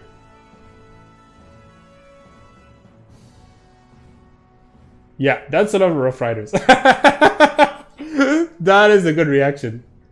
That is a lot of Rough Riders. I think this is meant to really cripple. Wow, he's already pretty crippled, but to completely wipe out France here. Can Arcadev hold on? Like, can he? Even if you lose some, even if you trade some here. It looks like actually he wasn't he's Sicilian Vatican, so he wasn't really upgrading his bombers on it for experience. He was just staying there to be able to upgrade them. Unless he just recently sues Vatican, obviously. Skidmore retaken by Japan. So Norway keeps losing ground. That's a bit unfortunate, to be honest. But I think he just needs to get bombarded. I'm not sure on which technology is he on. Ballistics, 8 turns. Yeah, he's just lacking science. Yeah, 30 Rough Riders. I don't know if there's 30, but yeah, there's like, okay, we see it. And remember that when you kill something with a Rough Rider, if I'm not wrong, maybe I'm wrong, you get the general points. Right? I think so. Same with Garde Impériale from France. Maybe I'm wrong, but I think that's how it works. And they get the bonus as well when they fight on hills, and oh my god, there's so many of them. Can Rouen really go? Yeah, Mom is he's on 3 cities. Mom's game's over already. It's been a very hard game for Pyramid, but it's not lost yet. Like I'm telling you, like Korea is on 200. Look, Mali dropped down. Probably Mali was in Free Inquiry, or oh no, it was in Dark Age. Whatever you had, he was getting like more than 100 science from it. He dropped down to 116, and Chuck is on 200 science. Chuck on Korea can still win this game for Pyramid. Oh, you get culture from kills. Oh yeah, okay, that was the thing like this. I'm sorry. Garde Impériale, you get general points. They get culture from kills. Yeah, I remember now. Mom somehow is really damaging Mapuche here. Mapuche needs to keep making a few units. I know you want to scale off, but it's still important to try to deal with the Mongolian units here. Korea can't carry this. You think you can't carry? I guess we'll find out. We'll find out. I don't think it's easy, but I think it's possible. The problem is, remember that Japan isn't that bad either, alright? Like, he's on 93, 65. And yeah, they have the control of the ocean. Yeah. Congress turn. So, the first diplomatic resolution is about grievance. So, it doesn't matter much. 100% grievance or 50%. The second vote is about blocking the culture or getting culture bombs for districts. And the last vote is the bloating vote, obviously. Chuck could go cultural victory. Actually, I think he could. Now, should he? Maybe. How is it called? Actually, the culture. You're right. The culture isn't that big for the CC team here. So maybe a cultural setup could work out, and we know that cultural victory often gets unlocked quicker than science victory, for instance. So maybe it's the play. You think the only way to get a victory is Japan to get a big sim? Yeah? Well, Japan, I mean, it's not that he didn't do that yet, but we're a little bit late to start simming. Well, you can, obviously you keep going, and you keep doing cities and builders and so on, but, and I know Yaourt is a player that really likes to play on timings, and likes to, you know, so I don't think he intends to place down many more cities. He's already got all the coast he wants. Probably if he kills Norway, let's say he goes on Norway and, like, you know, finish Norway off and gets a lot of cities there and maybe get something interesting. Maybe he could sim up from this one. The science is too far anyway, and multi-diplo seems not reachable for Pyramid between USA and maybe France, Mongolia wiped out, yeah. But Pyramid has the city-states, and they have the diplomatic quarters in Japan already. I think they have it in Korea as well. I didn't check, but yeah. I don't think there's any diplomatic quarters yet for CC, but I haven't checked either, I guess. The stage makes settlers among city? Well, it's not necessarily too late. It's just that you have to calculate. Like, if you think the game's gonna go much longer, you can still do it. Like, if you think, like, if this goes to science victory, which could go, then it's still time to make settlers and builders, right? Like, but it just depends what's your game plan here, and that's the decisions they have to take, and it's not easy at all. And it looks like the economy is still highly in favor of our Russian team here. I guess I lost the feed, so I'm gonna change point of view so we keep the feed on. So we're now back on Ketchichka's point of view. We're gonna check if the Rough Riders, how much damage it can do here.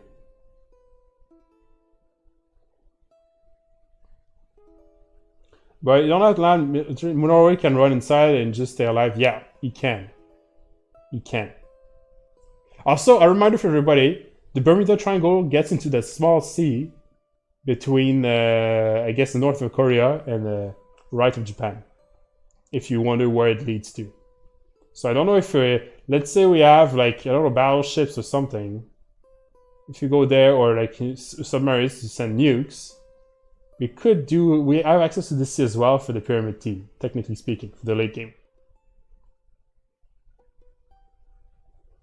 But it still makes Mali, like, pretty much out of reach, and I think Archetype is doing a good job defending, but I think it's just too much. Like, can he really hold this? Like, can he? Who believes he can?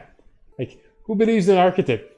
Who thinks he can hold those Rough Riders? And who thinks Rough Riders will win? Let me know, because it's tough. There's a spy as well, an Archetype land from America. The general, I think, works for Archetype, and we don't have a general for America.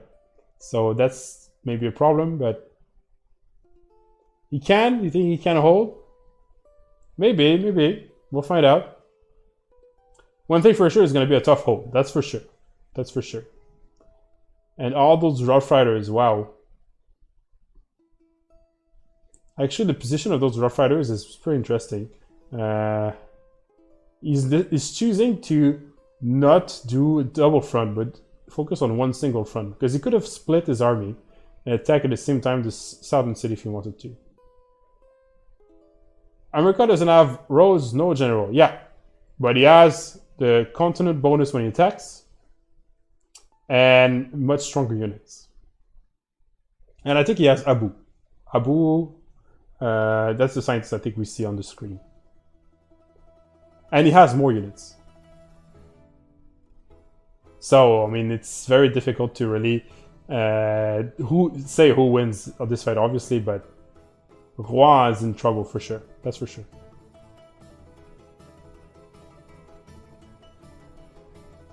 You think Korea can't hit good enough attack without Japan? Yes, Kabul. I don't remember if he asked Kabul. I don't remember. I'm sorry, but about the Korea.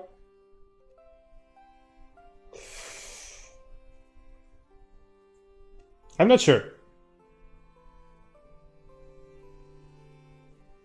I'm not sure. Maybe Korea is one of those setups that could technically unlock a very quick science victory.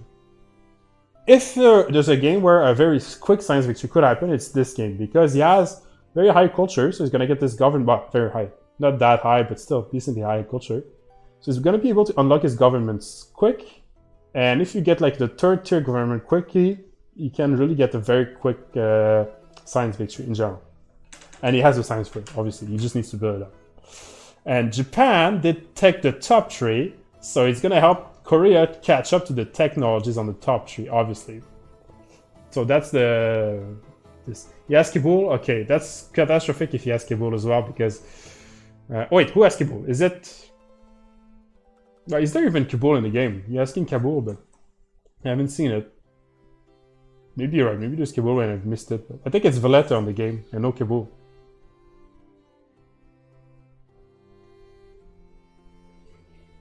Okay, we're going. Look, we're doing a science transition here and culture transition for Mali. So we got the wonders up. And it looks like it looks like Kiev is a visual bug as well. Our friend Kachechka, that is. So a little bit unfortunate. But we've seen Mali doing a transition for science and culture right on top. So Congress, 20% growth for Korea passed. And the other resolution I didn't have time to do. That's the Rough Rider. Actually, let's go switch point of view. Maybe the story is more clear. We'll see more of the action here. Yeah, I got brands. We thought about the same thing.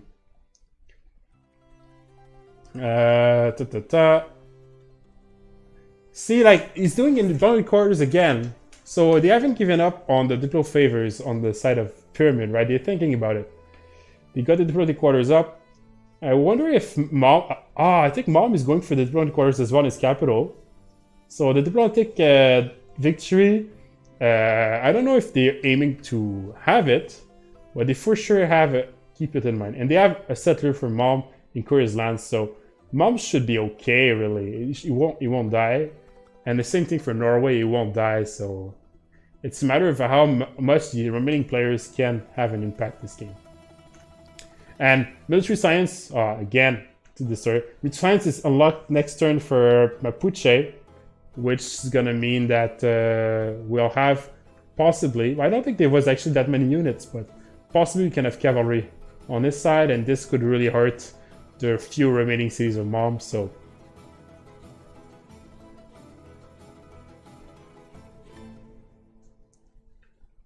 So, who in the chat, who do you think is gonna win? People think Pyramid will win this, or is it Cease gonna win? Like, I'm curious to know. Like, who do you think is gonna win?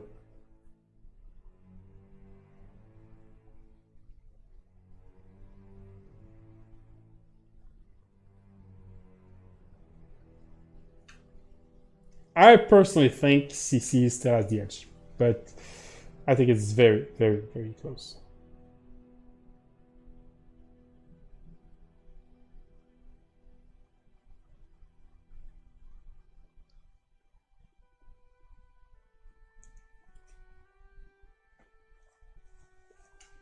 Okay, so we're back in.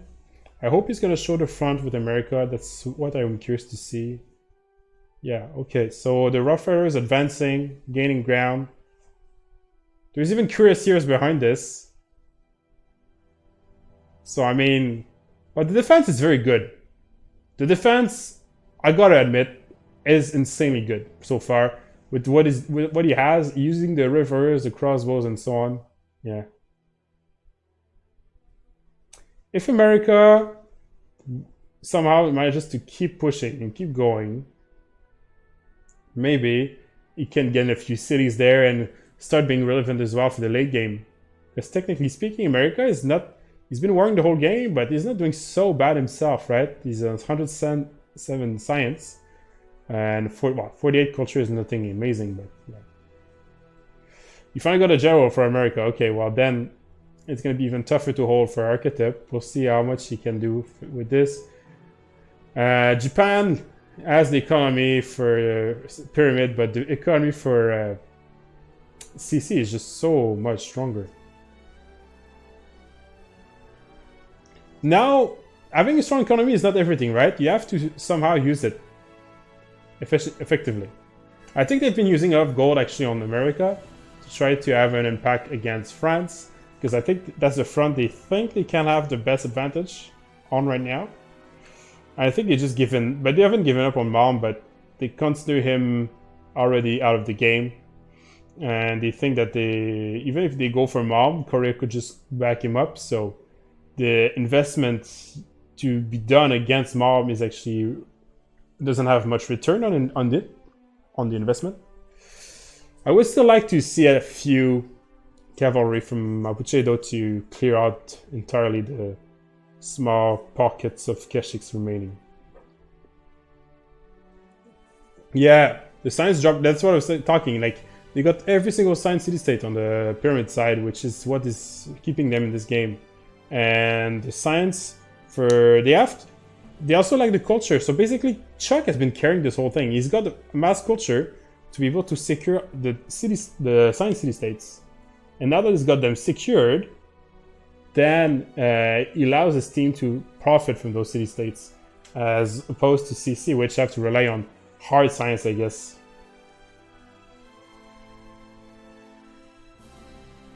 Okay, well, I guess we're going to change switch of view. The Surge just quit the game for some reason.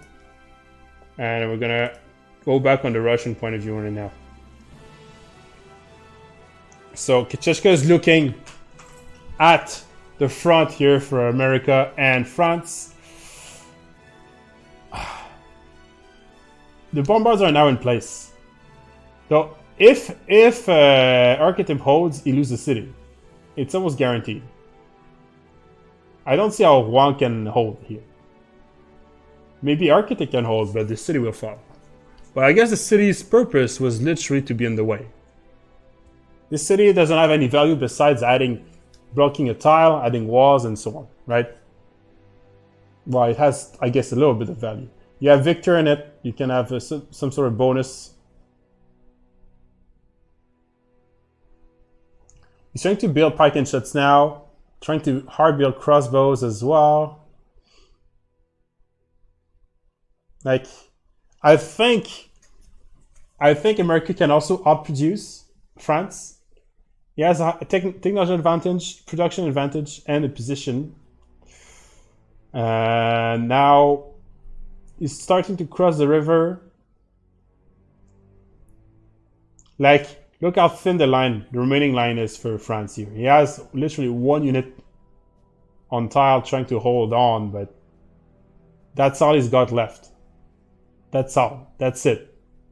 We're at the end of the rope now. Like, can he hold? I guess he has a few units south. I guess. And oh, the bombard is getting very low here. Okay, a little bit of healing in the city. What's going to be the first moves here? I guess he's going to lose the bombard. I think the archetype. Technically, CivFR is the host this game, right? So technically, the host advantage is them for the first move, like in those niche situations like this. And archetype was a pretty decent connection, so I think could have the first move on Bezdomny. But Bezdomny is a very good war player, so maybe he already anticipated what would be done here. RIP the Imaginal Line. Yeah, I guess so. Imaginal Line wasn't too much, to be honest. There was some units missing. And there's no forts or fortifications or anything there. It looks like Norway took back a city down south, but lost its capital now. And we got one Cuirassiers from Mali there.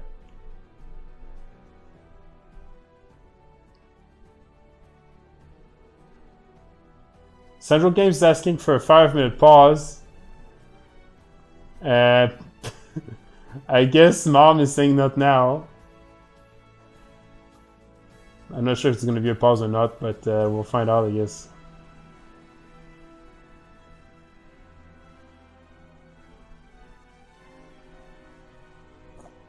Norwood right now, his only purpose is to make gold, I guess, as well for his team. He's going to try to carry Mali, and he's spending his fate to bother Japan. Basically, he's preventing Japan from snowballing off his own land, which is what he needs. Okay, the Bombarders lost. Their first move was... wow, I could have had the first move here.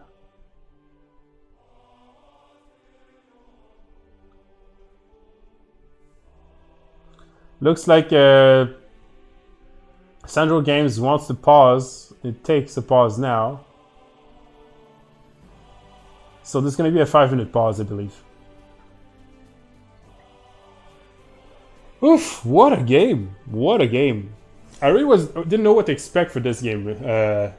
When I first, I talked to some of the other organizers, and they used to say, oh, we should really have like some sort of English point of view. You know, we had comments people couldn't follow, blah, blah, blah. So, okay, you know, sign me up. I'll cast the game. And I guess I'm pleasantly surprised.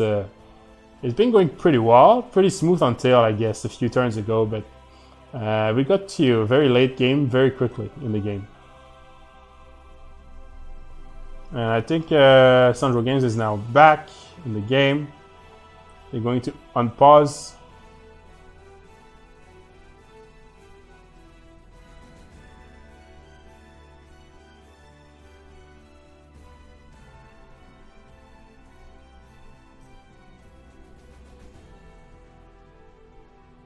Okay, there's going to be a 5-minute pause. It looks like Pyramid wasn't too happy about the pause. There's a visual bug as well on Ketchushka's stream with the Mali. Okay, so we're gonna have a little 5 minutes of pause here. Players have been playing for how much time now? This started, well, I guess started a little bit late, right? It was scheduled by 2:40 my time. So it's been around 4 hours. Around 4 hours of gameplay, a little bit less because it started late and we had a few re-lobbies, but yeah. So after 4 hours, we can let them have a pause, obviously.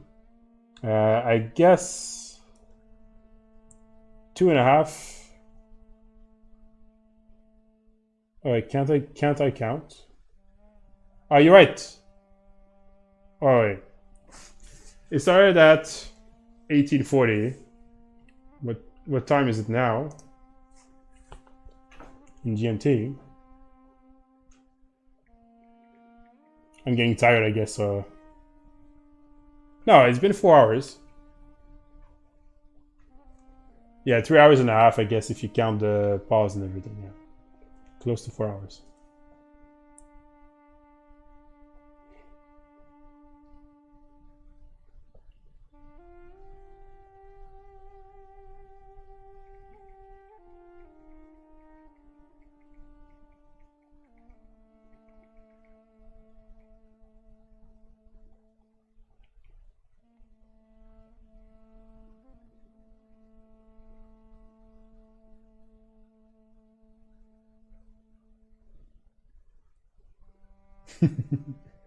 I'm taking a small pause from talking as well. I guess I've been talking a while. Katsuchika likes to put her, I guess, during the pause games.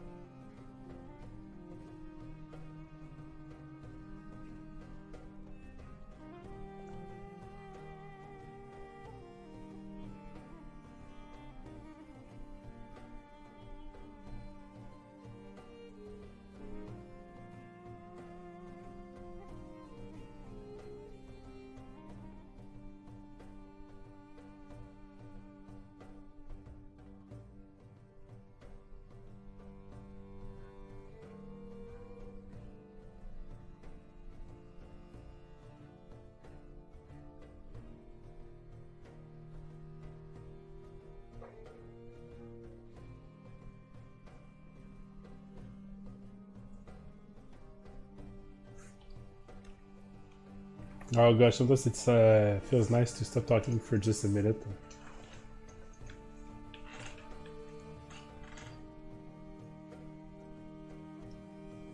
You know, I'm used to talking a long time because I'm a teacher as well, so that's what I do every day. But when you have time to, you know, breathe and relax, it's always good.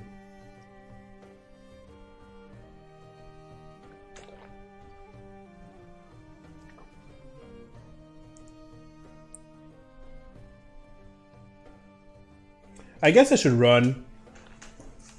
You know, we're gonna interrupt this dance. Oh, is it starting back? Oh, I guess it's starting back. Never mind. I was gonna suggest that I show you the groups and everything for the CWC, but I guess it's time to start again. I guess it's gonna go away. Unless we should get a change point of view, I guess. I'll go back on the source point of view here. So, okay. Where we left off, we had pretty difficult fronts for Norway and France, basically. The difference is Norway is just afraid buying units and taking back his cities, as opposed to France doesn't really have the potential to kind of utilize the same kind of strategy. So it's not easy. Japan doesn't have the loyalty to keep those cities, and over time he's losing a few units, not that many, but you know, he lost a few. Looks like, oh, there's Keshik's pillaging. Okay, Keshik's pillaging Mali as well. Why not? You know what? That's what Mali should do. That's all he has to do. Yeah, it's pillaging, trying to stay relevant in this game, and field counts are up for Mapuche. But we got, yeah, Chris here is on Mongol land, so Mom should be okay. Mom should be okay. And if they can deal with those Keshiks, I think he will have little to no more impact in this game.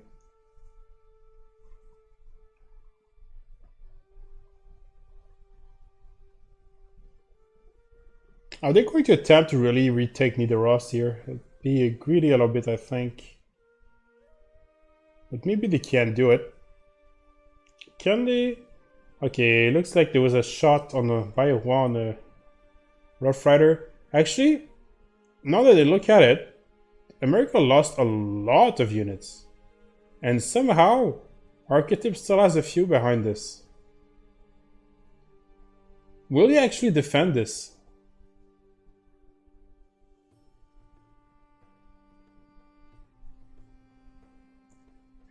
Yes, I'm prepared to push with a military engineer. Mongolia, that is? Mongolia does, yeah.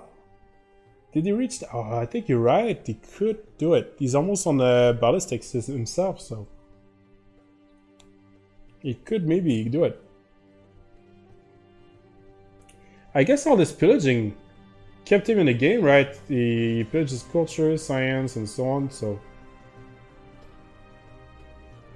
Okay. Those, oh, he's pillaging with Marlin Riders. That is just perfect. Taste your own medicine, Mom says. Taste your own medicine. I think they still remain, they keep their abilities, so he's getting loads from them. Wow, okay, okay. America, how's it going?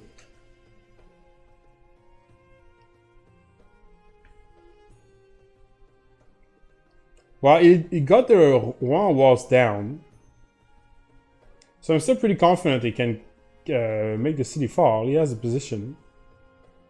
But he doesn't have the units to keep pushing, I think. So Archetype will hold for now. Archetype will hold for now. Now, I think we're going to hit the tanks much earlier for America compared to France. So that's going to be something. And city is now officially raised. So I guess Yao from Japan gave up on trying to keep those cities. He's trying to annoy Norway as much as possible. I'm pretty sure maybe Pyramid have a better victory path. You're pretty sure that maybe the Pyramid have a better victory path, okay? Well, they do. The longest the game goes on, I think the more chances they have. That's what I think. I do think Korea has the potential to carry this game. And at the same time, to combine effort of three of the CC players are still pretty relevant here. Okay, Clan is on 2 tourists, so nothing crazy so far. Like if you look, Archetype and Malm will have little to no use from now on, right? So if you sum it up, it's basically 2 versus 3, but the 2 are slightly ahead of the 3. So yeah, Diplo is still scary. I think Diplo is very scary, but I don't know, because technically the statue can be done by Pyramid, and they got the districts and the city-states, but you face in America, and Norway's got the Mahabodhi Temple. I guess you have to check who gets the Potala Palace. That's a important thing to check, I guess. More pillaging by the Malon Raiders. Okay, so he loses 1 Malon here. Diplo quarters for France as well. Yeah, I think they do have the diplomatic victory in mind. The French team, that is. Yeah, it's not completely useless. His units are still... Okay, you got Norway lost another city here. But the other cities are just safe. They can't be reached, so it should be okay. Norway is going for diplomatic quarters as well. So when you're irrelevant, go for diplomatic quarters. Ah, there was a settler in the water. Okay, okay. Is he going to try to canal to reach more cities? That's possible. I didn't see that coming, but it's possible. Like, in the tundra or snow north to avoid the ice. Looks like Korea advances his cuirassiers to make sure the front holds for Malm, while Malm just tries to do whatever he can with his Keshiks.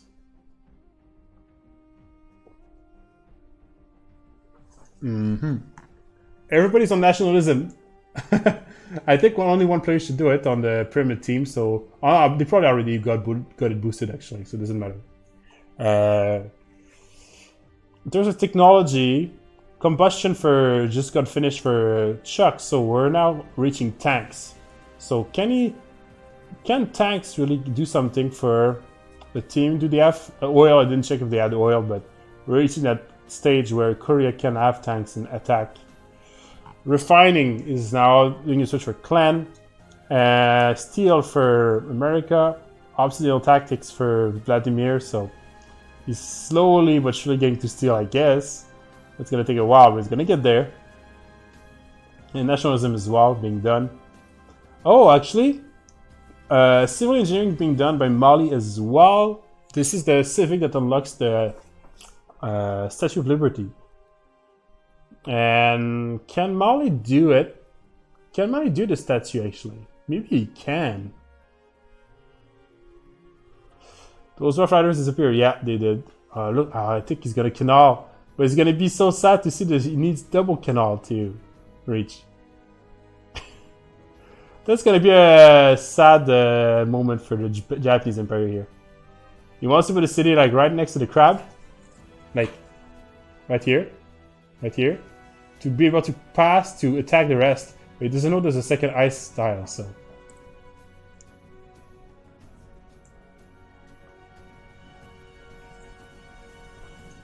Looks like the capital's gonna come back. He has 29 culture, Mapuche. It's not a bug, he's never been high in culture. He never did Chimamuls actually. He went full on science. You guys have to remember that Mapuche fought Malm the entire game, right? So he's recovering himself, right? He was fighting an Irel war for the whole game. Technically, I would consider him a winner here of this war because he didn't really lose much and still has a huge army. And Malm is pretty much out of the game, so. I think he just doesn't even have his monuments up. He doesn't have Chimamuls. I think it would be worth it actually to go for it. Yeah, he's getting everything boosted for himself. And you have to remember that the Mountain Riders can pillage Hamosus. Like, so the Mountain Riders showed up and pillaged lots of stuff, including culture.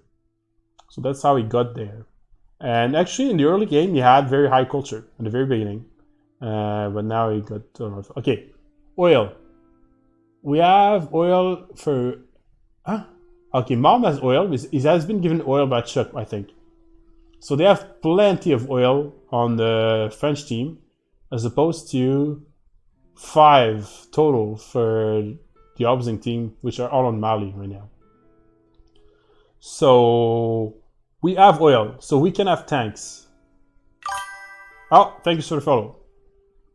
And wow, what a defense. I'm sorry, but wow. Archetype, impressive. Very, very impressive. Like, he defended and not even lost the city. He lost a lot of units, and sure, he has like he's been doing nothing but units. But I think he's defended. Maybe Bezdomni can still take the city. I'm not sure. Yeah. Oh, another follow. Thank you so much. Yeah, it's hard. I think they actually CC team invested a lot on America. And the fact that it didn't pay off at all is now a little bit disappointing for the team.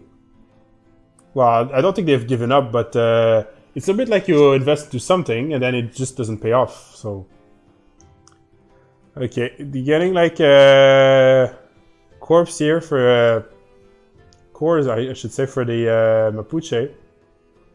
He's going to probably upgrade him in Career Series, but I think it can hold tanks. Probably Chuck is going for tanks here. I don't see why he wouldn't go for them. There was one courser in Maliland we just saw. Norway is a pretty crippled too. Let's be honest. Like, he has 4 cities, but they're all very small. He lost all his major cities, so yeah. Can be once for yeah, Golden. It's okay, no worries. Actually, the follows is just I don't do it for the following. I just do it because I enjoy casting. I thank you people for following, obviously, and if you want to follow some Citizen World Cup, don't hesitate to follow, I guess, our social medias as well. But the goal is just to see what's happening in this game, and I'm enjoying it fully right now. The tanks have just been a great tool for Korea, so I think we're gonna see a little bit of action. See if Mapuche can withstand the force of the Korean Empire now. So it's very late to help, but it's very early for tanks. So is it gonna pay off? Can the tanks actually do something for this one?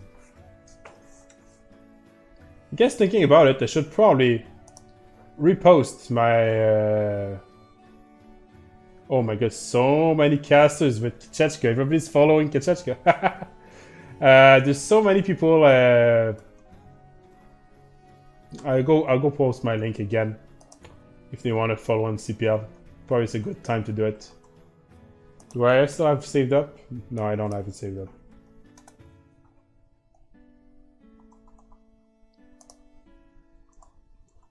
By the way, Golden, I know you just... I don't know if you've just joined, but in case you just did, like... what if you followed the game, it's been like really ups and downs. Each team has always had sometimes a good opportunity, sometimes bad opportunities, and it's been very tough for most teams, really, for most players. And even at this point, it's very hard to know exactly who's going to win. So I'm very curious to see how's going to go.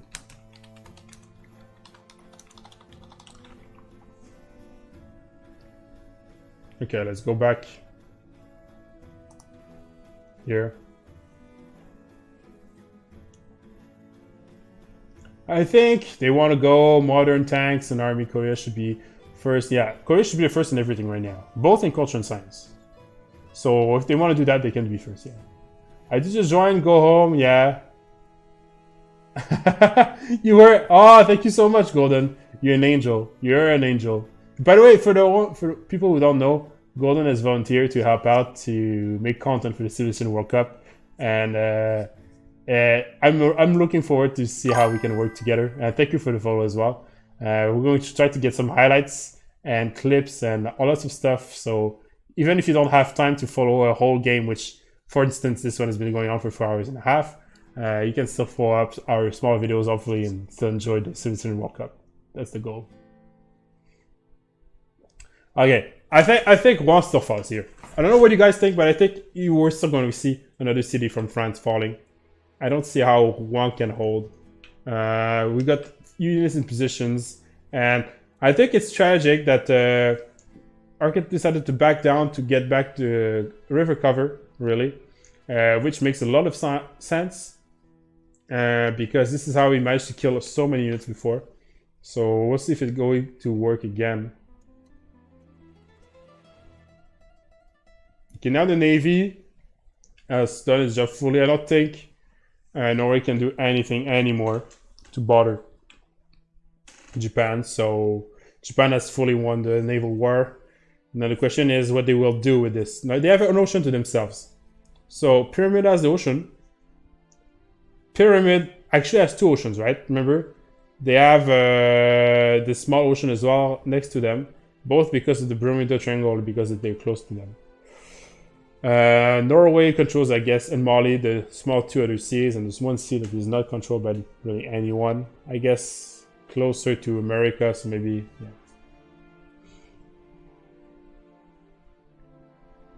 I wonder how far we're from tanks from America. We're on steel now, so we're still decently far from tanks. But if we compare to, obviously, Archetype, he's reaching ballistics this turn. He now has it. He can finally upgrade into field cannons.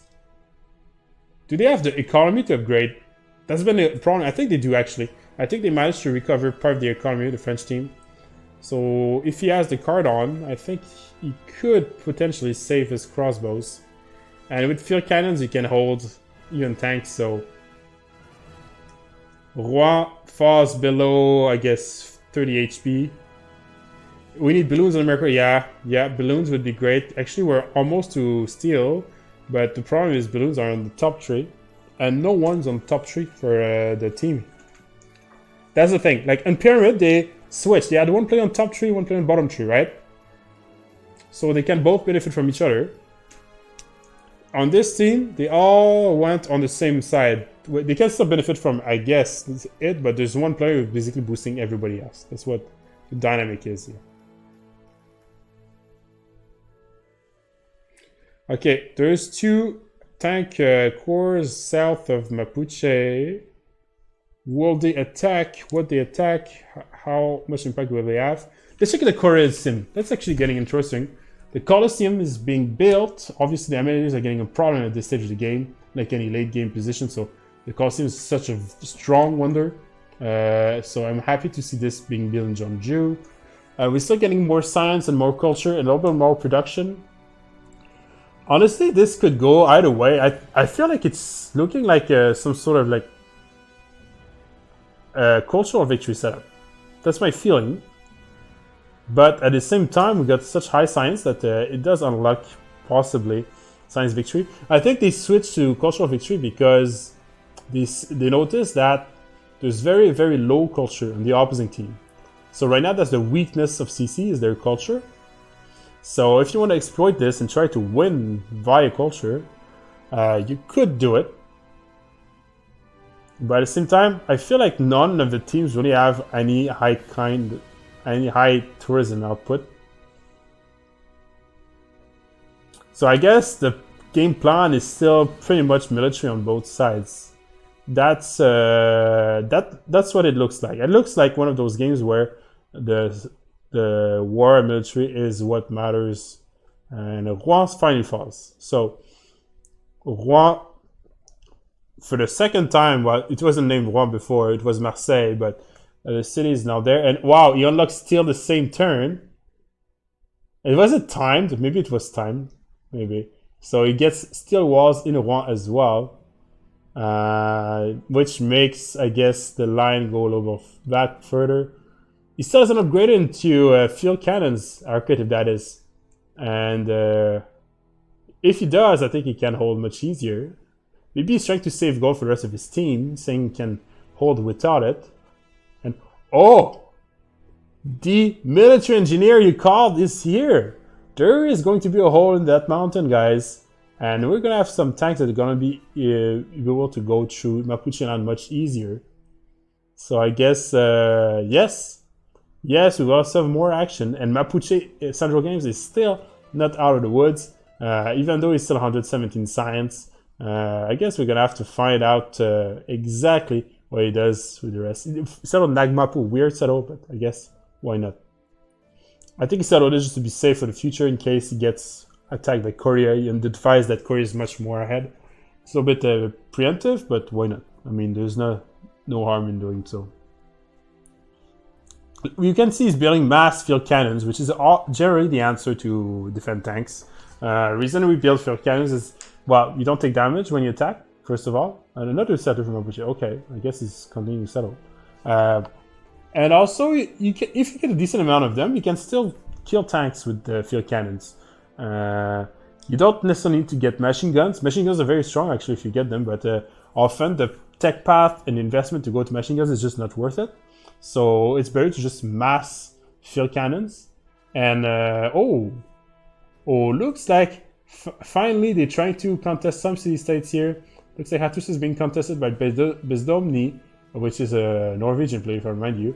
Vladimir took Vilnius, so trying to get some culture here for his team.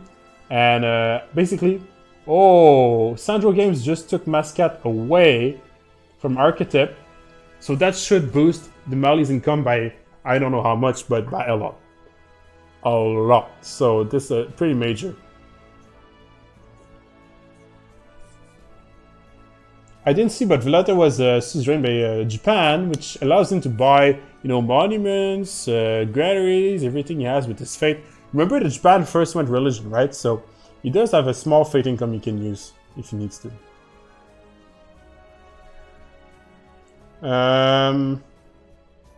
Okay, they're still scouting the sea. I guess they're always keeping a boat there to keep vision, which makes a lot of sense.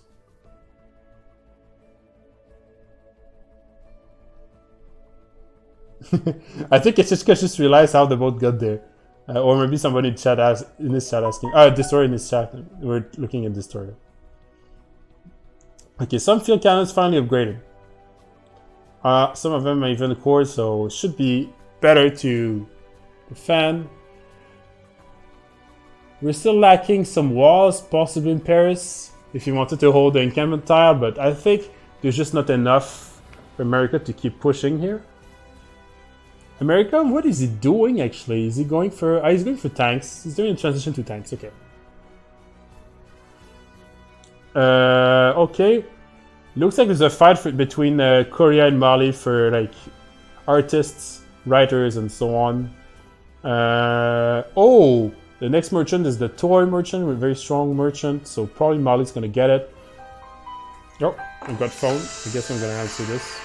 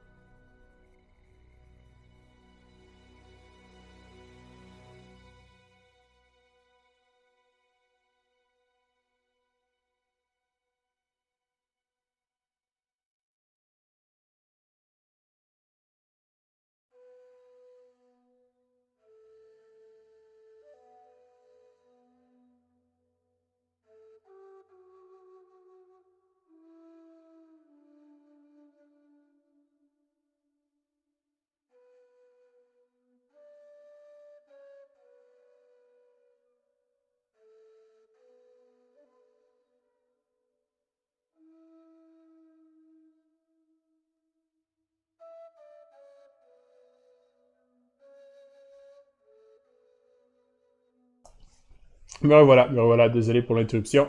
Oh, sorry, I'm back, so for an interruption. I have to switch language, obviously.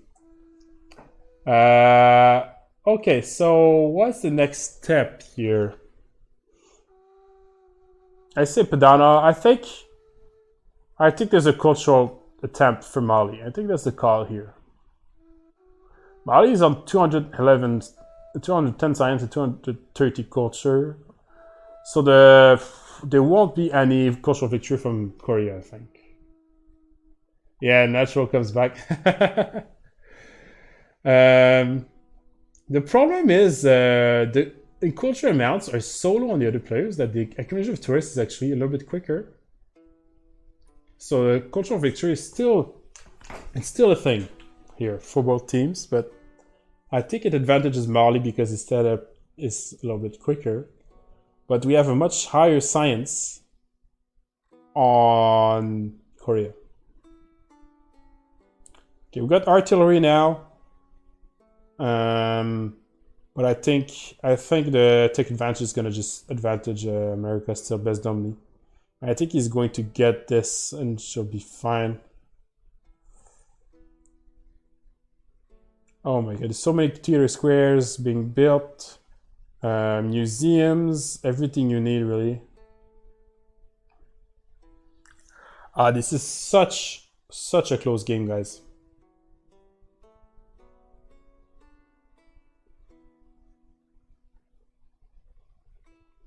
Okay, so Mali actually could use a few more cities. It's weird to say, but looks like Kachachka just crashed. Technically speaking, Mali is has a good core of cities, but he's almost reaching the peak of how much he can scale with what he has. He can still do a little more, but he's already bought everything he needs. So if he wants to keep scaling, he will need to get more cities. And the more and more cities, the more expensive he gets, the later he get the return on the investment. So I think he has to try to find a window of opportunity here to try to either exploit a victory condition or exploit their economy advantage over Pyramid. But I'm saying the economy advantage, look at Japan is not doing too bad himself, right? Yaourt is really switched focus and went for full goal to try to support his team. He's only on 135 science now, so he's being caught up by even Mapuche. But he's been doing the goal for the team. Are you allowed to see swaps? So you see with your team? No, you're not allowed, unfortunately. Otherwise, it'd be too easy to survive if you just trade a city, I guess.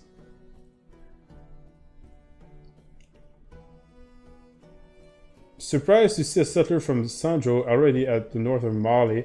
Yeah, I was surprised too, but I mean, I think Sandro wants to keep getting more cities as well, but he doesn't want to keep cities towards Korea. And they're lacking space, basically. They don't want to settle west of where they already are, because they feel that if they settle west, they would lose the cities. But if they settle east, they can still keep them.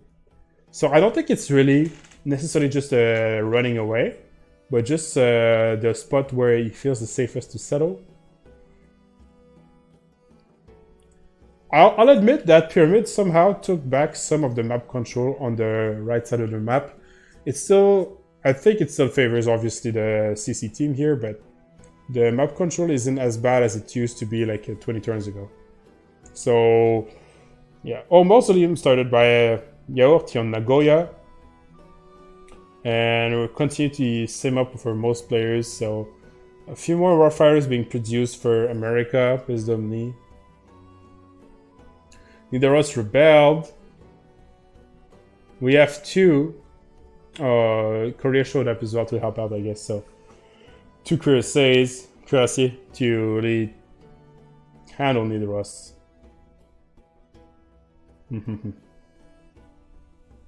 Maybe. I'd be curious to see how many diplomatic points each team has, but I think it's neck to neck. We're getting turn 93.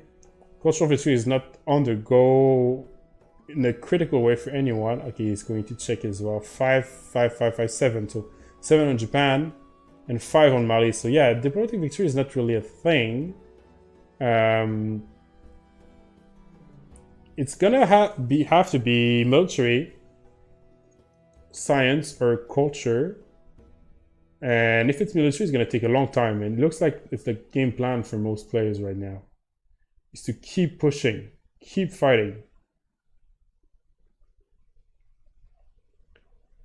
Such a tense game. You gotta admit that this game has been very tense.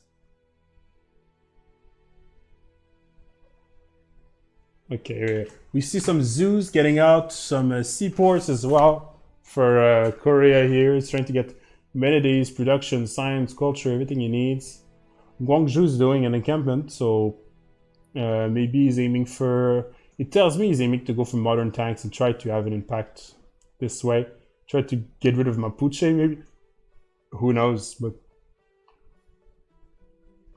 by the way, if you don't remember, Central Games had Newton. That's why he got some science. The toy merchants been grabbed by Mali, so a little more amenity on this side. I think he actually was doing some entertainment complex at this point. Like if you do the math, basically an entertainment complex is worth as much as, if not more, than another theater square or campus in terms of guilds, because the amenity bonus is very significant late game, and it's very hard to get high amenities on your cities. So entertainment gets, the more the game goes on, gets more and more important. What happened? Lots of stuff. Well, we're turn 94, so obviously lots of stuff happened before. The main thing was a huge fight between Mapuche and Mongolia. Well, I guess we see Mapuche in yellow here. And Mapuche kind of won the fight, but there was very good moves by Mongolia as well, who kind of pillaged everything. Mapuche pillaged everything. On the sea, Japan won against Norway, so Norway's pretty much crippled. And finally, there was a fight between America and France somehow is still holding on, but it's very, very tough for France right now. It's 45 science, and America's 119, so America is much better off.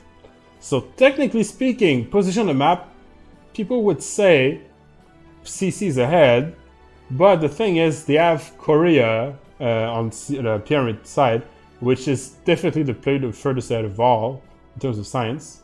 But they left Clan playing Mali also completely untouched, and on Mali untouched explodes insanely well for the late game. So it's basically a fight between Mali and Korea here. And the rest of the players are support players on different fronts. America has a huge role to play because he can still eliminate and scale off of France. And Mapuche for the CC team can still hold, possibly can still hold for a while Korea. And on the pyramid team, Yort is doing gold.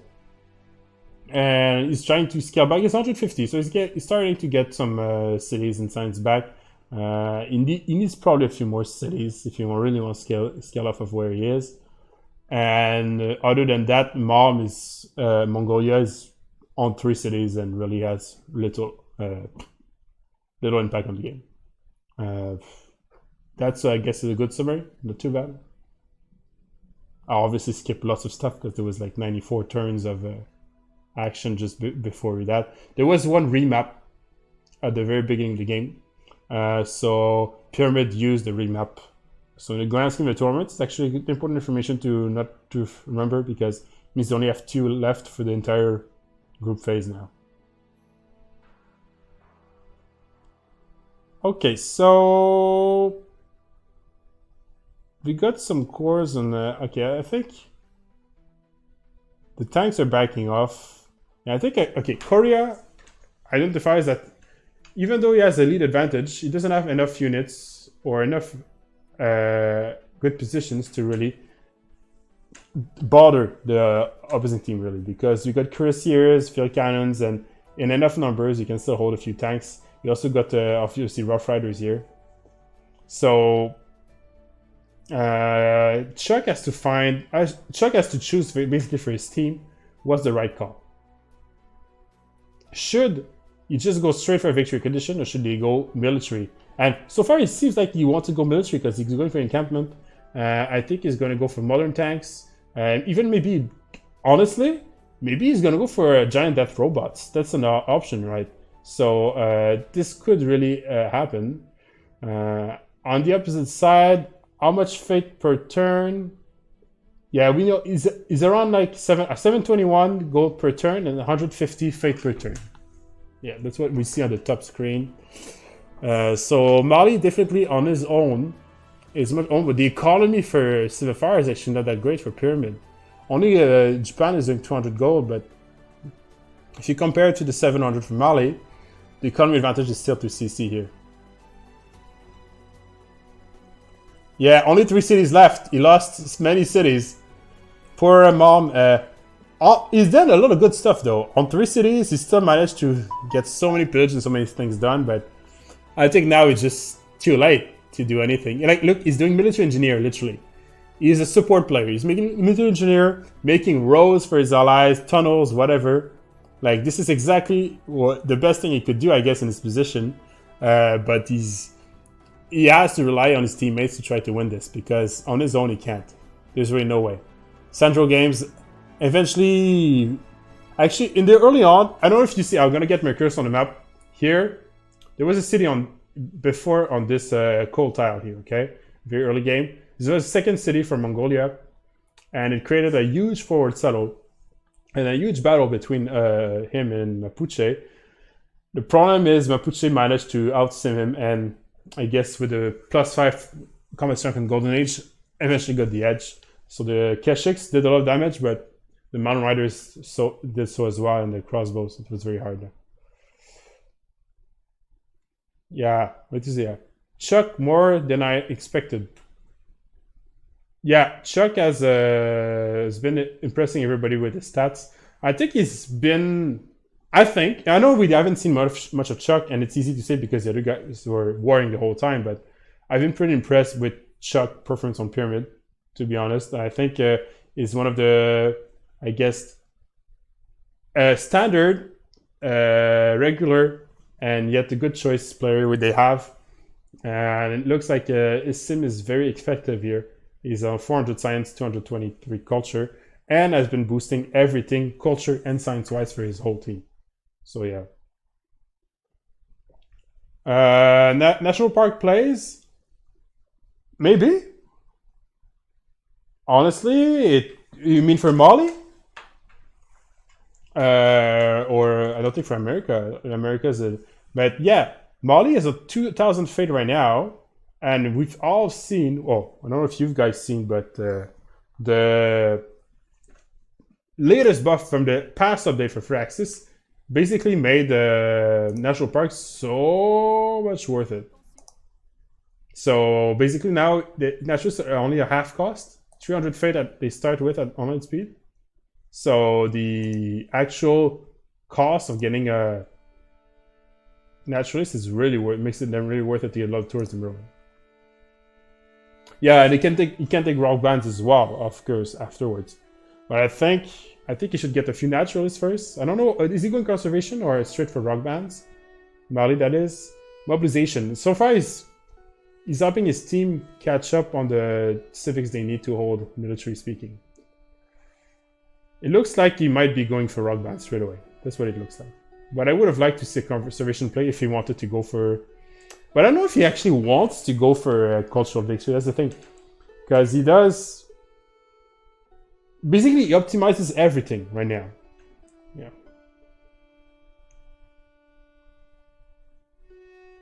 I think this is impossible to do in game. Korea could try science victory. Honestly, yeah, I was thinking the same thing, and I think it's actually possible in this game. Reason being is we have still 2 players with high culture and low tourism. Okay, so the cultural victory is actually not that quick because nobody really went hard on the cultural victory in this game. In terms of military, obviously, it's going to take some while to actually have a winner here, and both teams still have a shot at winning some fights on some fronts. So the next step, the diplomatic victory is a dead end as well, 5 and 7 points. So it's not like it would take like 4 Congress or 3 Congress at least to win, at least. So the option of the table is the science victory, and if it goes science victory, Korea has a lead. So it could be one of those games where it goes to science victory. It could be one of those. Okay, the modern armors are finally there, but Mapuche's got the tanks. I think with the numbers and everything, you may be able to, we'll see. It's gonna be tough. It's very tough for Central Games here because basically he got derailed hard by Mongolia, and now is he's taking on some of those Korean tanks.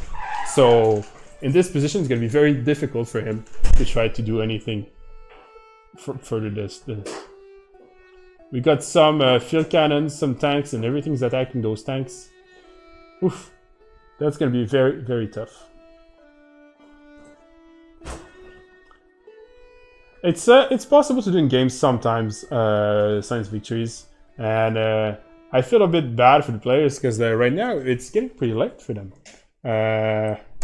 Like, as a matter of fact, those players in France, wow, what time is it right now? It's 1 a.m. in France. And those players from Russia, it's even later. We're talking about like 3 a.m., something like this. 3:30 a.m. So both teams here are not giving up, and they really want to make this another point on the leaderboard.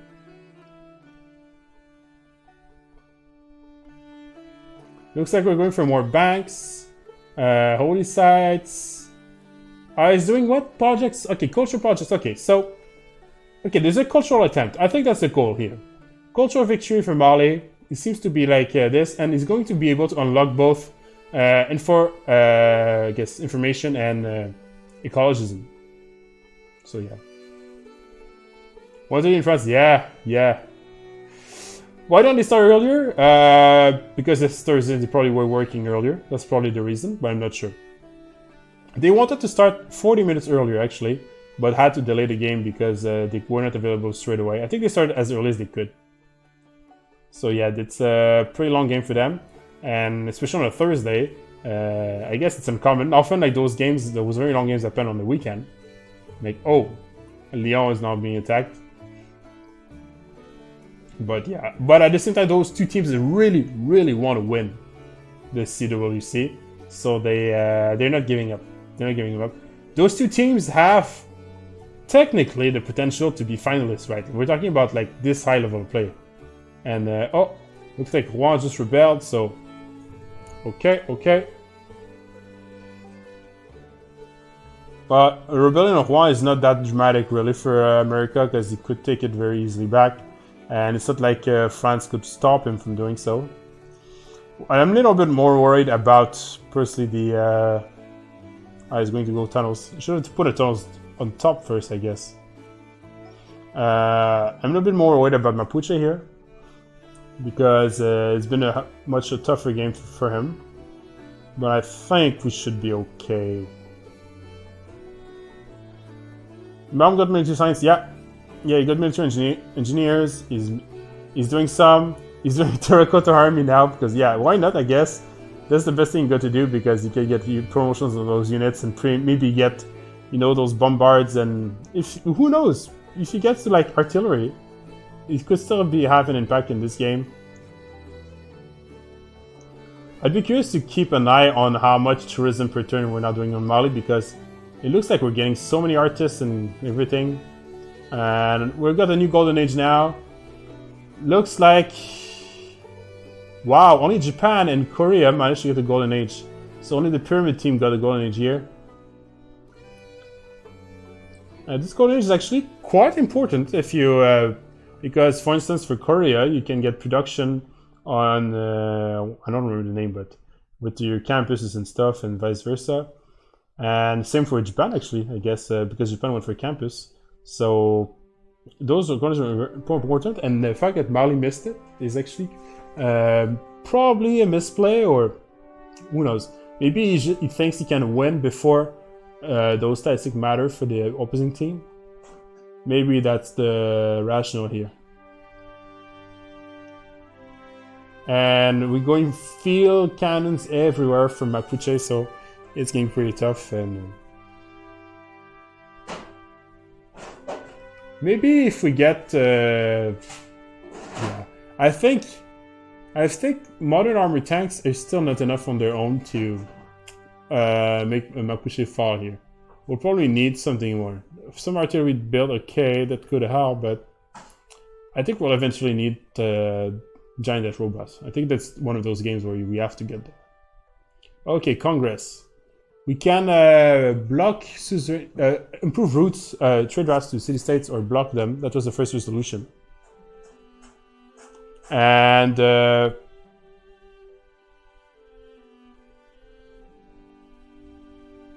was there a bug or something? He can't vote.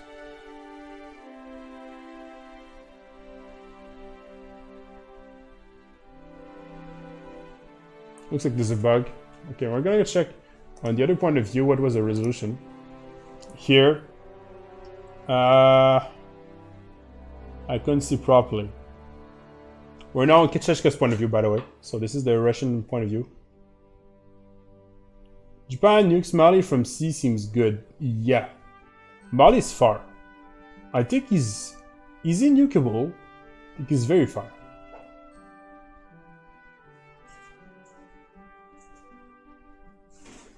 Religious CC, Recon. Okay, so it's about a military. You get a bonus combat strength on some military units for the.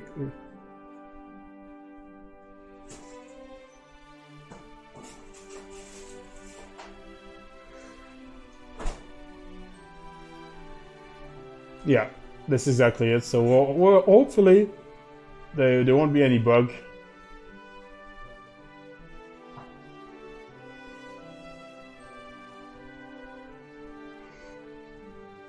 I like the fact that Mali sets his special unit there and there, because remember that there's a special ability for the special unit that it prevents units to actually pillage the trade routes.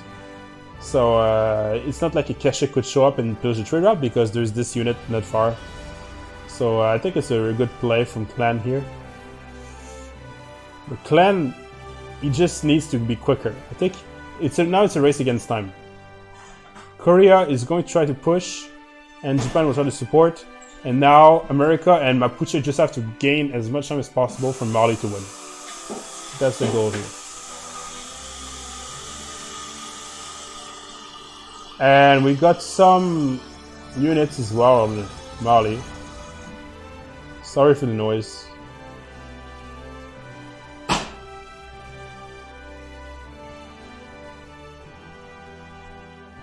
So overall, we got, I think, still a stronger position for CC. I think they can still progress on France while holding the front. And as long as they can keep doing this... Yeah. Now, Cheshka's talking about the sea here. I'm not sure why he's talking about it, because maybe he's talking about nukes, but... The sea is completely inaccessible for Pyramid, we've seen. It's impossible to reach that small sea. And we got... Okay, the capital rebelled again. In Norway. Norway's going for diplomatic quarters. Makes sense. I guess in terms of votes, I should have talked about it, but there was a clear advantage for the Russian team, but it looks like they spent a lot of votes. So they probably won the Congress here. That's something I'm guessing. We're gonna have a look at exactly what happened in the Congress. I guess I should change point of view just straight away from this tutorial. So commercial city-states, didn't have time. Commercial city-states are now blocked. So it blocks Mali, that's actually pretty important. It means that Mali will lose a lot of gold. Diplomatic has been given to, I don't know. It's too low. Okay, Vladimir is getting 2 diplomatic points. And finally, for the combat strength, it's gonna be, I think, heavy cavalry? Did heavy cavalry really win?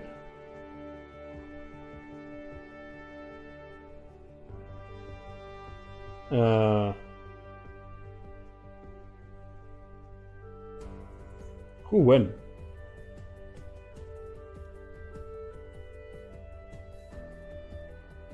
He's scrolling too fast. Siege? Yeah, okay, you just saw it at the end. Siege, yeah. Siege is won, so it means those... Actually, that means the CC team won the vote because they want to push with their artillery. Basically, that's the only reason. And they don't want heavy cavalry to win because heavy cavalry means boosting the tanks, so It's basically the best choice they had. In terms of freight income, we're doing pretty well on Mali, really. 2,500 freight accumulated already. Tourism per turn, 215 on Mali, and 100 I think on... Okay, 215 on Mali is not enough. But he still hasn't unlocked all the civics and technologies he needs. But it's still not enough to try to win quickly a cultural victory. Like about 20 turns ago, we saw he was on 2 tourists. So now he's probably on like maximum 10 or something like this. Maybe more, we'll see. But one thing for sure is there are more domestic tourists being gained right now than foreign tourists. So that's a little bit of a problem.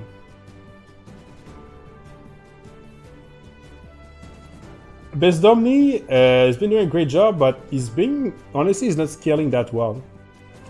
His culture is lacking, his science has been stagnating for a long time. So, and now Garde Impériale is getting there for Archetype. So is there a way to like, wow, is there really a way for Archetype to defend this? I think Japan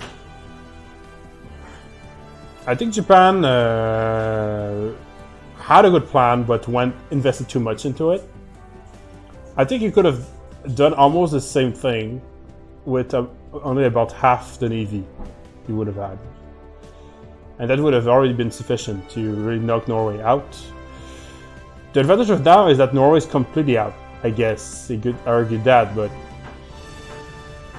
I think Japan lacked a few more cities. But at the same time, it's hard to really judge on that because he's been doing very well. The problem is he invested all this gold when Archetype got pushed and lost his first city, if you remember correctly, like this time on crossbows or something. So they had to gain a huge advantage with this navy, and the advantage they gained was what now is significant, but wasn't that significant then. So, and they lacked the economy to, same again, Malm fell down entirely. If the gold had been spent on Malm, I don't know how I would have been able to spend the gold on Malm, but I don't know, I'm just trying to think about it here. Like, if Malm managed to just get more swords, more keshiks, more everything, maybe you could have held on to more cities, and hold it a little better. Look at the score, it's so close, it's 98 points apart. It's crazy how it is close right now. I guess, but at the same time it's hard because now we got the, now Pyramid has the full control of the sea. So they can nuke, and they can do some stuff, but even if they can do, like Mali, how is the range? It's like 15 tiles, right? Is Mali 15 tiles away from the ocean? I think it's more. They will need to find a way to get in, like... Maybe if they get in the Bermuda Triangle. That's my point. Like, or Yangtze gets to something out in the small sea. You can get the city like by the Roraima. Looks like even Japan is trying to help France here. Okay, America decided to raise the city again. Probably a good choice. Lots of military engineers. I guess we're gonna go for planes as well. That should help. Okay, Mali has an edge, a clear edge for the artists, musicians, and so on. Bermuda goes in the small ocean right of Japan, north of Korea, where the city-states are still. This is where it goes. So it doesn't unlock much. If it went into the small ocean below Mali, it'd be like massive, but it doesn't. Yeah, good night, good night. Okay. I guess Mapuche here is trying to surround the tanks to get a better flanking bonus and possibly support bonus. Even with that, it's still not sufficient. Oh, there's a golden age. He gets +5 because Korea's in golden age, so that should help. But yeah, yeah. If Bermuda wins this with nukes, that'd be pretty cool because on season 2, Pyramid lost to Bermuda Triangle, so it'd be a pretty massive if they could get a win from the Bermuda Triangle in terms of team, obviously. But honestly, I don't think Bermuda will have that much of an impact here. Like, is it really that critical to get a small ocean in there? Maybe if the city-states were in control of a Russian team, it could have an impact because you could raise those city-states. But the states have been contested between the two teams and have been so far in favor of Pyramid. So, very good offensive though by CivRU Games, who managed to kill one of those tanks. He's probably going to try to kill another one. So Korea will have to replenish those tanks here. And if Korea replenishes those tanks, it doesn't make like culture to defend cultural victories. So I guess it's a good win for Russian team again. Ideology now being unlocked by Mali and closed for Korea. So we're getting close to governments, and I think Mali's gonna go straight to rock bands. That's what it sounds like, really. Mom still holds Miltla. No surprise there. A last move attack from the tank here. Yeah, no, it's not the Circle C. Yeah, it's the C next to city states. Is he gonna save this tank? Looks like he managed to save it with tunnels. Very well played, actually, the tunnel play here. Oh, but there's tunnel. Oh, the tanks. Oh, that hurts. One less city from Mongolia. Very well played. Oh, thank you for the follow. You're very well played by CivRU Games here. Sure, the tank survives, but he gets a city in exchange, so. He uses the. And now, he could potentially try to get other cities. This way, we'll see. GG, yeah, very well played. But honestly, at this point, it's not like it matters that much because Mom is, as I said, like has very little to no impact this game. He's even lost his last Keshex. He's doing mass bombards because that's the best thing he can hope to do. To possibly try to bring down walls if it gets to that point, but yeah, it's very hard. He's blocking the tiles, so the tanks are stuck now. But he's losing. He's just lost another one. Yeah, very tough. Honestly, he could lose Kokekota as well, and somehow Korea is being pushed back despite being ahead in science here. The problem is we don't have much backup behind us. We have field cannons to defend, but we don't have more tanks. And we saw earlier that there was much more oil on the Pyramid team than CC. Maybe they saw the situation though. Maybe they found like other ways to get oil, or maybe they found other sources of oil. And the other on the mini map, I see a city was raised on France as well. So looks like America still doing progress on the other side of the map as well. The less city there is, the harder it is for Pyramid to hold on and try to get the victory here. But it's not impossible, as I said. Korea can still win. Korea can still win this.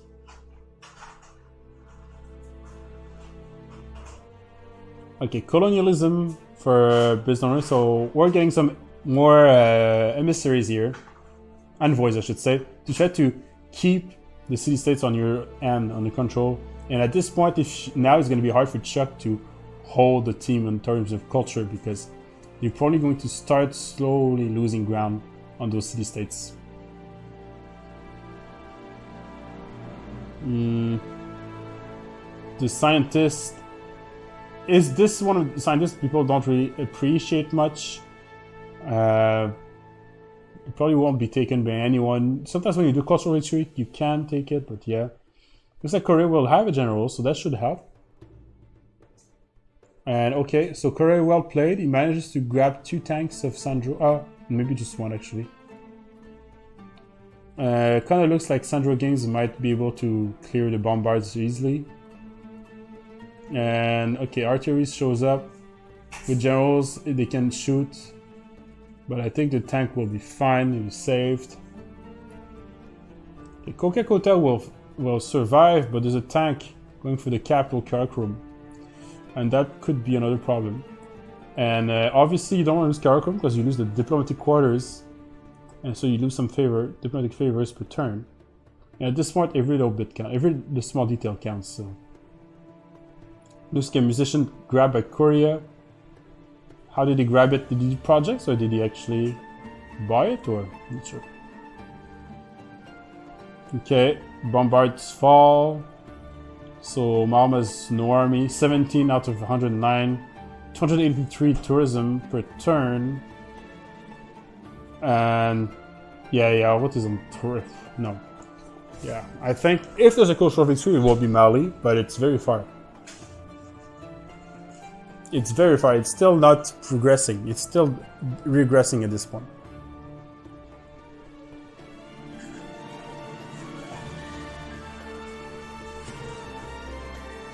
Okay, so looks like they found the one galley from Norway that was in that sea. So they don't have vision anymore there, the Russian team. They stuck on basically Pangaea side and trying to win with what they have.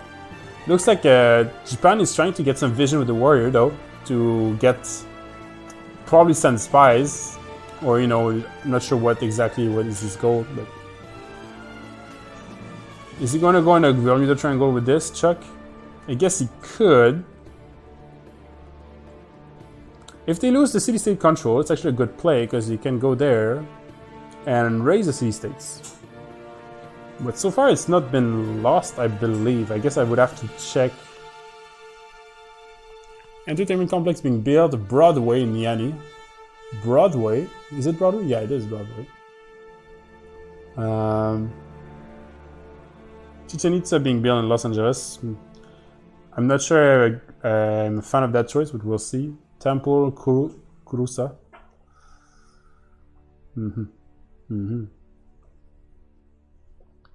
Yeah, just because this was trying to say that maybe you should have another city up north from Mali. I think I agree with him. I think he needs one last city.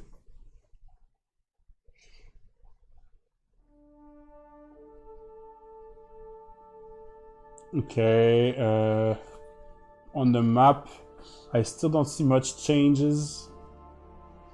Looks like America has lost a lot of military score though. Ah, the ridges are fully upgraded now. At this point, it's pretty normal to upgrade your religion. It's pretty cheap for what it gives, actually. Judaism gives a lot of science, remember, if he spreads. If you keep spreading, you can keep getting science. 238, that's what is carrying his science, actually, because it doesn't have that much at home. 548, culture. Actually, he should be getting very close to rock bands. I don't know exactly how close he is, but he's on 3,000 faith. He decided to don't go for national parks at all and skip straight to rock bands. And it can rock band easily in America and Mapuche right now. I don't think they wait for nukes. Some seas are reachable anyway. You mean pyramid?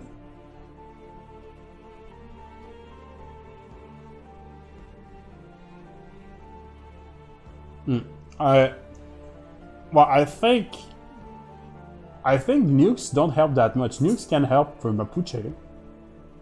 If they get nukes on Mapuche, Mapuche has no way to defend, that's for sure. But is it that important to nuke Mapuche? That's the question here.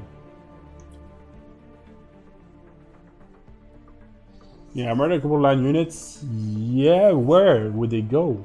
There's nothing to hit on ocean. There's no way to reach Mali. Maybe if they do canal, they would have to kill Norway and do canals in the small North Sea. They can't reach I think it's 15. I guess I have to count. But I think it's 15 in the range. for a new king. And I think even that small ocean you're talking about is still too far.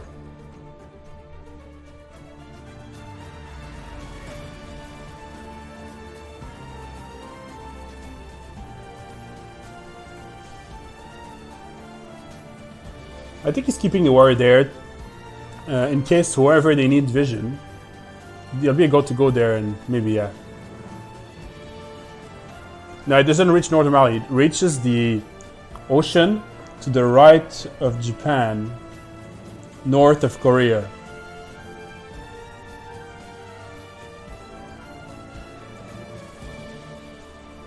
So it's not a dead end, but it's not exactly what you want. Oh, it looks like Mali took back the capital and gave it back. Oh, there's gonna be more diplomatic favors. And there's now steel for Norway as well. Desert storm out, maybe. I didn't see we don't see the desert storm. It's possible there's one. Ah, yeah, we see the desert storm. Ah, it's not in the wrong spot. It's not the worst spot, but yeah.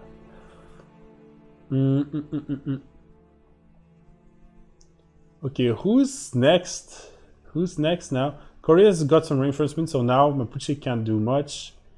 Doesn't look like America can push much more on France, so France should be okay. And Norway somehow got his capital back. Norway, how much gold is he making per turn? Because that's what he should be doing. Gold to try to finance Mali here.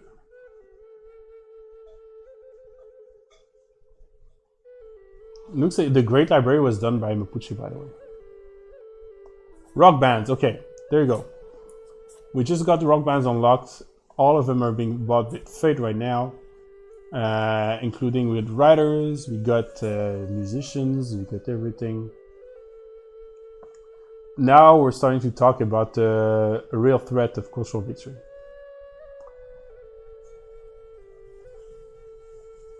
I think there's more than 3. He had 3,000 Fate. He must have had more than 3. There's like one in every city. 1, 2, 3, 4. I already see 5, 6, 7, 8. I think I saw 9 rock bands.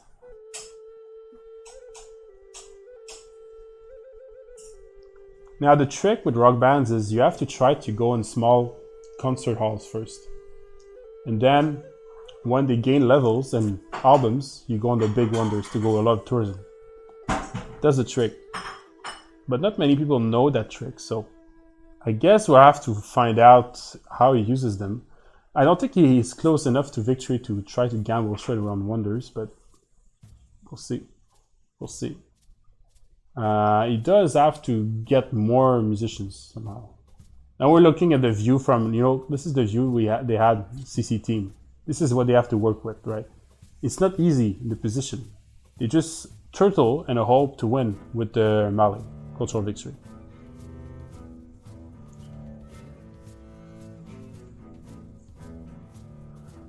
I guess people are waiting outside Bermuda.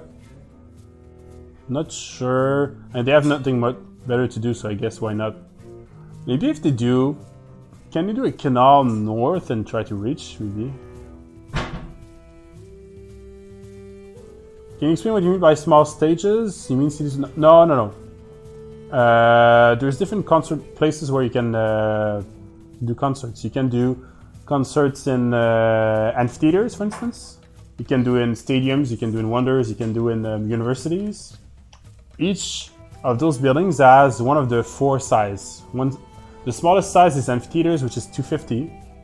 Then, for instance, university is 500. 750 is something like a stadium, for instance, and 1,000 is a wonder. The higher the stage, the more tourism you make when you do the concert, but the more chances you get of basically losing the rock band. And the smaller stage you do, the least tourism you do, but the more chances you get to, accumulate albums and make more, I guess, level up or whatever. And the more albums you get and the more levels you get in rock bands, the more tourism you'll do in the future because it scales with the number of albums you have earned. And if you have a higher level, you have least chances of, I guess, dying in the next concert. So in this kind of setup like he has, he's still very far from the cultural victory. So instead of trying to gamble and win next turn with the rock bands, which he can't because he's too far, what he should do is go with a lot of small concerts and hope to level up the rock bands and try to snowball off those small concerts into bigger ones when he gets albums, like going to Wonders and so on. And we saw that, that's why I mentioned the Great Library in Mapuche before. There's one Wonder in Mapuche land, so it's probably going to go there last whenever he feels like it and be able to have lots of tourism from there. He just has to do it before Mapuche actually dies because, or loses the cities, because it looks like Korea is pushing here. Balloons, artillery, tanks.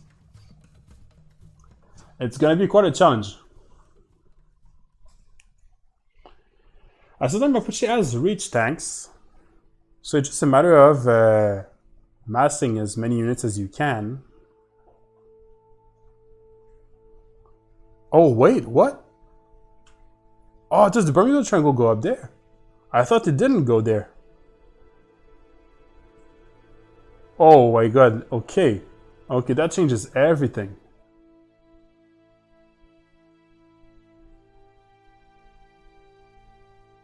Oh my god, okay. I was convinced because we saw I'm not crazy, right? We saw a Norwegian boat.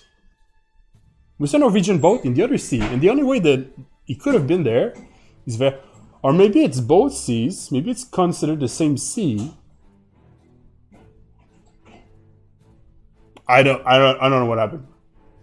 Okay, now that changes everything. Okay, so now we can, yeah, we can have nukes here. Can you go in with land units in the there or no? Goes to 2 different places per Bermuda, but is it always the same place for the whole game? Or does it change during the game?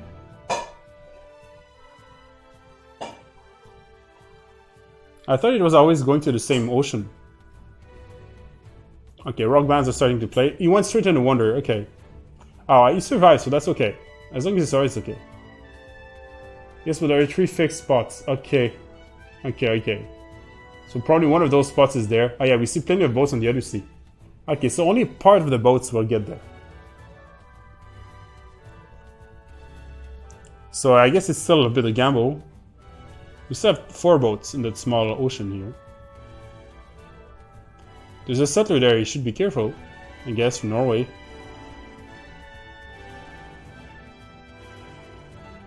Radio next turn. Oh, that's actually going to be pretty big. We're going to probably have lots of tourism potential for that. And he's got democracy already unlocked as well. So we got a government here.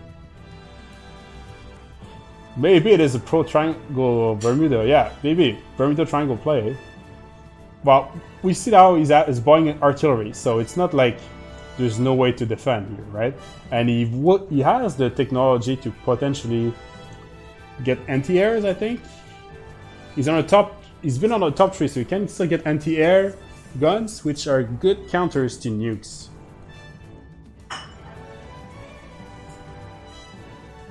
Yeah, it kind of sounds like it, Moses. Kind of sounds like it, because I've seen boats on the small of the ocean right there. Oh, the next scientist is good, but Albert Einstein taken by Korea, so Korea still trying to go for that science victory probably.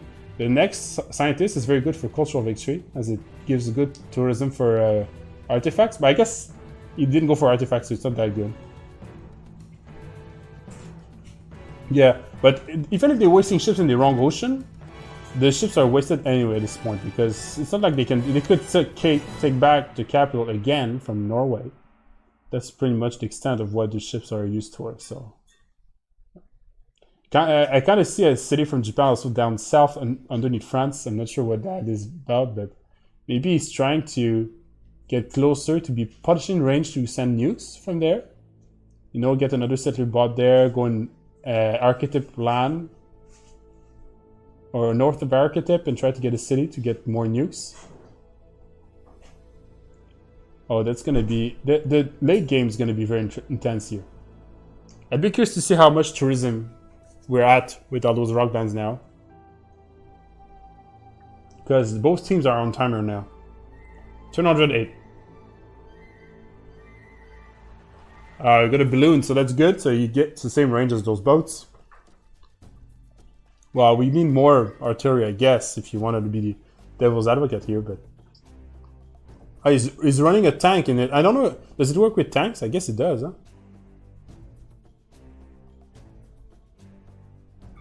Okay. At this point, I feel like it's America who should be doing something. Or honestly, they just go for mass... I'm not sure. I don't know what's the best play. Maybe they should just go for mass gold and give all their gold to Mali for him to win at this point. Like, feed him as much as possible. Because Chuck is on 361 culture. That's a big defense for a culture. Yeah, look at all those ships wasted there.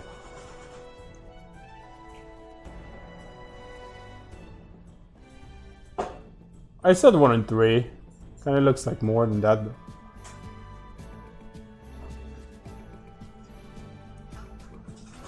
Okay.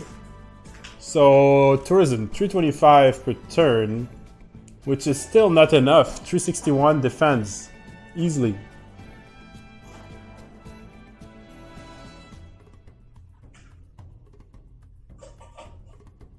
It's gonna be pretty tough.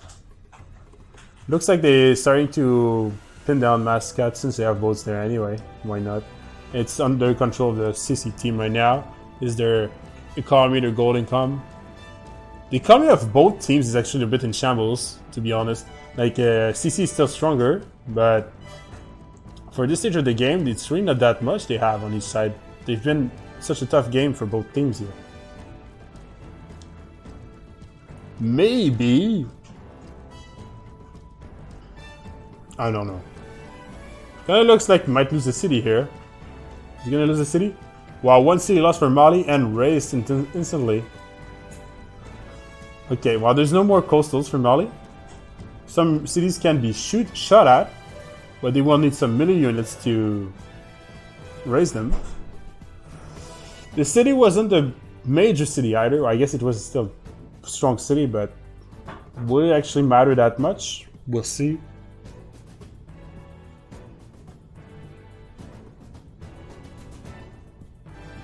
Well, 115 faith per turn, which is really not that much from Mali. He has to try to win with the rock bands he already has on the field. He can get maybe a few more in the future, obviously, but... Okay, now they're in Mapuche land. He still has a few left. Remember, those rock bands can't really die. Like, even if a unit goes on it, they just go back to where they were. And he could go technically in America. Like, America is pretty safe to play concerts at. Maybe even get an achievement if he goes to Cleveland, who knows.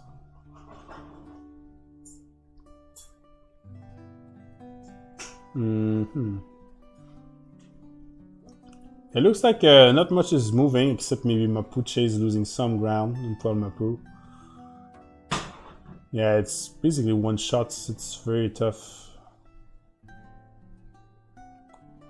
Another musician earned by Mali here. Looks like they're gonna have one of those merchants for America. Diplomatic visibility merchant here. He's going for, oh wow, really? He's going for Lake Wonder. What is it called, the Lake Wonder? The Teotihuacan or something like that.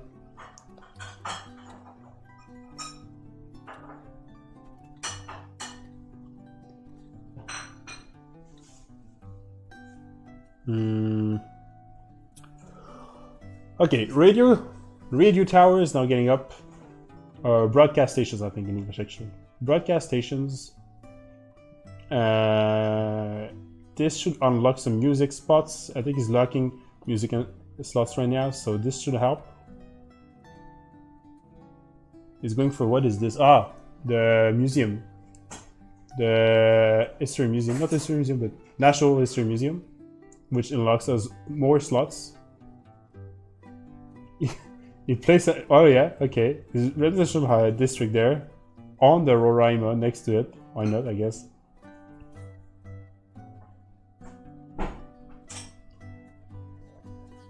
Looks like there's rock bands everywhere. That's actually quite scary. like scary for Pyramid. Because if those rock bands keep playing and they don't die, obviously, wow, we can get more and more tourism. Very good rotation here by Chuck, which saves those tanks and promote them both. And now I guess we're gonna see the take back from him. Artillery manages to do this. And I think Mapuche will slowly lose his core cities here. There's not much he can do. Oh, helicopters from America though. Can this save Mapuche? Maybe actually, maybe there's a way to, you kill those artilleries. And without the artillery, it's hard to kill the cities with the tanks. It's gonna take a long time.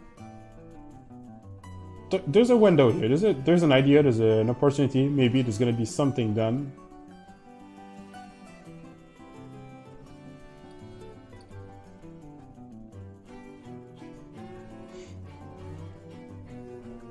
Looks like Mapuche is lacking a little bit of concert halls, as I was saying. He has universities, so at least that's good. But eventually, it's weird to say, but they might actually run out of concert halls, those rock bands.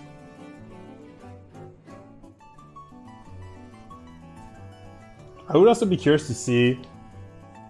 Okay, let's go change point of view. Let's go back on Kachechka, see what it is. Okay, there's some rock bands in Norway as well. Okay, that's what I wanted to see. But I also wanted to see the tourism. Because now it gets important to know. We have to try to remember to check it up time to time. So many railroads.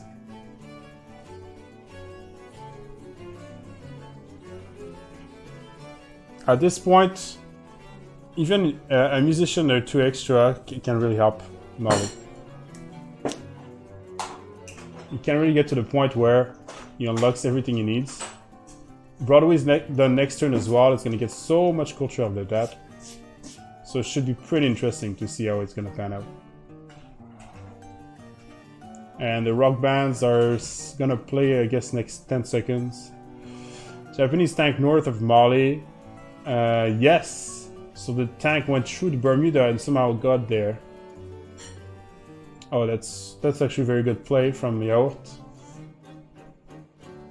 He's going for conservation on this side. What is Mali going for? Electricity. He's almost there. He's almost to the technologies he needs. He needs to get some defense though. He needs to buy, I don't know, planes or something. If he gets planes, he can still have a decent defense. And Korea Sim is pretty good here. He's going for defensive cultural victory and starting a starport at the same time. So yeah, so the call for science victory is being made as a backup plan, probably. But we have to defend culture up until then, and it's going to be a challenge. 2 turns for information for Mali here. City for Mapuche falls this turn. And when one city falls, often the rest of the cities follow pretty quickly. Looks like somehow Pyramid will take an edge here on the military side. They still have some ground to cover, but looks like they're coming back this game. Looks like they might win it. I say that, but I don't see how close Mali is to culture. I think he's still too far to win. Because from what we've seen earlier, it doesn't have enough tourism. There's enough culture to defend.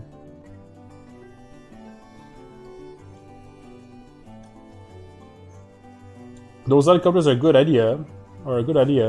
They just have to gain time. They're basically pushing on every front right now, and CC is slowly falling behind here. I guess we're gonna have soon steel on Vladimir, so this should help a little bit CC, but yeah, talking about the anti-air guns, we're gonna need this if we get to nukes, but so far we're not on nukes yet, so it's not like it's that urgent. Yeah, National History Museum, just culture projects in every single city, except one city which is going to broadcast center.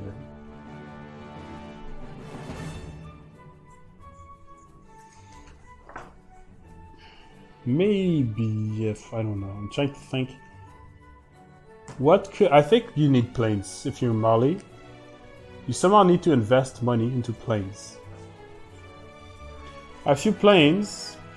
Combine this with a few anti-air guns, and it's very hard to really get you from the north.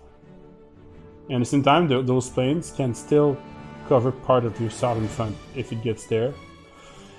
Mapuche needs to survive to not lose tourists, and so does Norway, but Norway seems pretty safe. Besides that, yeah, that's it. I guess if you could take down a science city-state, you could slow down the science victory as well, technically speaking. Those military engineers are doing a lot of work. Look at all those railways. A concert. It was the end of the concert. 1,500 tourism there in Mapuche.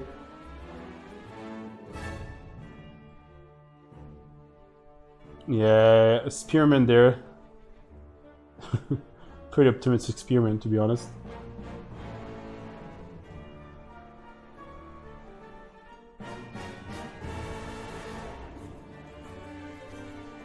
You should be able to destroy a second city. Oh, yeah, okay, I already read that was from before. Taj Mahal being built by America. Maybe it makes those wonders so there's concert halls. That would make sense actually. Makes those wonders so Mali can go play in those wonders to make more tourism. Looks like ecologism is being done by Mali and information is done next turn. We reached the technologies and civics you need to win culture. He's reached them. Funny enough, some berserkers going to try to pillage here. We'll see how much success they'll have.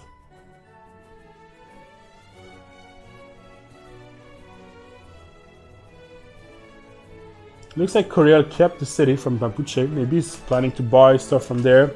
He actually needs some bases to send nukes from, or he needs to get closer to Mali, one way or another.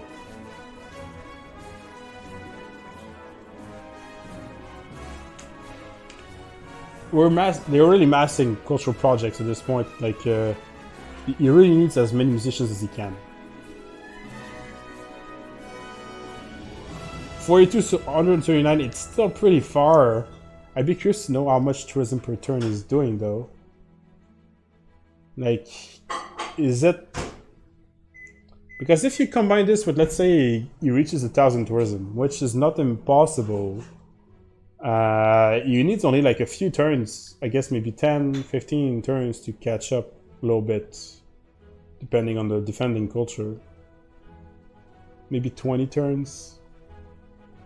It's still quicker than Science Victory. It's still quicker than Science Victory here. So the problem for Pyramid is they have to basically get rid of him somehow, or slow him down enough to get the Science win.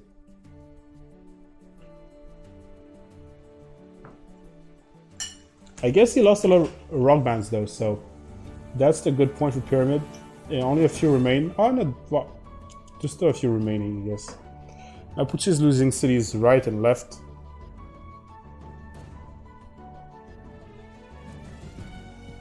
You can't lose rock bands, so you might as well just play in the universities while you still have them.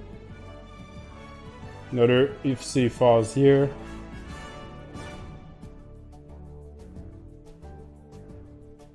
I wish I could zoom it, but I'm actually not a caster. I'm streaming this. I'm not in the game. It's the. I guess I would have to ask Chechka or Destoria. But we've seen earlier that it was like a 250, like before he got the technologies. I think honestly he's getting close to 800, if I had to guess, tourism per turn now. But I'm not sure exactly. And it was being defended by like around 400 culture.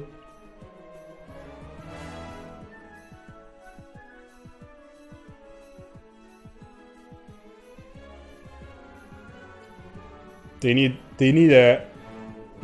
The problem is, if Mapuche falls that quickly, then Mali will have to defend as well. And he won't be able to defend and win culture. I think. I guess I'm saying that, but I don't actually know. Maybe he'll be able to do something.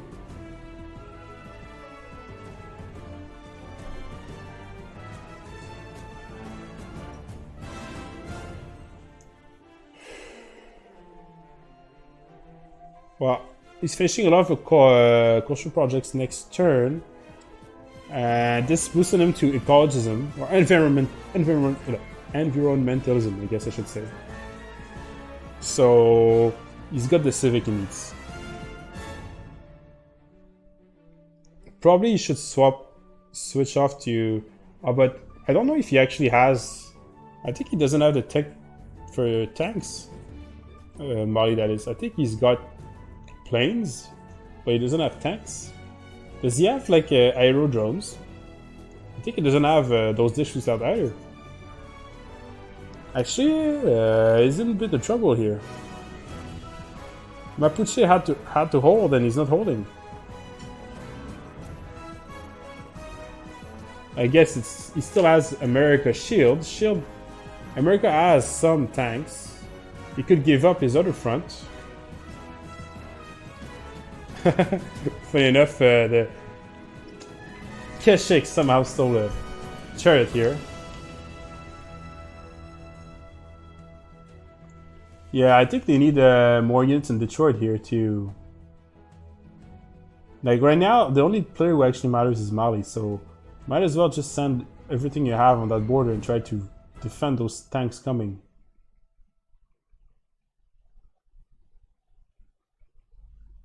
It looks like that's what it's doing here. So Bezdomni is doing everything he can. He's going to try to defend now. 2,000 tourism extra. He lost the rock band though.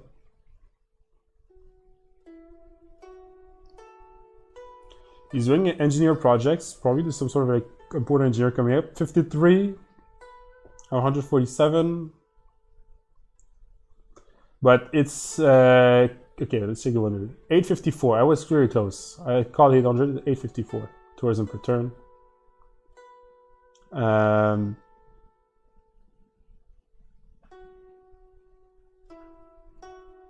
It's gonna be very, very tough.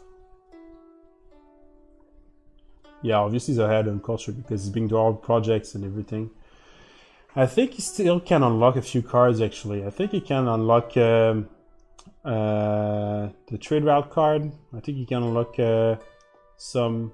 He's gonna check for us. Yeah. Okay. Yeah. There's still a few cards he can unlock to try to boost a bit of his tourism per turn. Is it defended at 422? So right now we're about double culture. So he's progressing. Not quickly, but is progressing.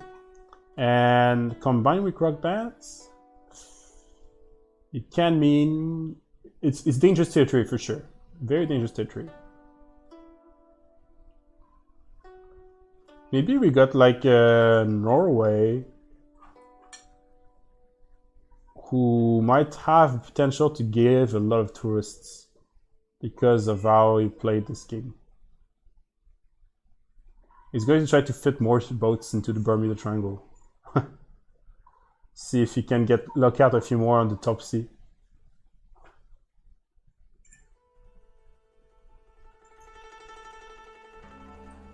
Okay, we're starting like tank production. It's 25 turns is long term for Detroit, but I guess it's the best thing you can do at this point. He's somehow holding the cities with loyalty, somehow. Well, not all of them, but... Spaceport 7 turns, okay. But even if you get a spaceport, you need to get to know all the projects and everything behind this. And you only have one spaceport. Maybe he's going to try to go on the moon. When you go on the moon, you delay the cultural victory by a lot, actually. There's like a mechanic like that. You gain like a lot of domestic tourists when you do that. So if you can manage to get to the moon, you can delay the cultural victory longer. 2,000 extra for Detroit. Yeah, the problem is he's going to run out of concert halls really because they're losing cities. He needs to go on the Great Library pretty soon to play another concert. Maybe he's going again in Norway with the other one. Okay, another city from Mapuche Falls now, 215. We're a few turns away from Congress. Oh, Congress could actually have a huge impact. So we'll see what's voted. Technically, I think the Russian team is still ahead. Yeah, still ahead in favors on the Russian team because Chuck is basically polluting too much. I can't check the pollution, but yeah. Also, they liberated the Norway capital, which gave a lot of favors, and you know. But Mapuche has to live, though. If Mapuche dies, he loses a lot of tourists because he played a lot of concerts in Mapuche. We saw there was like one Mapuche city sort of inside Maliland and one behind him, like in Tundra. But the Tundra one is coastal. So, with the votes that are slipped in, you never know. Costing was done, by the way. Trade routes, tier to square, flood barriers. Yeah, we're starting to prepare for the sea rise now. Sea level rise. I guess it would have hit Pyramid Team much harder than it would hit CC here because they are the one who was coastal.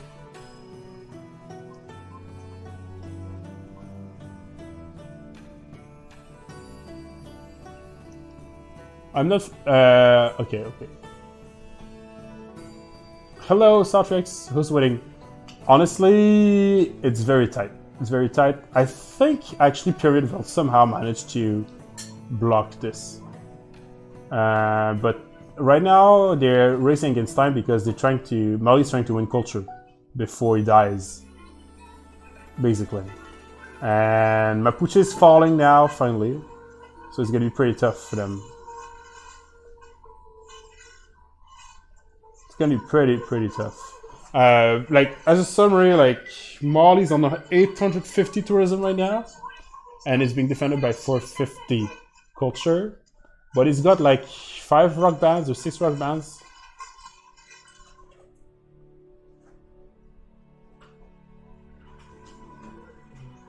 Nah, it says that Kichechka is in charge of the preview. I can put also the. Actually, let me change the point. Sorry for the sound. Background noise, by the way, but it's already something out of my hand. We can go check this source point of view here a little bit, I guess. It's easier a bit in French for some players, so I guess we're gonna check this. The rock bands are gonna play. This one already played in the Great Library, I think, so he has to go in the university.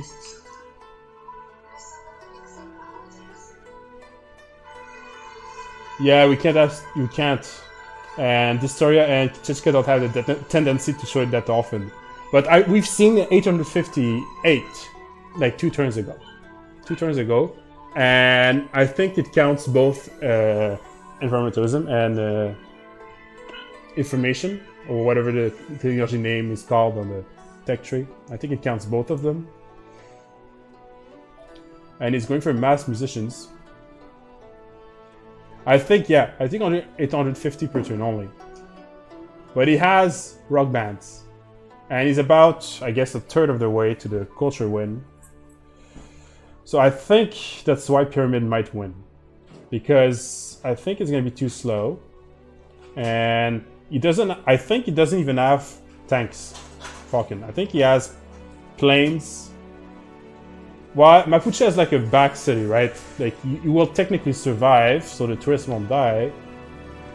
But, yeah, there is no way to defend unless he gets mass planes or something. I'm not sure, like, because he doesn't have tanks.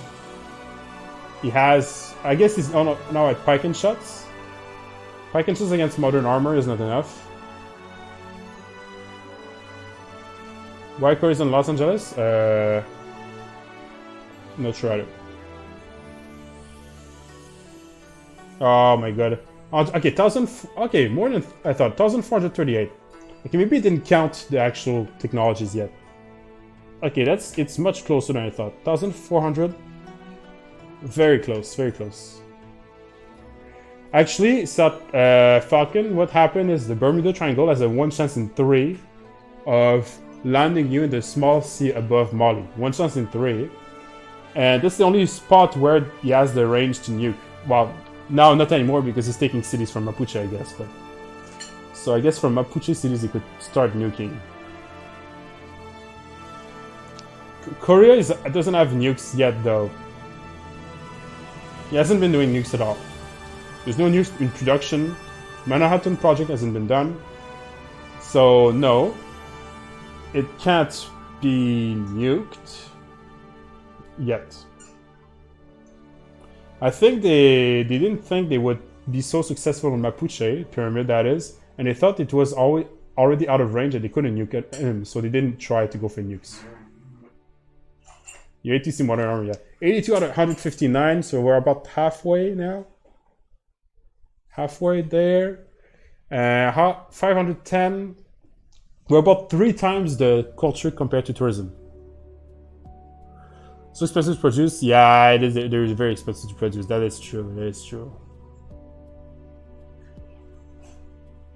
Skip in 10 turns? Could. It could. Actually, what is dangerous is that there's so many players with low culture that you can accumulate tourists even faster on those players. And he's going to... We saw earlier that he still doesn't have the card for tourism when you send trade routes, right? From social media, I think that's what it's called. So you could get another 25% off your allies. He can still do a few rock bands. I think he has the fate soon for another rock band. I would have been a fan of 1 or 2 national parks, yeah. Right here is nuke, but yes, but they're not producing nukes, so I think, yeah, they're doing moon landing. He's trying moon landing, but he didn't even finish his spaceport, his first one, so yeah. Does he? No, I didn't see.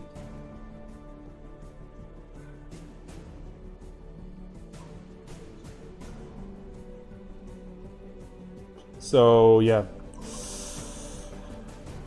America is falling as well. America is not really relevant anymore, though. I guess Korea is doing this to try to get more cities to produce more culture per turn, but it's not like it's producing that much culture. Otherwise, what else? Because it's true that he could try to go north and... Okay, we got tanks now in Mali. Okay, we reached tanks. So never mind. I thought he didn't have tanks, but he has them.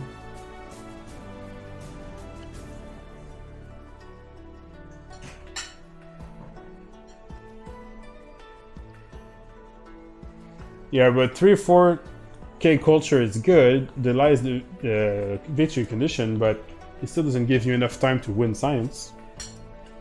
That's the problem. So...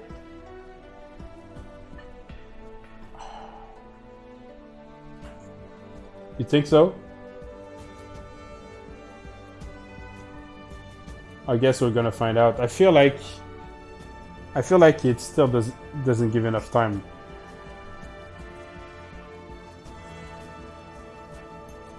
Like a few turns ago, I thought Mali would die. Now I think he won't die. Oh, this has 550 albums. Do you guys see? That's loads of tourism if he plays. 550 albums is so much on one rock band. So it looks like he did the strategy of going on all small venues and trying to scale them off. Or maybe he just got lucky. Maybe just lucky.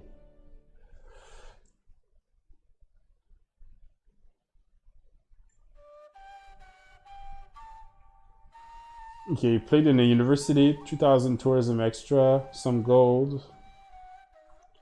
Soon he's gonna have Norway to play in with, and Norway, it's not like he has much to play in. He basically has to play those cities before they fall. I guess he could play in Taj Mahal. Taj Mahal is now done. No, 2 turns until it's done in Taj Mahal.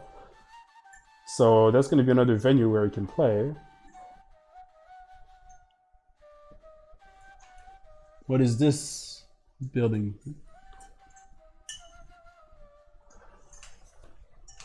I think Sea Rise is going to be soon. Yeah. But we already saw flood barriers in Korea and Japan, so we should be okay.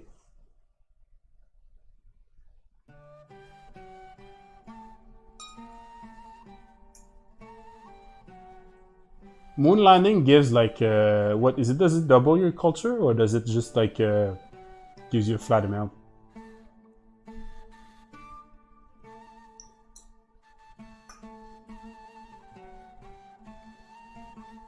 I think America should just back his army, and even if it's useless against Korea, like at least it would give us time.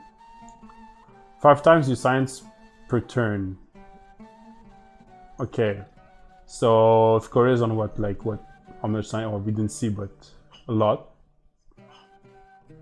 Congress. Okay, so this is to block chopping woods or marsh and stuff.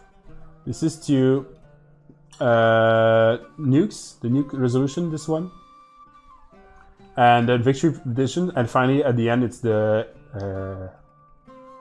World's Fair. That's the Congress that we just saw.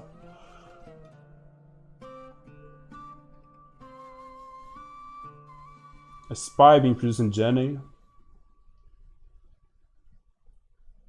There's somehow one Gal Imperial coming to bother him in Gal. So Archetype somehow is also still participating, he's still trying to have an impact this game.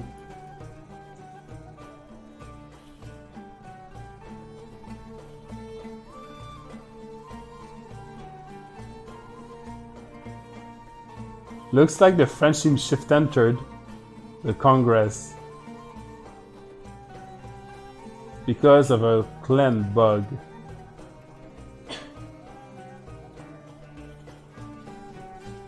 Okay, I think there might be a relobby. I'm not sure. Oh no, no, everybody is gonna shift enter, I think. So nobody's gonna vote on this Congress because there was a bug. Kind of looks like from the small chat I see. So nobody's gonna vote for anything. So we're gonna just roll the dice on whoever wins. Anyway, it's not like the diplomatic victory is any is possible here. Everything is way too far from anything. Somehow Gandhi spectator propaganda destroyer wins this, and you can't chop rainforest anymore. Whose votes are those? Japan and Korea. Oh, you can still play. Oh, maybe you should have waited before City Flip to play in Korea here. But he already played on both venues. I think it doesn't refresh when you take a city, yeah, so you could still try to snipe a concert in the city. Yeah, the boat's there. The only way to get there is to roll to gamble. No, he rock band last turn, Falcon. I think he can't. I think even if you lose, well, can honestly you tell me I'm wrong, but he already played there. He played there last turn. But maybe, yeah, he played on Wonder the turn before. Yeah, but I think he still has one in range. Yeah, maybe he should have waited. Actually, that rock band had 550 albums too, so it would have been crazy.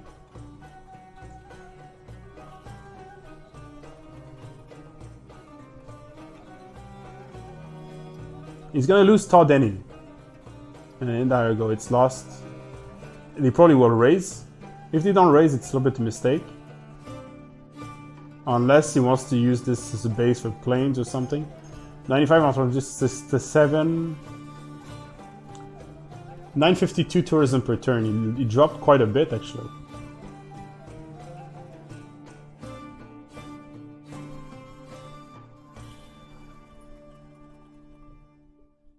Yeah, but he doesn't have planes.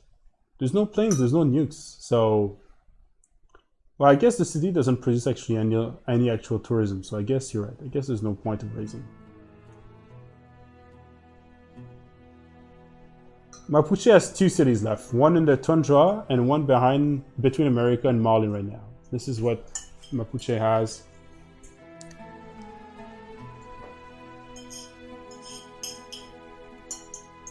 Okay, so we're gonna try to get some concerts on the Taj Mahal now, I guess.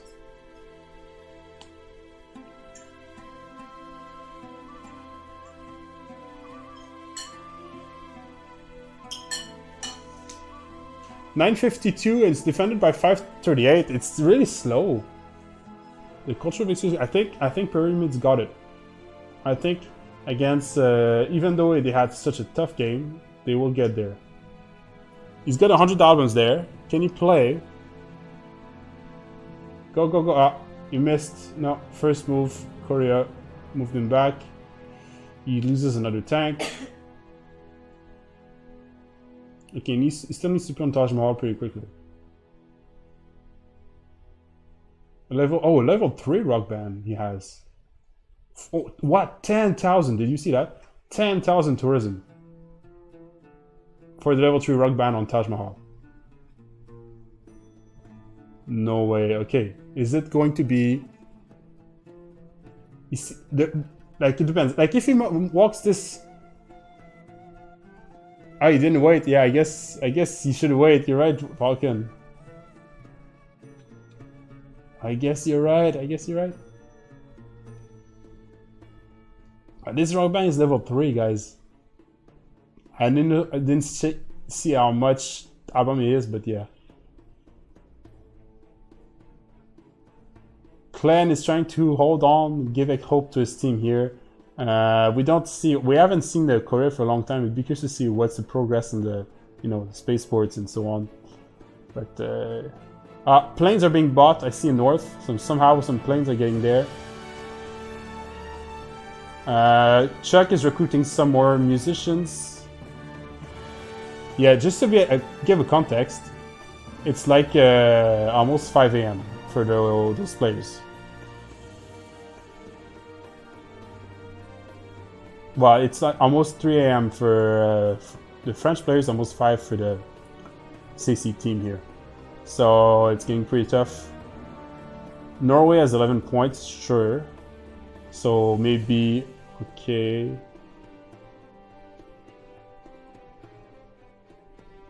I wonder who has Vilnius. Maybe we should... I think Mali still has Vilnius here. If it was Korea, it could be a good idea to get rid of it, to down the culture a little bit.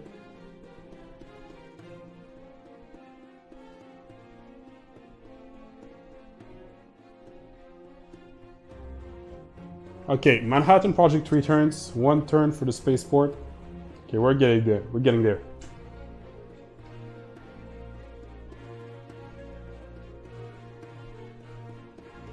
Slowly, Pyramid is gaining ground on the map. Can they do it? Can they do it before the cultural victory here? So 1,558 tourism per turn. 111 of 172. Honestly, it's still very close. It's still very, very close. Now we're gonna have to follow that level 3 rock band because this one has a lot of albums on them. And I bet he actually didn't play yet in Norway, but I'm not sure. So there's always a Norway backup because Norway has like 1 wonder, I think, and like 2 universities or 3 universities. So there's still some options to do some stuff over there. Okay, level 3 cross there. He's trying to cycle them to play on Taj Mahal. 119 out of 174. So he is progressing, just not very quickly. I guess if he manages to sweep by South of America, there's a few universities he can play in. One nuke on Tan Mecca. But they don't have nukes yet, they're just doing the Manhattan Project now. They don't even have planes or silos or anything. I guess it's easy to get one, but they have to get everything here. Yeah, he's getting there, he's getting there. Oh, actually, I didn't see there's Alhambra. Oh, no way, there's Alhambra in Cincinnati? Can he go play there? He finished the Alhambra Wonder. If he manages to play like on you know, those wonders here, they can try to raise Mapuche. He has 2 cities, one of which is coastal, which they have access to. It looks like they're going to try to make a hold at Mecca. Looks like that's what the plan here. Biplane. You can go to Mali's cap. Yeah, you think so? Japan takes it.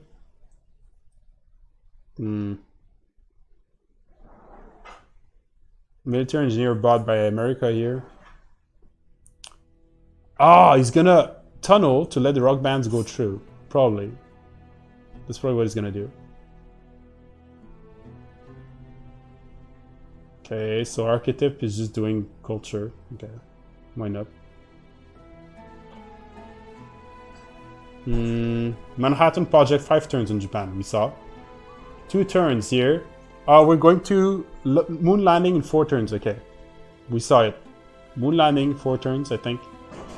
If I'm not mistaken. Oh no, is it? No, that's satellite. That's satellite. It's not moon landing, right? Just icon. Yeah. It's satellite in 3 turns. Yeah. Satellite in 3 turns, and then after this, it might be moon landing.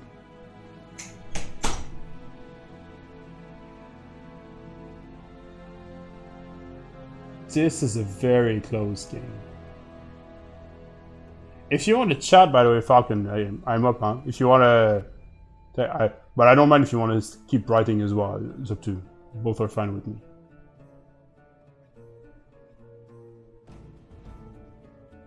Yeah, it's gonna be so close because we have like 10,000 tourism again. I'm telling you, like, how much was it? I didn't see the last one. Yeah, it's been much longer than I thought it'd be, actually. I should have expected, though, because those 2 teams are very strong, I guess. Nuke's too late. I mean, 5 turns ago, we were saying Pyramid had this, and 5 turns before that, we thought CC had this. And now, do we think CC has this one now? Like, what do we think? It's way too close.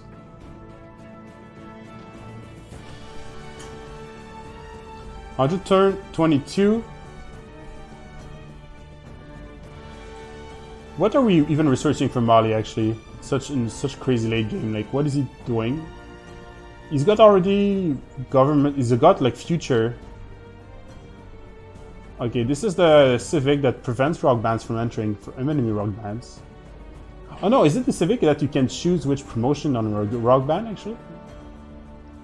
There's like a card, like in the very late game. I think that's the civic for it. The one he's researching right now. Oh, click again.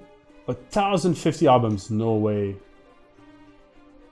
1,050 albums is like, yeah, it's almost guaranteed 10,000 whenever you play.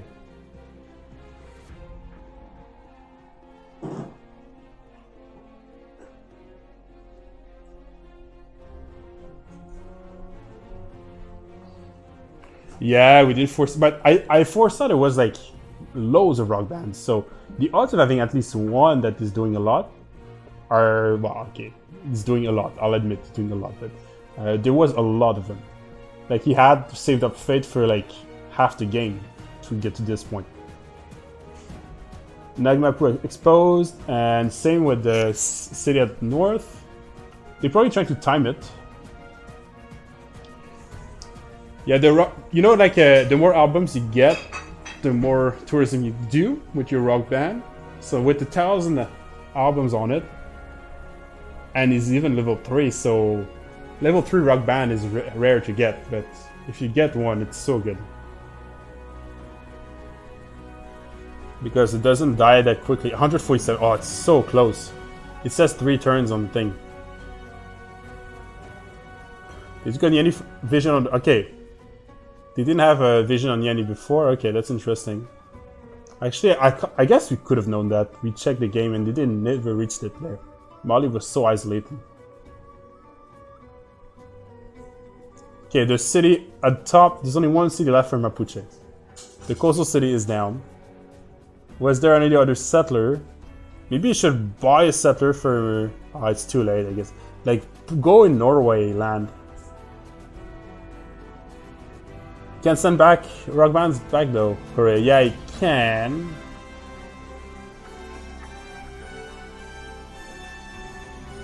Did he lose the level 3? No, it's on the university level 3. Okay.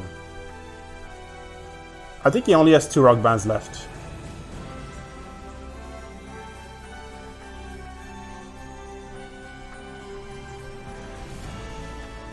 Yeah, it took... maybe I missed the rock band, yeah. Maybe I missed it. It's possible. New Orleans, yeah, but... I mean, everywhere is vulnerable. At this point, don't you just go try to go, like, cities and survive? Yeah, he has to win in the fight. Yeah, I agree with you. He has to win, like, before... Actually, in 5 turns or so, there's gonna be also the moon landing, right? He has to win now.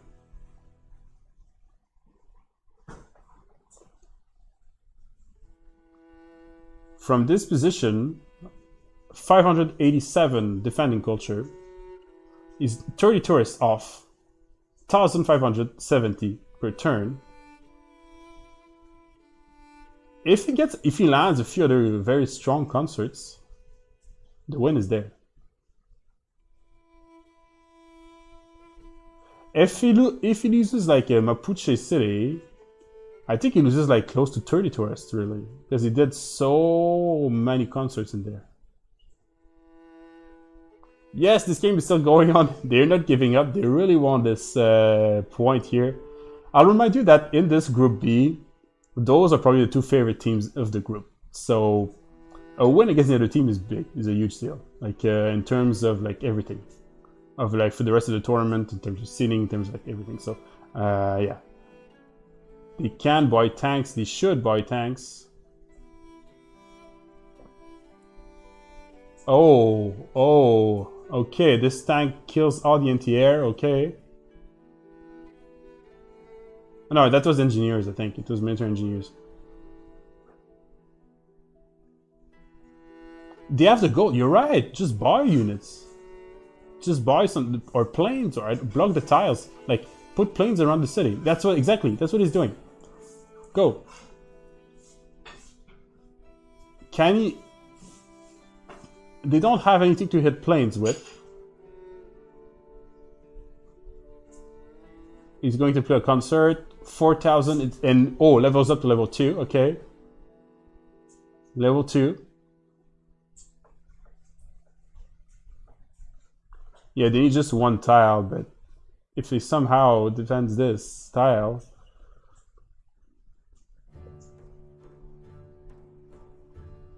Tadmeka is gonna fall. He's gonna lose probably 100 tourism a turn or something like that from this.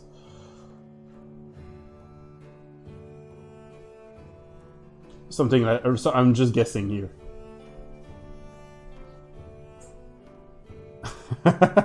Did you see that they actually got all the tiles around the city now? Mapuche has to survive. It's his last city. I guess, I don't know. 162 on it is literally, okay, 31 tourists, guys. 31 tourists, that's all he needs.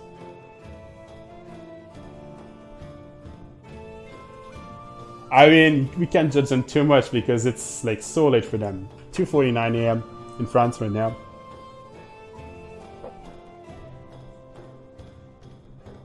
Satellites next turn. Okay, we're 23. Okay, we did almost a third of what we were missing. Technically, I think in 3 turns is a win. in 3 turns, if it doesn't work, okay, we got this or is even like put his camera on.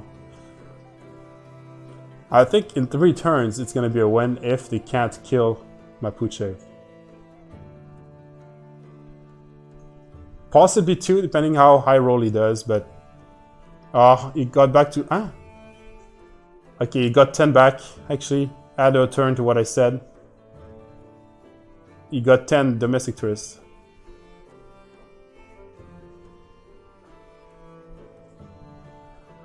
Okay, the modern armors are for now okay.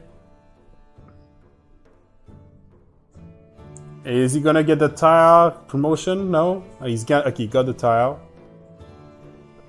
Maybe I should have put the planes where the tanks were. That'd have been easier. You might be able to take back the tile with planes, though.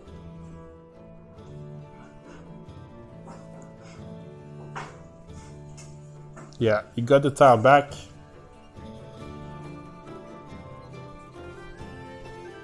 This is like our PP trophy. This game could, yeah, exactly. It's the same kind of game.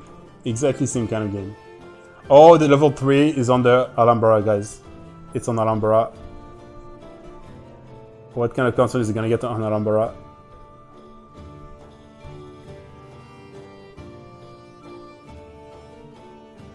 This is such a close game. 125, guys. Officially halfway to the end. I'm just joking. 125 of the 250. Often we don't get there, obviously. 6 planes on Nagmapu.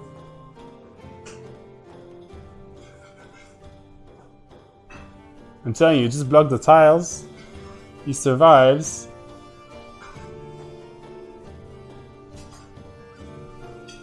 Moon landing 7 turns. Moon landing in 7 turns, guys. Manhattan in 2. Oh, wait. Is there a way to get a nuke? Maybe. A nuke?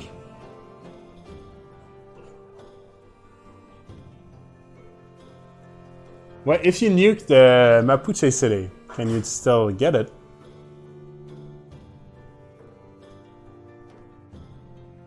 So Falcon thinks it's GG. I think it's. I do think CC's gonna get it as well.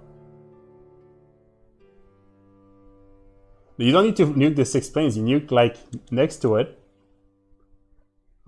Kill one of those planes, and then get 1 tile to get it.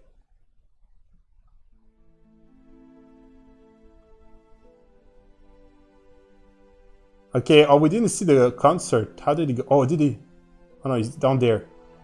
Okay, maybe he played last turn. Okay, he's gonna play on the university now. University is only half a wonder, but you get more chance of surviving, so it's not that bad. But the problem is, after, where does he play? Rock band. There's not like there's many venues left. There's another university behind Cincinnati, I guess.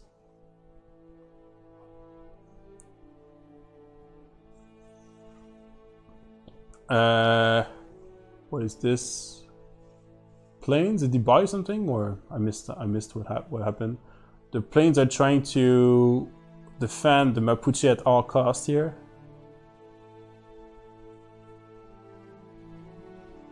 They're landing tanks on the North Shore as well. They're gonna try to come and pillage stuff. Nagmapu is losing some. Oh my god. Ouch. Yeah, okay, Nagmapu was and everything is down. You just need to get a tile to get a city now. Wait, isn't there like 1 tile with no planes? There's only 5 planes. 14,000 guys. 14,500. 14,500. But the culture is going up very high. Like it's getting like 10 domestic tourists per turn. I'm surprised how much defense Chuck has managed to do, really. Like he's delaying this. Yeah, he doesn't have any city-state. So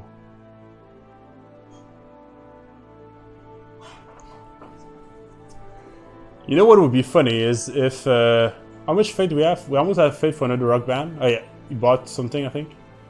We got gold on Mali. Like, just buy everything on Mali. Like, go. It's the time of the game. 1,200 tourism per turn.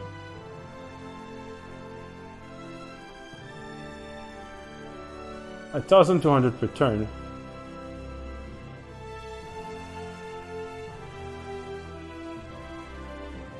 Mapuche is dead, you think? How does he... He has to kill the tank. There's only 5 planes around him, right? So there's a tank behind that they have to kill. Like the lumber mill, I think there's no planes on it.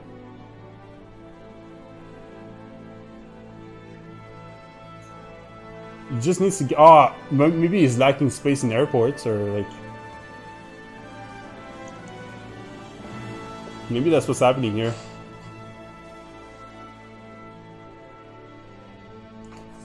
You guys want to see what Kichechka's seeing for the last few turns, or you guys want to stay on the Distor's point of view?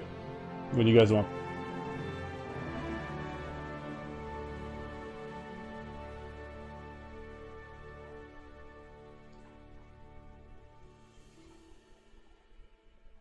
Okay, we're 23 tourists away. 23 tourists away. Right, but the transition hasn't happened yet. The transition hasn't happened yet. Oh, and Mapuche is officially dead, guys. Mapuche is officially dead. Okay, okay. What does it mean for the cultural victory here? It's the... So... Okay, he left Central Games. Looks like Tadmeka is also being retaken. And now there's little he can do to defend. But he has planes, I guess. I guess if he puts planes on the good tiles, he can create a choke for protect the capital. But he decides to attack with the planes instead. I want to see how many tourists drop, because maybe, guys, not that many. Only like 10 tourists drop.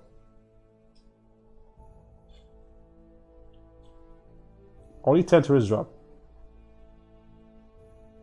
or maybe more, but he gained back some. 1,350 albums on that rock band. But yeah, but now he has nowhere to play. Moon landing is soon. Is like in 5 turns or something like that. Nuke is probably sooner than moon landing. Actually, we have to check. Well, I'm guessing 5. I didn't check because I can't check. It's not my point of view. I think it's 5 turns until moon landing. So 132 will be moon landing.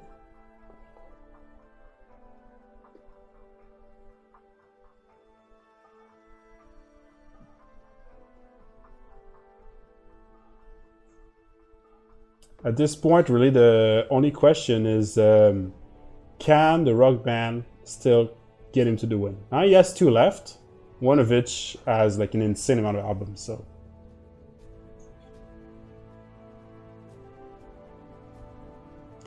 But the thing is, he doesn't have any concert halls to play anymore. That's the problem with Nutna. He needs to find, like, I think there's one in University in Cincinnati he hasn't played in.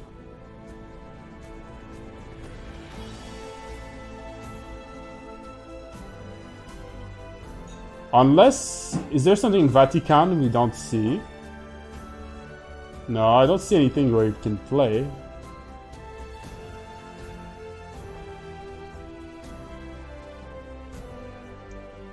And Chuck is not giving up on the cultural defense. That's 636. He's going there. Yeah, he's going on the last university he knows. And I think he could go to Norway, but that would be a few turns to drive there. I guess it's a rock band. Yeah, now it's more cultural than mine. Now, it wasn't before, but yeah. He needs to block the tiles with his planes. I think. Go on that airport with a plane. You don't need them in Nagmapu anymore. Like, put the planes on the tank in between the mountains. He decides to instead try to liberate or clear the area near Nagmapu. An attack. Actually, I guess he does decent amount of damage, but he just needs more planes. How much gold does he have? 800. It's not enough for a plane. Oh yeah, look, now he lost lots of tourists. Okay, he just hadn't triggered last turn. No, he lost much more than 10. He lost like 30 tourists. Maybe 40 even. Yeah. He lost almost 40 tourists. So, I think it's GG.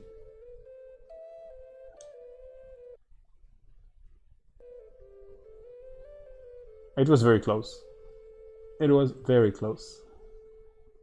I think it's a little bit in disbelief. They keep playing because they don't, you know, they wanna try to see what happens if you keep hitting like huge rock bands or something. But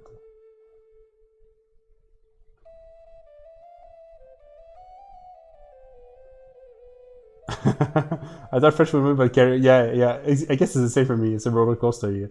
I never know. I guess each time I was calling a winner, the game was saying, no, I'm gonna prove you wrong. So then I would change my mind and then it would keep saying, I'll prove you wrong again.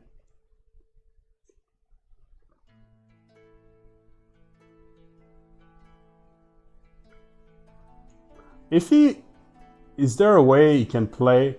Was there units on the, yeah, I think I started 2 units too fast as well, yeah. Is there a way, like, does Beznomny still have units, like, towards France? Can he escort, like, the rock band to play in France somehow, or it's not an option?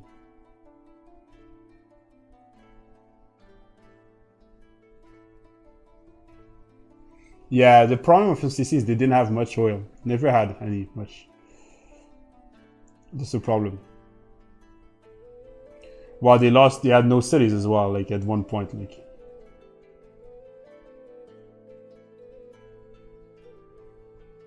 Yeah, it would have made a difference. Yeah, it would have been huge.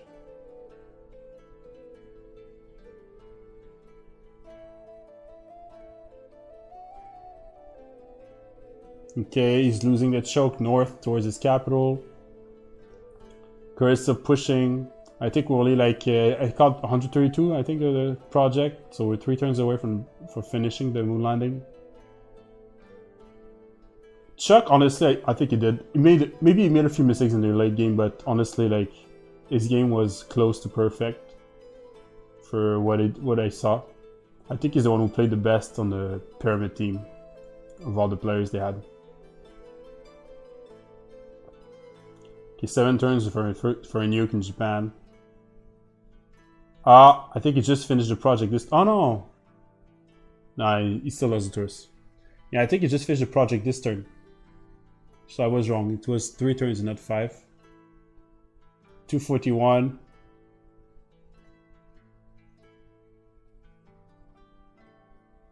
You see, even Mom is there with cavalry trying to pillage, or, you know.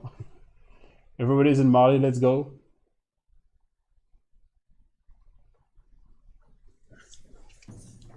Oh, that'd be funny if they are. Ah, there you go. That's the CC, I think. It is like GG. So, officially, the game is won by CC here. So, very long game, up to turn 129, almost 130. No, not won by CC, won by Pyramid. Officially, the game is won by Pyramid. Very long game. I thought for a long time they were behind. And they somehow made it up to this point. They were really in a bad shape in the mid game, but they kept their head cool. And as I called it, if they just kept the game going, they would outscale eventually the CC. And this is exactly what happened. So yeah, I guess it's pretty late for me as well. So we're gonna close this here. But they obviously. It's a pleasure, Amazu. Ça fait plaisir. C'est plaisir. Yeah, no, I didn't mind the slot. Honestly, I cast it because I didn't mind. But yeah, I guess there's a lot of games this weekend as well. There's 7 other games, so check it up. Tuesday games tomorrow, Saturday, Sunday. I won't be casting because I won't have the time, but you know, if you guys are interested, guess that's an option. And I guess I'm going to try to host someone. I guess that's going to be the plan. So let's try to put this in perspective now. I'm going to try to close this here. It's going to be much easier.